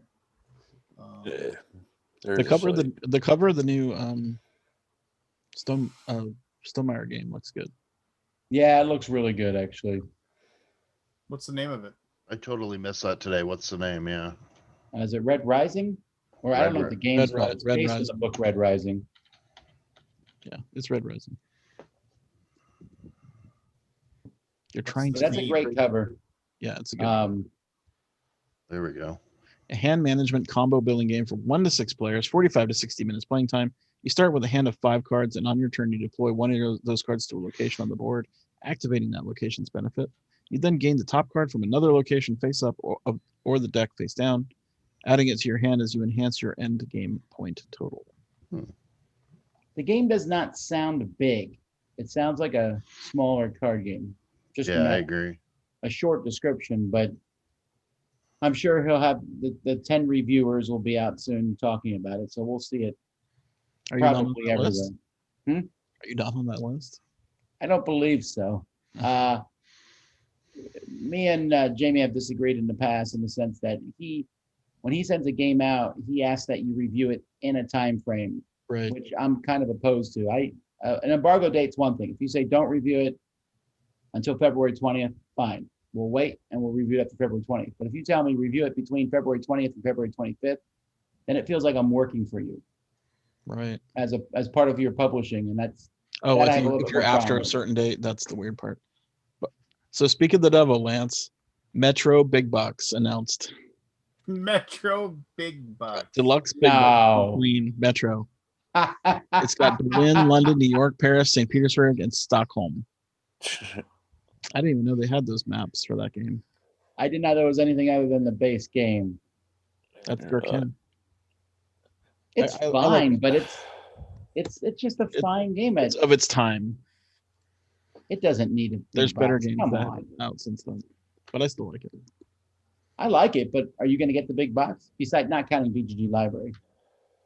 For personal, no. I've had my share of Metro in the day. Would you get it for the BGG library? Oh yeah. Yeah, but your personal likes don't come into the libraries very often. But I mean, I'm sure you cycled out Metro a long time ago, right? Oh yeah. So I'm not sure. Why would you bring it back? Sure. You know, I don't know. I have to go look and see if we've cycled out Metro. I've noticed though, those big box versions of any game very rarely get pulled out of libraries. Because you have to figure it out. Too much. Yeah, too much. The Sentinels of the Multiverse one, which is like this massive box, people won't even touch it because it's overwhelming. True. That game's a bit fiddly anyway. Well, the 10th anniversary edition just was announced. Yeah, they're reprinting it. Yeah, but are they doing a new system? New artwork. New artwork. And I think they're changing the mechanism slightly, and it's also going to have a lot more in the base box, I believe. Are they streamlining it? Or I don't know. I think it's possible to streamline it. It was fiddly. They could do something with that. You know. I'm not sure what people stops games from getting published at this point. There's a lot of fiddly popular games out there. Is there? I figured that would, pull people off of the game. I don't know. Maybe people have more time to set them up and mess with them now, so they don't matter. Yeah, could be. Does it have a solo mode? Is what matters anymore. Exactly. Yeah. Have you seen that new Anachrony? It's pretty. Yeah, I gave it to my daughters to sort out, and they must have called me in for help. I don't know, 20 times. And after we got it all sorted out, I said, I'm sticking this in the library. I'm not sure when I'm going to play it. Just looked overwhelming. Yeah, I immediately sold it to somebody in my group. I was just like, I backed it so long ago. I played it once at a convention, really enjoyed it. Did not see. I mean, that was the base game, obviously, not with all the expansion material. Yeah. But I played the base game, and I was just like, wasn't there like 9 expansions when it first came out or something? I don't remember, but I remember I played it. I really enjoyed it, but then I realized that it was just such a big game that it was just kind of like one of those things where it was like, I didn't know when I was going to play it again, and then I was just like, maybe this is just a convention game, you know? Well, I'm getting fatigued from these games in a sense that even the big box, you pull it out, and I'm like, all right, where's the base game? Where's the expansions? I got to remember how to play the base game, and then the expansion, and then the expansion on top of that. Now, Anachrony does have a combined rule book, which is nice. And I heard that it's easier to set up, so I might pull it out and play it. Something I just had to play. I played and it had the expansion shuffled into it. I was annoyed that it was in there because I didn't know the expansion. Big Book of Madness, which I was like, I don't know the expansion. I'm like, if you see a card you don't recognize, Michelle, just throw it out. So Scott, I'm curious, if it had been for the pandemic, would you play solos games as much as you do now, or not? No. Do you enjoy them? Yeah. Okay. Yeah, I have fun. See, I always played them solo, so I didn't. No, I mean, I didn't know. necessity is the mother of invention, right? I mean, my game group is basically, if we get together, it's at 9 p.m. on Saturday night online. And I would say one out of every 4 sessions, someone doesn't make it. And then we basically cancel. All right. So I'm getting very little gaming in. All right. No, I'm playing stuff with Michelle, but she's not going to play Bloodborne with me. What? Although she might. I have to test her. But I don't think you played that one solo, or can it be played solo? I don't know. I just picked one of those heavier games I don't want to play that I don't think she'll play. I've heard good things about it, but I haven't played it yet. I haven't cracked open one of those boxes yet. There's a lot. Why did you get it, Scott? Why? On stuff. You'll never play it. Except the cartoon stuff I did not buy. I thought those were too high price. What cartoon? Or the the Scooby-Doo and all that. I thought the prices were just so high. Especially when they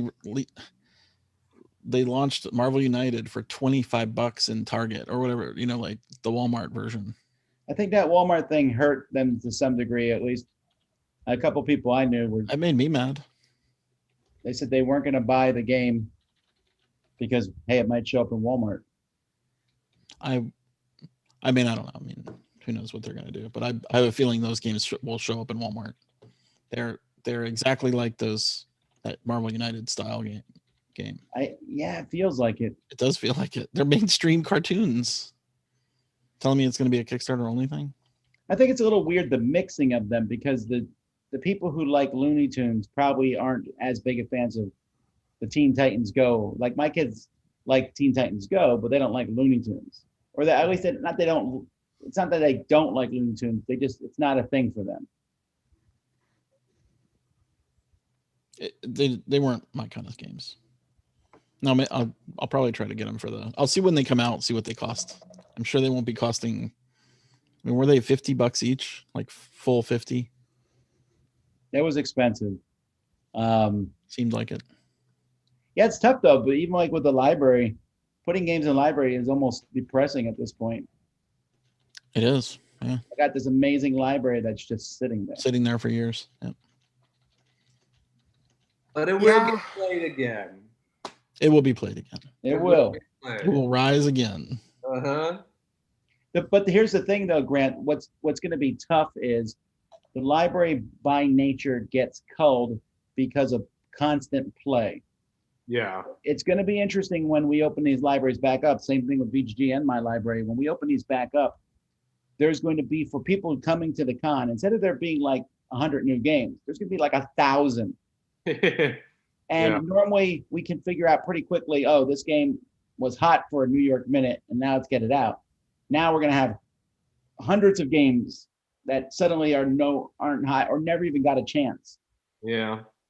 Because if there's one thing I've learned about convention playing and stuff is that you'll have a few people pull out the things, but there are a few games will get the vast majority of plays. Oh yeah. Well, I think that's with anything, right? Nothing attracts a crowd like a crowd. Right. But you know what? And every year there's one game you're surprised you had one copy of it, and you should have 4. Yeah. And then there's a game that you got 4 copies of, and you got expected it, and no one plays it. Yep. Yeah. That happens all the time. What do you? I'm just out of curiosity.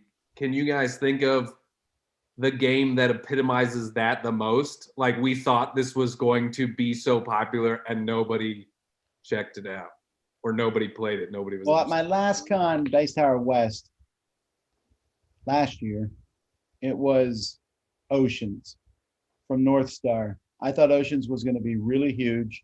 You know, Evolution was pretty big, and it got barely touched. Maybe Era. Era. Oh, the dice game where you build the thing. That Plan B game, or was it not Plan B? Is it Eggert? It's Plan B. It was Plan B. Yeah, they just released an expansion. I'm reviewing it next week, so it must have some direction to it. Because Plan B does not release expansions unless the game sells. They're very, very money oriented. Yeah, I thought that one was played a lot and it was not played much. I have to go look at the checkouts. It's easier to remember the other ones. You know, the way that Wingspan took off. I think I could have 2 copies. Or Everdell. Yep.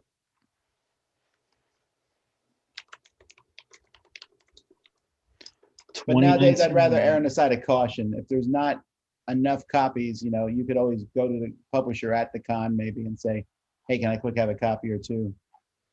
But otherwise, you're sitting on all these copies. And how were you getting rid of them all in the past? We sell them at a flea market for $10 each in the spring. Yeah, but you must have a pretty large collection at this point. I mean, we've been selling 1,000 a year. No, but I mean, because of the not having a con for a while. So that's been doubled, right? I'll have to go look, but I mean, I have not been populating the library. Well, then I guess that's where I'm running into, because I have enough games now for a small store. I think we're up to 1,800 games we're getting rid of, and I don't know what to do with them. I'm paying the sell store them for $10 each and give the money to charity, or use the money. I mean, Well, yeah, but where If do you I make a sell no, them? no negotiation $10 store and people can only buy 10 at a time, we just ran people through a room. Well, sure, I would Over and do over. that too, but where's the room?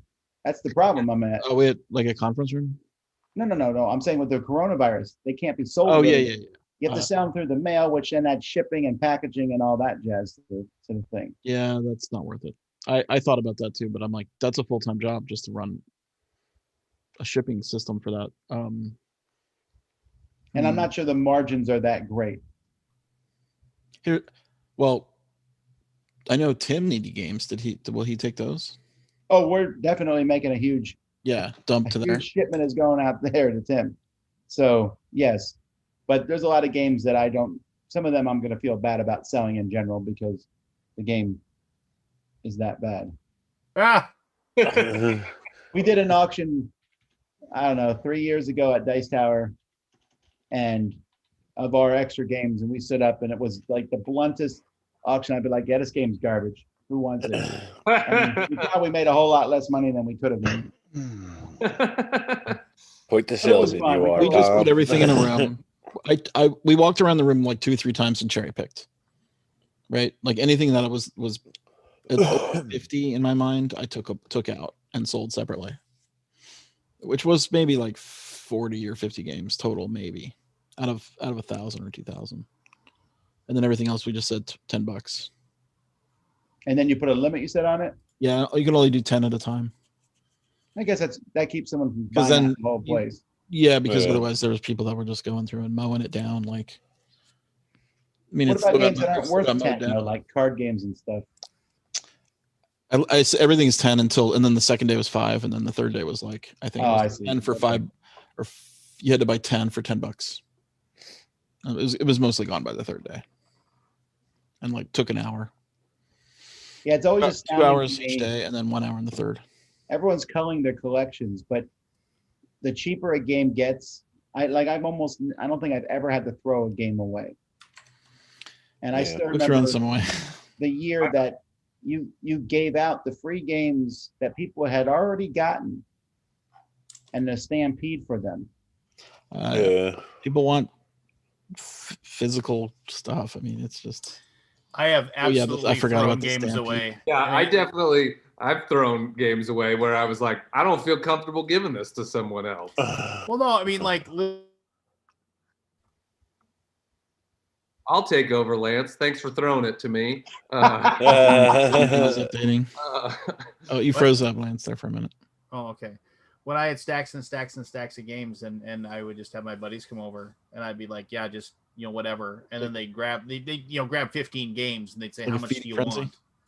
Yeah, I was like, they grab 15 games, and how many do you want? And I would literally like, well, tell you what, I was like, you're either going to give me, and like literally, give me $150 or take these 3 garbage games, and that's $120. I'll pay you. Yeah. And they do it, and they're like, I'm just going to throw it in the garbage. And I was like, yeah, well, I'll feel bad if I do it. So, just go ahead. And then my wife knew I was throwing these games away, and she actually wanted the boxes for like different things. And so she's like, I'll throw them away. I hate those fucking games as it is. So, just like. But the problem is if you don't have someone who knows games. So I don't know, about a decade ago, our school was having a yard sale, and I thought, oh, I have all these extra games. I'll donate a pile of games. So I took in maybe 100 games that were for kids in different places, and people did not want to pay more than a couple dollars per game. Yeah. We're talking for $30, $40 games. Just because they've never heard of them, you think? Right. Yeah. Or they expect when they go to a yard sale to get a game that cheap, because that's how much you pay for a game at a yard sale. Yeah. Yeah, I remember I threw away a game. Did you guys ever play Moonquake Escape? Yeah. I hated that game so much. And I don't know, how did you feel about it? It's not great, but it's more mass market than anything else. It was one of those things where I was like, because a lot of times I'll just go donate games to like Goodwill or something like that, because I'm like, oh, maybe somebody will find a game in here and it'll get them into games. And that was like, I was like, that game looked super cool. It had a really cool system in theory, and the box was cool. And I was like, somebody's going to buy this game and never want to play a game again. And I can't do that. So it is going into the It's garbage. the anti-game. Yeah. That's fair. Yeah. Yeah, no, it's kind of like one of those things where you're at some point, like you're like, oh, at some point I really wanted this game, you know, and I got it, and now you're just like, I feel bad if I get rid of it, you know. Oh yeah. I don't know. That passes. Like Tainted Grail, I got 2 copies that came in because I did the Wave 2 shipping for BGG Con. Oh. I'm like, is anybody gonna play this?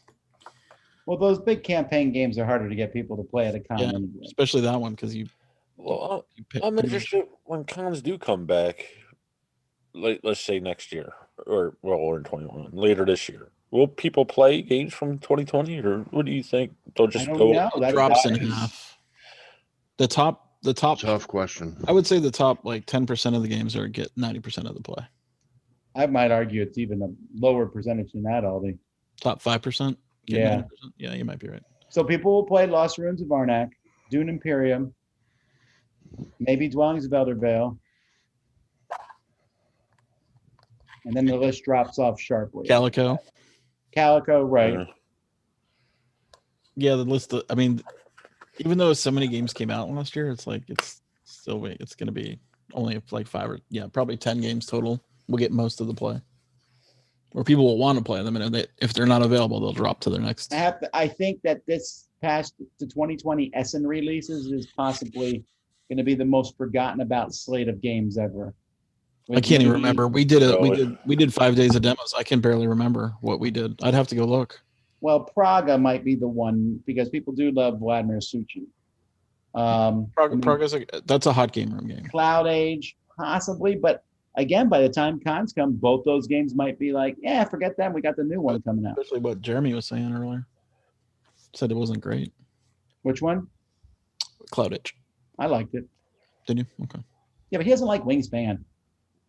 Oh, is it like a Wingspan game? He also said most people that he talked to, they were split on it. Love or hate it. Yeah.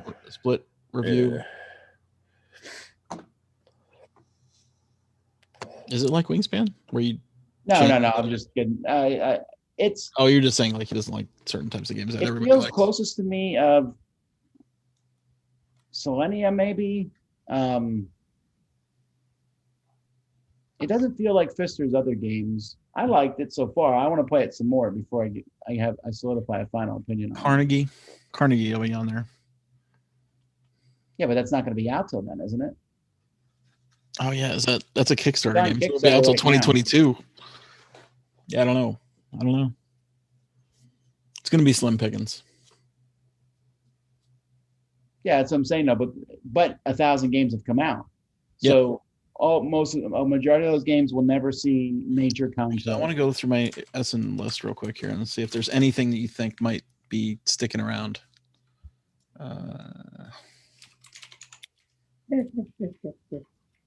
Well, do you guys think there'll be a lull in games coming out? I mean, there has to be with manufacturing. Well, there's not going to be a shipping. I don't think so. Not with Kickstarter on the scene. I have like 200 outstanding Kickstarters right now. It is a ton of games coming in. God, it's funny. I don't even remember any of these. Indus, 2500 BCE, World Changers, Zuliwood, Glyph Chess, Honey Scouts, Keratos. Keratos looked interesting to me, if I remember correctly. I hate it. Oh, you hate it? I really disliked it. It's a unique style of game, but it didn't play very fun. It wasn't very fun. Emboscados, Magnifix, Drakkar Tum Tum. Tell me if there's any of these you recognize. I'm not recognizing any. Praga. What about Almanac? Struck me as kind of fun. That looked. I like it, but there is definitely a bias of the public against Colossal. I'm not sure. What? Just because the name is Colossal? No, they got some negative stuff. Yeah. Like what? Well, they're Kickstarters. I don't know. Like Mezzo should have done much better than it did. And Almanac, very popular designer, Scott Alms, a really cool concept, and it's just not doing that well. I think we're going to do a 4-way review of it. I know Z, he didn't tell me if he hates it or not, but he didn't say anything, which means he hates it. I like it a lot, actually. Oh, Reindeer Games was not a board game. 2491 Planet Ship, which is a redo of the Spy game. Which I can't remember the name of. Yeah. Estoril, whatever. Estoril. Now, that's not going to be big. In the Palm of Your Hand. Monster Expedition. Fossilis. Their games do pretty well. Fossilis looks amazing. It has some of the best production ever. Village War, The Calamity. Seven Wonders Duel Agora. Moonrakers. That looks okay. Yeah, well, the Kickstarter games that have a pretty strong audience, which Moonrakers does, are going to stand out if only that audience will keep it alive. Yeah. Seastead, 2-player game. That's pretty fun, actually. Okay. Rambo, the board game. That is not as fun. Sea Change. That's our good friend from Canada. Trying to remember the. It's what's his name? Okay, so tell me about Sea Change. What How is? does it play? That was Connor McGooey. I love taking. Inside Up Games. Yep, Tinderblocks, Paleo. I liked Paleo actually. Paleo's getting some good buzz. Tobago, the volcano expansion. That's going to be the hottest game ever. we're importing it. Poetry for Neanderthals. Talisman Star Wars. It won't come out in the States. Kitten. Monster Dentist. Switch and Signal. Calico. Prisma Arena. Did you get that one yet? I did not. From Hub. Naruto, Ninja Arena, Anansi, Tongaru, Meow, Florenza 10th anniversary, Why You Lion, Packle, The Chronicles of Crime 1400. But that's a basically expansion, but yeah. Yeah. Holy Festival of Colors. That one seemed to come in and out really fast. Yeah, Coyote. I mean, but this is by the guys that make Sagrada, right? So yeah, it's a beautiful game. I thought it was fine. I liked it, but I just don't think it's going to have staying power. Mini Express, Kingdom Rush. Kingdom Rush might. That's a big Kickstarter game. Yeah. Peaky Blinders. Cleocatra. Oh, I hate that name. Smash Up Marble. Dinner in Paris. We're doing that next week. Winter Kingdom. Anno 1800 will be played. That is a gamer's game right there. That one's not out yet, as far as I can tell, right? I played on Tabletop Simulator, but yeah, it's a pretty interesting like goods manipulation market trading game, and you're trying to build people out of your hand with goods. Like this one guy, he'll want like sausages and beer. So if you pay him a sausage and a beer, he comes out and he does something for you, and you have to get all your cards out of your hand. But you keep getting more cards the more you do, so it's kind of a trick, like where you have to stop. 664 ratings on BGG. It must be because it must be only out in Europe. It's in Germany. It's in German right now. Curious Cargo. 9-figure. Curious Cargo did pretty well. Yeah. Mysterium Park. Legends won't be as good as the original Mysterium. that was crazy that year that came out. Especially when it was only in Polish. Remember? Yes, and no one knew the rules. So everybody played with a different way. 3 sets of rules. Yeah, there was like 3 sets of rules. That's funny. The Italian, the Polish, and then some other language. My Funny Dinos, Candy Lab, The Shining game, Curse von Knopf. That's a German dexterity game. Bonfire, Risk Warhammer 40K, Quetzal, Finishing Time, Paris, Hansa Teutonica Big Box, The Apocalypse of Darkness Warfare, Polynesia, Red Cathedral. That one's actually Red Cathedral's getting some buzz. Yeah, Red Cathedral's pretty good. Katara, New York Zoo. New York Zoo is good. Yeah. Vampire the Masquerade Heritage. That is not good. Okay. Capital Lux 2. Maglev Metro. Tsuyu. Have you played that one? Maglev Metro? Yeah. No, I want to get it though. It looks amazing. Yeah. Yeah, the demo looked good too. Lost Ruins Varnak. Yes. The March of Progress. Yeah, that'll be the biggest one. Like they'll sell 1 million of those. Well, they're doing a really good job at marketing it. You got to give CG credit. They know how to get the word out about their games. Yeah, I know.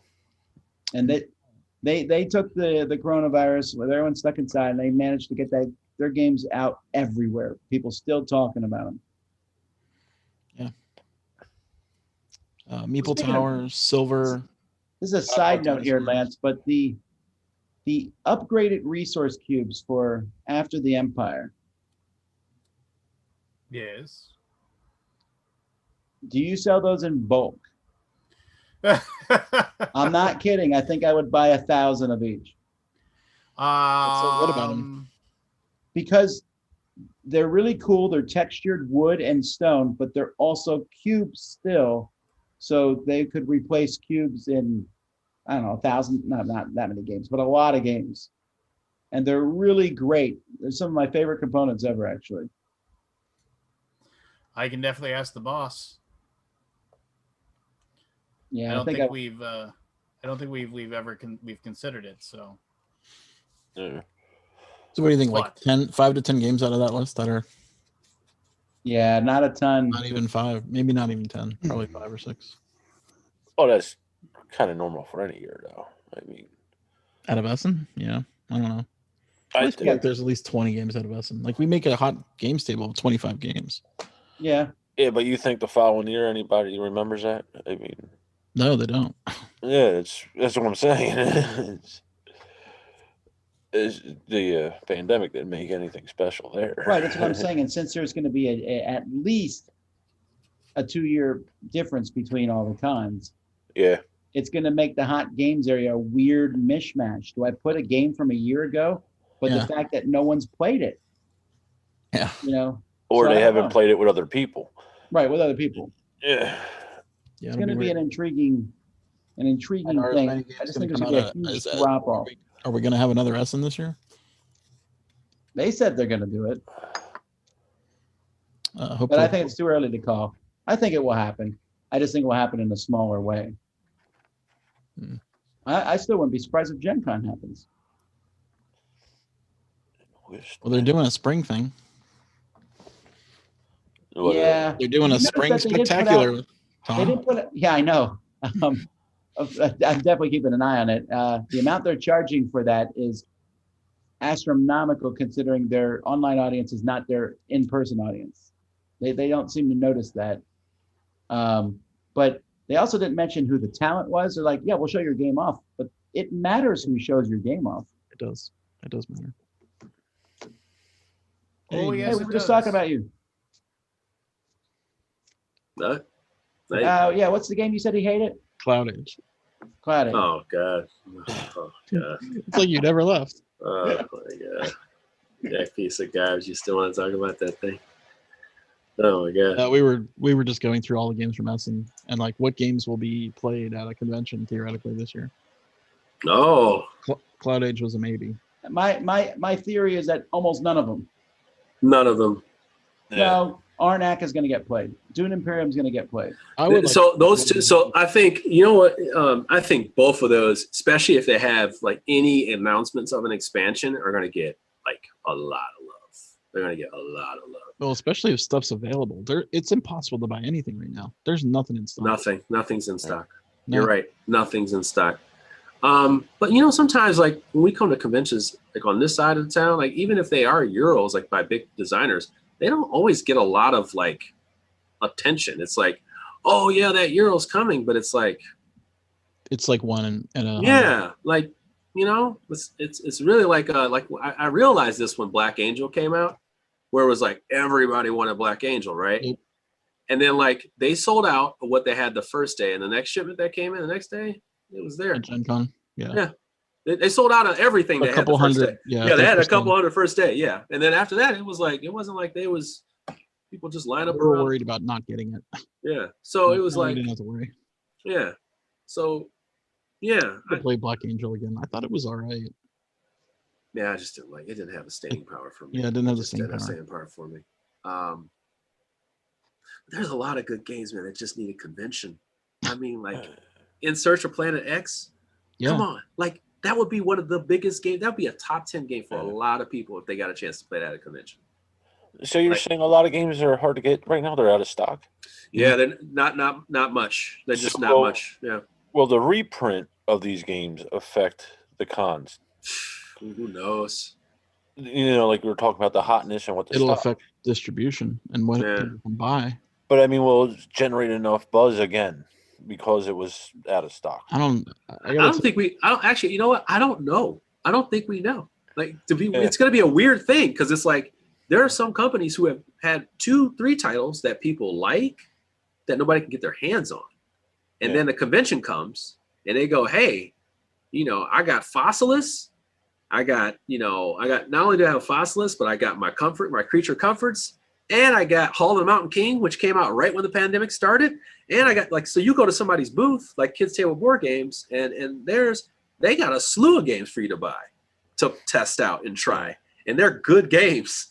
So it's like you've gone to one booth and they have several games that you forgot. Like to have Honey Buzz and Atlantis Rising. Atlanta Rising was out of stock. That's true. And then Honey Buzz came out.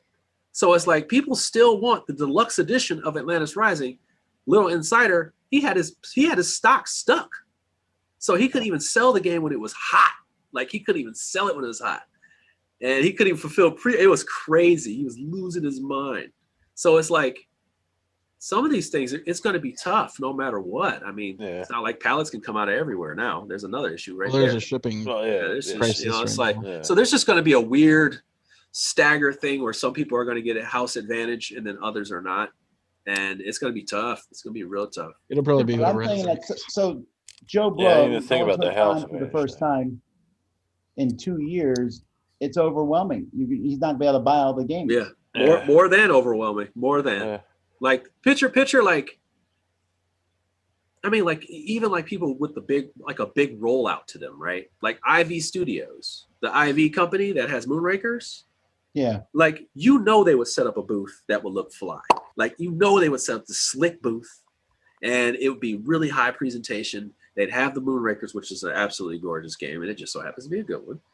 And they would have their Veiled Fate and they would do this big production and it'd be like the talk of the con. Like, it'd be one of those places where they'd be like, I don't even know who these people are. They came out of nowhere. They got this cool game. Those moments exist on the con floor that we haven't seen in a long time. And I don't know if it's going to look like that. You know, like, I don't know if certain publishers like that will have the same coming out party because everybody else is just trying to get stuff from last year. You know, like, I don't know. Like, I don't know. And then plus whatever they're trying to release by then. I mean, Dice Throne Adventures, even if you think it's popular in Dice Throne, it's like they still need their tournaments. They still need their conventions. And they need to be able to sell a crap ton of that game. Like Roxley needs to sell a crap ton of that game that they put all that money into. So, you know, you want to have a rollout, and basically nobody's had their rollout yet, you know? Like there's also a lot of what I call con games that work well when they're demoed to people. That's what I'm saying. They don't work as well just if you pick them up and play them cold. Calico, Project L, like I said, Fossilis, like just these games that like when people sit down and play, like, oh, this is fun. Or playing Master. Most games are that way. Yeah. It's like you just got to see them. You got to play around with them, and then you know, or just see the components in person. You know, because sometimes it's like, you know, like Tidal Blades. You see Tidal Blades laid out, and you go, whoa, that's beautiful. you know, and you know, and somebody you can introduce it to someone like that, you know. So yeah, it's going to be a weird year with that. When and if, right? So second half of the year, but yes. Yeah, when and if, we shall see. I'm curious how many games will be like the Dice Masters game where you just couldn't get it and it died. Yeah. Well, those kind of games though thrive on a collectible game needs to be constantly sold.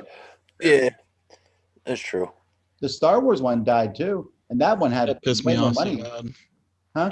That Star Wars game dying is so it pissed me off because I invested. but I mean, I didn't you invest, expect but I it? bought. It's You a know, I got into collectible game. Yeah, like to die in like 2 years. Yeah.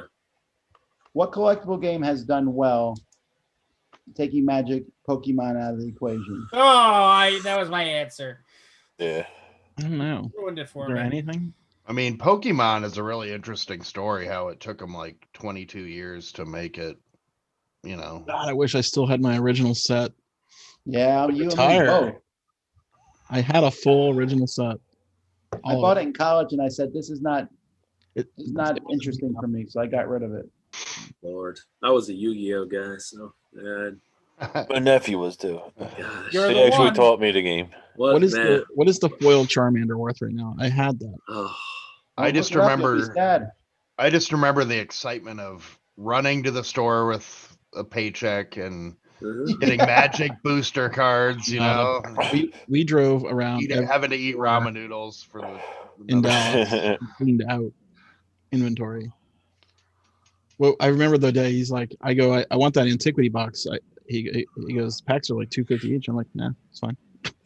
You know, we used to buy it by the case. You know, Yeah. You buy the whole box. You buy the box. Yeah. Have like a drafting party and everything. It was good times, man. Do you think, just because of the uncertainty, like of what's going to actually happen and not happen, right? So let's say all those cons are going to happen at the end of the year. We get real close to the time where the cons are going to happen. We just still have this mental uncertainty. Yep. Right.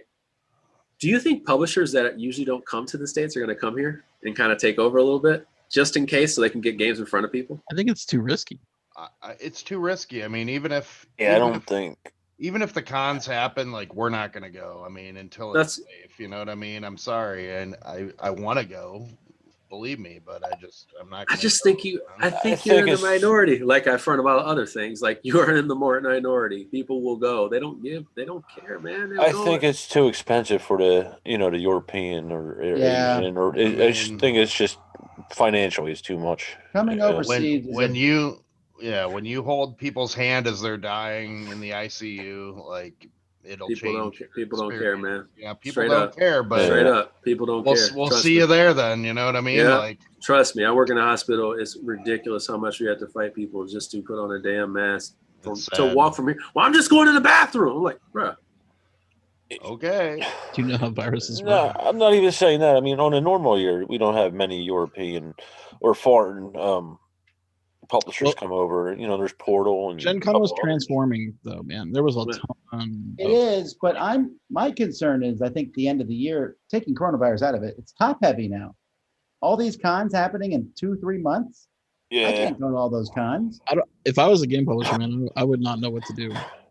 I don't think they know what to do at all. I don't think anyone. Yeah, I mean, like maybe you go to. I know what I'm doing. I mean, I'm the minority. I'm a small indie company, but we're not going to go. I mean, it's just this is adding to the problem, basically. You know, this is coronavirus. Not Let's gone by that. No, we're talking. You know, there's a vaccine spread throughout the country. It's safe to go out again. Right, it's not going to happen for like another 8 or 9 months. That's not. Yeah, that's the earliest. You know, despite what anyone says. What you were saying, November was PAX, right? That's what they were shooting for.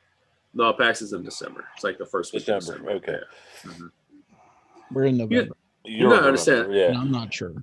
Yeah, like the last week of November, maybe the first rollout, something like that. The rollout is sucking. I would say this, and I know people don't necessarily jive with this.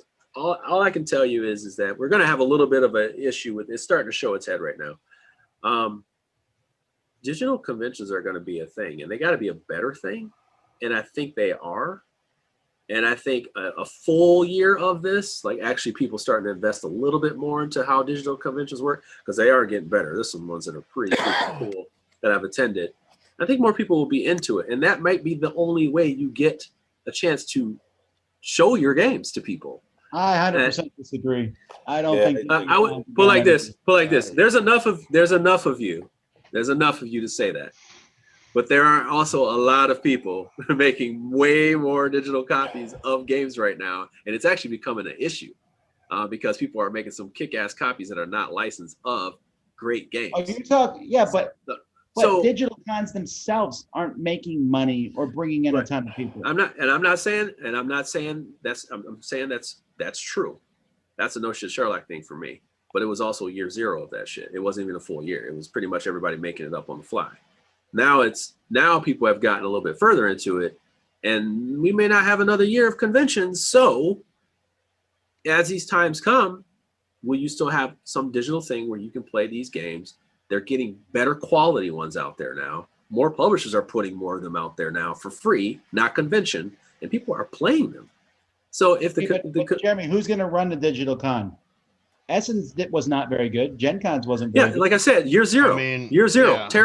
Terrible. I happened to be part of one, and I walked out of it because I knew how terrible it was, amongst other things. Like, it was absolutely terrible. We weren't even ready to try. I get it. That was in June. And then, like, Jeremy, what you're saying is the digital is going to get rid of the physical con. I did not say that. I did not say that. I'm just trying to clarify. What I'm saying is that this year is going to be a year where we still will have those things, and the product should be better and more organized this year, because now we will have had a full year of conventions versus like, ooh, how are we going to put this together and make something that will be powerful? Like, how do we organize this versus like the way we did last year? But I'm telling you, from my end, I'm pulling out of most of them because I don't think they're that fun. That's where we're at too. I mean, it's not fun. It's a waste of everyone's time. Yeah, you can say they're going to get better, but they need to change the technology. It doesn't matter how good it's run. Ollie ran the best one of last year by far. Oh, thanks. Yeah. And it was good. I'm 50-50 if we're going to do it again. Yeah. It was good, but the Essence one, Gen Con ones, I wasn't interested in. They were terrible, but they were bad. But all these ones was great. The one that I just attended a couple weeks ago, you're literally in a video game walking up to people's booth. And then when you walk up to the booth, everybody's in a chat, like as if you're walking up to somebody in the chat, but you can see everybody like this in a Zoom. And then they can actually look at the game and be like, hey, how do you play the game? Or what's going on? It's literally like walking up to a con booth. It was really fun. People would love that kind of shit. If you can make that even better, put the money behind it, it could be good. I'm not saying that's going to be how we sell games in the future forever moving forward, or it will take over. But as the pressure moves up and you need people to buy your games, there just aren't enough people covering them in order to let people know how it is. And if you have the opportunity to play it, and they say, this is how we're going to do it. We want you to play our games. We want you to play our games. Eventually people are going to want to try these things or figure it out. They just are, because they can't not play your games. They don't want to, like, they want to see, they want to know. For us, it's just a cost benefits analysis. It is a cost benefit analysis. It is everything. Our time, I get it. I'm not even talking about. It becomes the business side when you see it become the business side. Like, you see the money, you're like, all right, when I see what you're talking about, like, sounds great, Jeremy. I'm just saying, like, I need the money, but it sounds great, dude. But like, I need to pay my bills, bro. I can see if they survive financially. I can see even when cons come around, I could see them as like a supplement to cons, because there are people who don't want to spend all that money to go to a physical con. Do you realize the world we live in now, though? Like, it's not like everybody, like, some people will never come back from the world we live in. Like, my wife's job, they're not going back to that building. They were like, we saved X $100,000. I'm still not convinced, Jeremy, that's it's crazy, Jeremy. That's what people say they're going to do. We'll wait and see in 3 years if people actually do it. People say, I work from home, or well, I'll never do it again. Right. Sure. But you're saying that when you don't have the opportunity to do it. But I'm just saying, like, but I'm just saying that's just so easy to say, it's just so easy to bank on that thought. But I'm just you're banking on that. But I don't bank on that stuff. It's like this is where we are, and then how can we make where we are better when we know we're stacked up against? So we know we're stacked up against not possibly. We're setting dates with the hope, without a doubt, that we're going to have these conventions, right? Sure. So it's like, and you have to prepare for them. Shit, it's a business, right? You got to prepare, prepare for success, right? And also for what doesn't, like what's the oh shit button. So it's like, but what can you do to kind of play both sides and say, hey, like I want to let people know about my convention. I want to maybe have some cool little hangout thing, brush up on this stuff just in case it exists. Instead of having to pull the oh shit button, like say, let's cobble something together. Because not everybody has a team for that. Not everybody has a team for that or the time and stuff like that. But I mean, at some point, these publishers are gonna be like, no, just give me a platform to put your name. I just need people to play my goddamn games. Like, and I'll tell you one publisher I know that does that really well. Two of them, Pandasaurus does that really well. Yeah. And Haba does it really well. Like they are putting out some bomb versions of their games. Like I feel like I know their games. I want to buy their games based on when I play the games. As a matter of fact, I played God Loves Dinosaurs in person, and I had so much more fun playing at a convention with the people that were teaching me and whatever, and it felt good. I was like, this can work, but it's not ready yet. Like what we did last year, it wasn't ready. It's not complete. Yeah. It's not complete. Prototype. Yeah, like Ollie did the best job in year zero. Like he pulled it off. He pulled it off. So Scott, why would you not do another interactive? Is that the main reason? I mean, we pulled out all the stops. Every single person was put on it, and I'm not saying it only did it for money, but it wasn't successful enough to basically say, oh yeah, let's do that again. Now why? And Tom knows how much work went into it. Half his team was part of one of them. Yeah, there was a lot of work. It was a lot of work. And that's the thing. If cons are opened up and I'm a publisher and I can go to a con and I also have to put money and energy into a digital con, you better believe I'm not picking a digital one. Right. Yeah. Well, if there's no con, digital is better by default. Even if I don't agree with that. But if there is I a just don't con, think it's go gonna to a last. con. That's all. Yeah. I mean, honest truth. We had 1,000 people at BGG Con. We gave away 3,000 tickets. Yeah. Yeah. So why do you think it didn't work? What? I just don't know. I don't know if the medium is engaging enough to the bigger audience, and there's so much competition. I can't ask you, sir, because you're enthused about it. I'd rather watch Netflix all weekend. Great. Like Con doesn't have that. Oh, were you asking Grant? I was Grant. Why did you interact with the interactive cons? I didn't. No, I didn't really have a desire to. I mean, here's what you're asking someone to do: go to their desk or bedroom or whatever, and sit on their computer for 3 days straight. Well, that's what you're asking someone to do. Basically. That was a draw for me. I think It's a draw. also. Yeah, I couldn't see sitting there for 3 days, but I can't do that anyway. But is that what you feel like people are signing up for when they say that? When they go to a digital convention, especially for the first time? That's the format, unfortunately. But I mean, like, okay, so like for us during every convention, I didn't buy any tickets. As a matter of fact, I waited to the day of, like, how do I get tickets? Where do I go? And I would get up. I had my coffee. I'd come down here. I usually set up a game for Saturday. And I was like, you know what? Let me slide this to the side. I'm going to go whatever convention it was that weekend. And I figured it out, play a game or two, see what the vibe is, navigate the site, and then I'm done. Like, I'm done. Like, I wanted to see if it worked. I just wanted to see if it worked, But I'm also the type of person that it's different because I play with publishers, we play test all this stuff. We get it, it's different. I'm a little bit more How many tech-savvy. hours do you think you spent on it?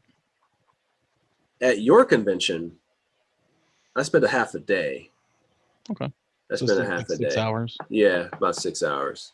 And that was the longest I spent. That was the longest I spent at a convention because it was a little bit more organized. That's a long time. Yeah. And here's the thing: like, it was a 5-day convention. We did it Wednesday to Sunday, and if you were out in a half day, then basically, like, as the population dribbles off, there's nobody to play games with anymore, right? Like it keeps the participation drops down. So I think the length is I think the length is an issue too, though, right? Yeah, it was more just a match BGG. Yeah, I think the length is like if you're running it like it is a convention, there's no problem there. Yeah, anymore. Yeah, and then like time zoning it may be a little different. Like when you start and stop, because when I woke up, Haba was blank that morning. And it's just because of the time sync. Like it's really just a bad time. Yeah, plus you only have like one person doing it. And right. He can only work so many hours in a day. Right. So it's just like there's like I said, there's year zero kinks to work out. Year zero kinks. Like, what does that look like? And then in my opinion, I don't think these year zero kinks are worth investing into, me personally. Like, because I would have, if I saw the glimmer of like, oh, this is the future, I would have put more effort like in the past 6 months since we agree. I make it better. And I just don't first of all, I don't know how to make it better. Like I felt like we did as best as we could with what we had. Did you get feedback that you think was even worth reflecting on? No, the feedback was all really good. People had good time. We didn't have like the only negative feedback we had was like from someone who said, I didn't understand this is what it was going to be, so I want a refund. Like, and that was very few. I would say like 6 or 7. Yeah. Where they didn't understand, oh yeah, I had to sit in front of my computer all weekend to get at. Oh my god. People didn't know. No. It's fine. You interact with the online tons. John? What's that? Did you? Yeah. I've participated in a few of them, and it just, I don't know. I'm the type of person I like to like speak to people directly, look into their eyes, show them, let them feel the cards, experience it, and like, I don't know. I feel like I'm at my best when I'm like actually in front of people, like demoing things, and I don't know. I feel you. I'm the same way. I'm the same way, but I have like, this is the kind of way I have to. This is the world I live in right now. Like. I'm even during my day job, I have to take every class that I'm teaching now and turn it into a digital class, which requires a whole different way of putting this stuff together. Facilitators for different people. It's part of my day job. It's crazy right now because they just like, even after this, they were like, oh, it actually saves us money and time. You can just do it in a Zoom call or Microsoft Teams now. And I'm like, they're like, yeah, that's what we're doing. I'm like, well, that means we have 10 classrooms that are not going to be used. They're like, no, we're figuring it out. We'll figure it out along the way. I'm like, what? I think if there's a company specifically designed to deal with this stuff, they will do well. Yeah.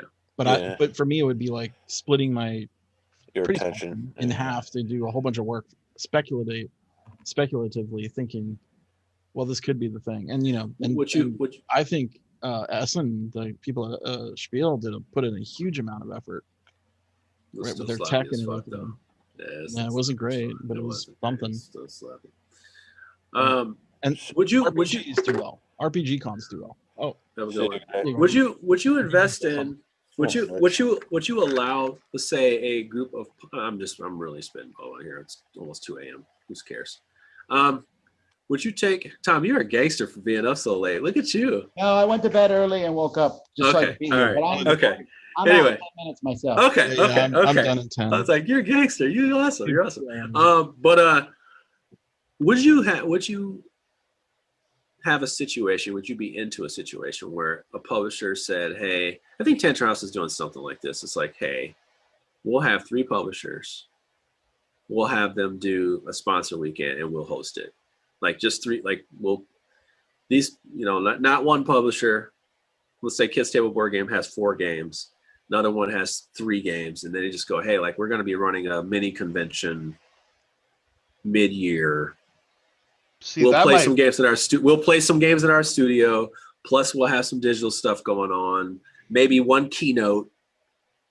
See, I think that's a much more reasonable format that would work. I totally agree with you. Yeah. But when you start to get so huge, that's where. When you go bigger, the bigger you go, the more slappier it can get. Whereas, this really could just be a whole bunch of combining the content that's kind of already known, but just make it more of a presentation.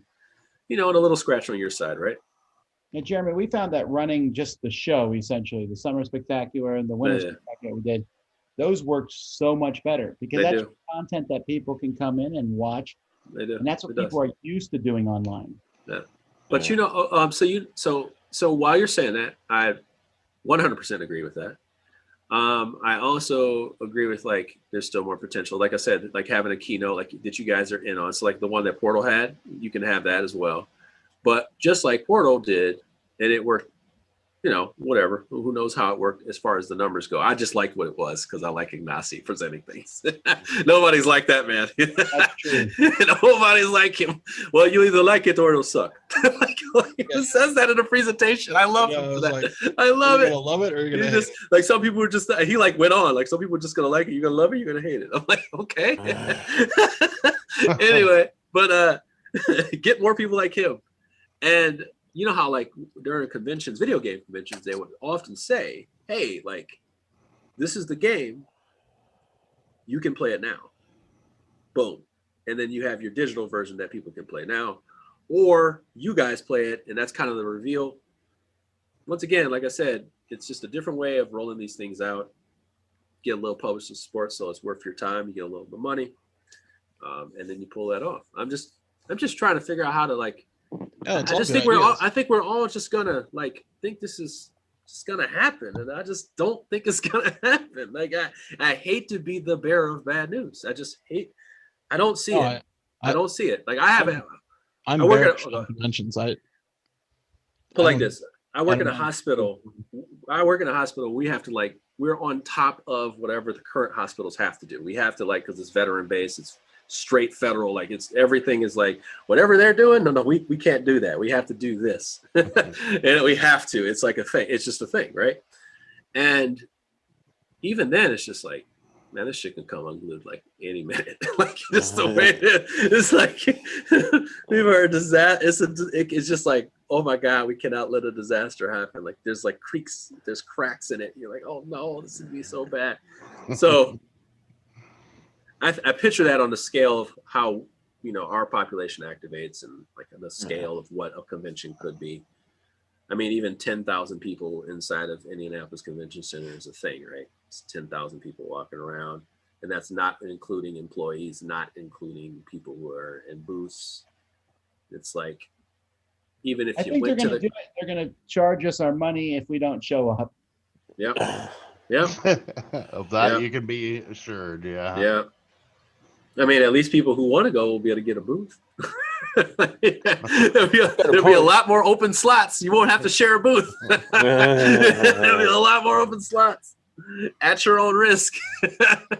I already told my wife. I told Wendy. I said, and as soon as everyone's vaccinated and this COVID shit is over, I said I am throwing a giant Hawaiian style pig roast in the park with bands, and we're gonna when it's mask. I said like this: I will go when it's mask optional, where everybody doesn't have to like. You will have to have the sign out there that says, you just like it'll be optional. That way, I know that there's a safe enough where everybody has decided that at least you can determine whether you want to wear a mask in. Like right now, I just want everybody wearing a mask. I don't even want to hear it. We were talking about that. I don't even want to hear it. Like it's just like about running a convention and requiring masks. And I said the nightmare that would be, because you're going to have have volunteers go around and tell people to put their mask on. A really thankless job. Everyone would hate these people. Oh, I'd love to do it. Huh? I would. I mean, but you're kind of jerky. Well, no, I mean, show us your badge. Put on your mask. Show us your badge. Put on your mask. Show us your badge. Put on your mask. I'd have. And the thing is that I get into this discussion with my wife all the time because, like, I'm the person that when movie theaters were a thing, like when people would talk through. Okay, you're talking through the trailers. Fine, whatever. The movie's starting. You're still talking. I give you like 5 seconds to shut up, and if they keep talking, like. She'd always get embarrassed because I'd get up, I'd walk her, and it's like the movie's starting. You're not in your living room. You need to be quiet. And then I just walk back over and I sit down. Most people don't want to do that, Lance. And then you're running. You run into tattletales the whole convention. You'd be sitting there at the desk. People come up and go, "That table over there, they weren't wearing masks." Oh yeah, no, that sounds like a nightmare to me. I'd be like, "Oh my word," that would just drive me nuts. There would be constant arguments over it. Yeah, great. You just walk then up. Lance will have his enforcer shirt on, his enforcer short, and he'll have an enforcer do-rag back there. He'll have enforcer. I worked. Is he gonna have a little trench too coat all in, full of Lance? masks? No, Like, little too all in. Yeah, he's got masks around his arm. Like, take So this I did security. I did security at rock concerts for a decade, man. I mean, it was like you do that, and you deal with all kinds of idiots and all kinds of like. He's got his be cool yardstick. Yeah, no, you got it's just seriously. I mean, well, then you walk sunglasses up and you say, inside, everything. Just say, cool. This is no exceptions. You know, you have to be wearing a mask if you're going to be at this convention.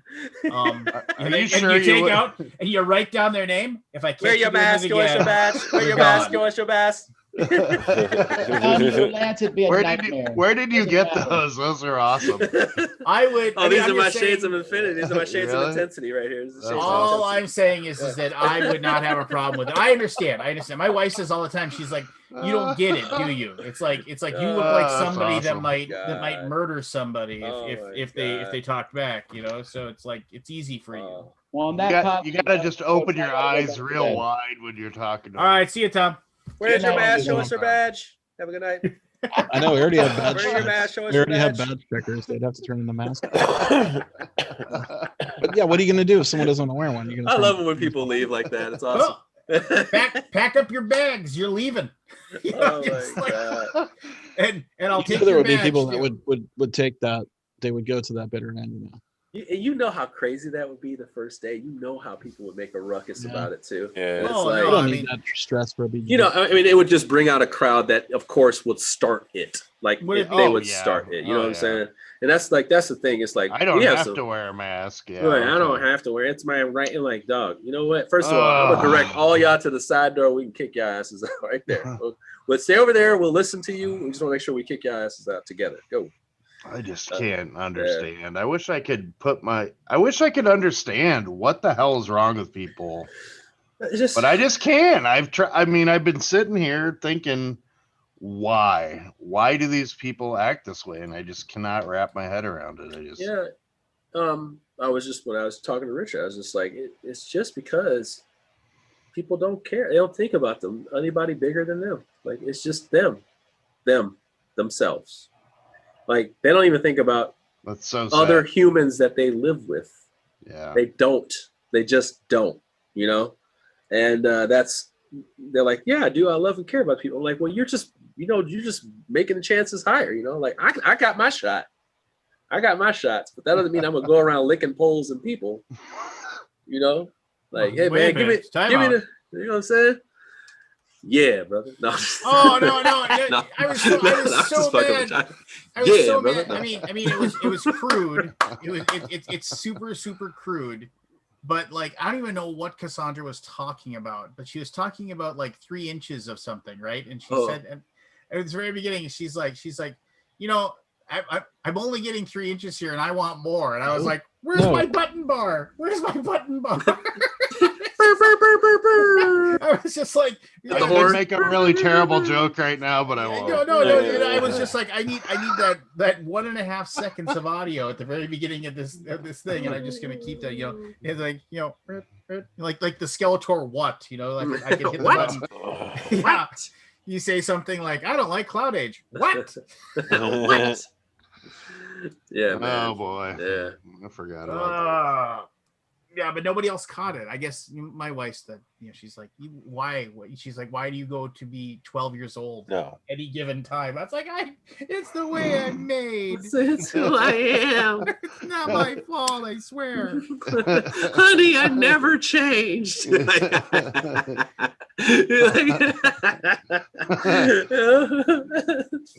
But, you know, what are you going to do? What are you going to do, man? What can you do? It is 2:04 in the a.m. on the 4th of February in the year of our Lord 2021. 4:30. I got 4 hours and 30 minutes to get a good night's sleep. Well, good luck. Did you and Richard? I mean, you and Richard have a good combo. I'm sure you did. But we talked.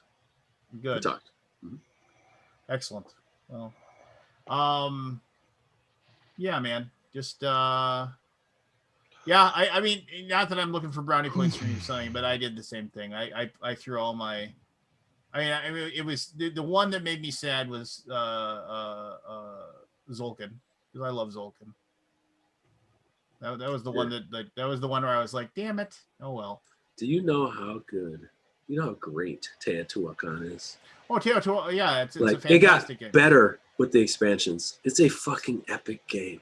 Mm-hmm. And then you made Tekkenu, which is to be better. Wow. It's like, but I'm just saying, like it's debatable. That's how great games are. So it's like, man, whatever. So I'm over. I don't want to talk about him no more. I don't want to talk about that shit. Not him. I don't want to talk about him. Yeah, well, there's so many games out there. There's so many options out there, and so many ladies and gents that make them. So yeah, there you go. Well, good night, everybody. Have a great rest of talking to everybody. Yeah, been a pleasure, guys. Have a good one. Hey, wait a minute before everybody goes. Go back, Fallen Land, and if you already backed it, back it again. You can't back it again. Yes, you can. You create another account. Oh, yeah, we create another account. I'm sure John will let you. If you want to give him an extra $175. He's like, if you want a retailer's pledge and order 5, just email me. He will make. Right before I got here, I made a nice $1,000 sale. Sweet. To Bethesda Studios. So. Oh, Bethesda. Yeah. So what they bought $1,000 of your games? I'm not gonna say one way or the other, but yeah. There you go.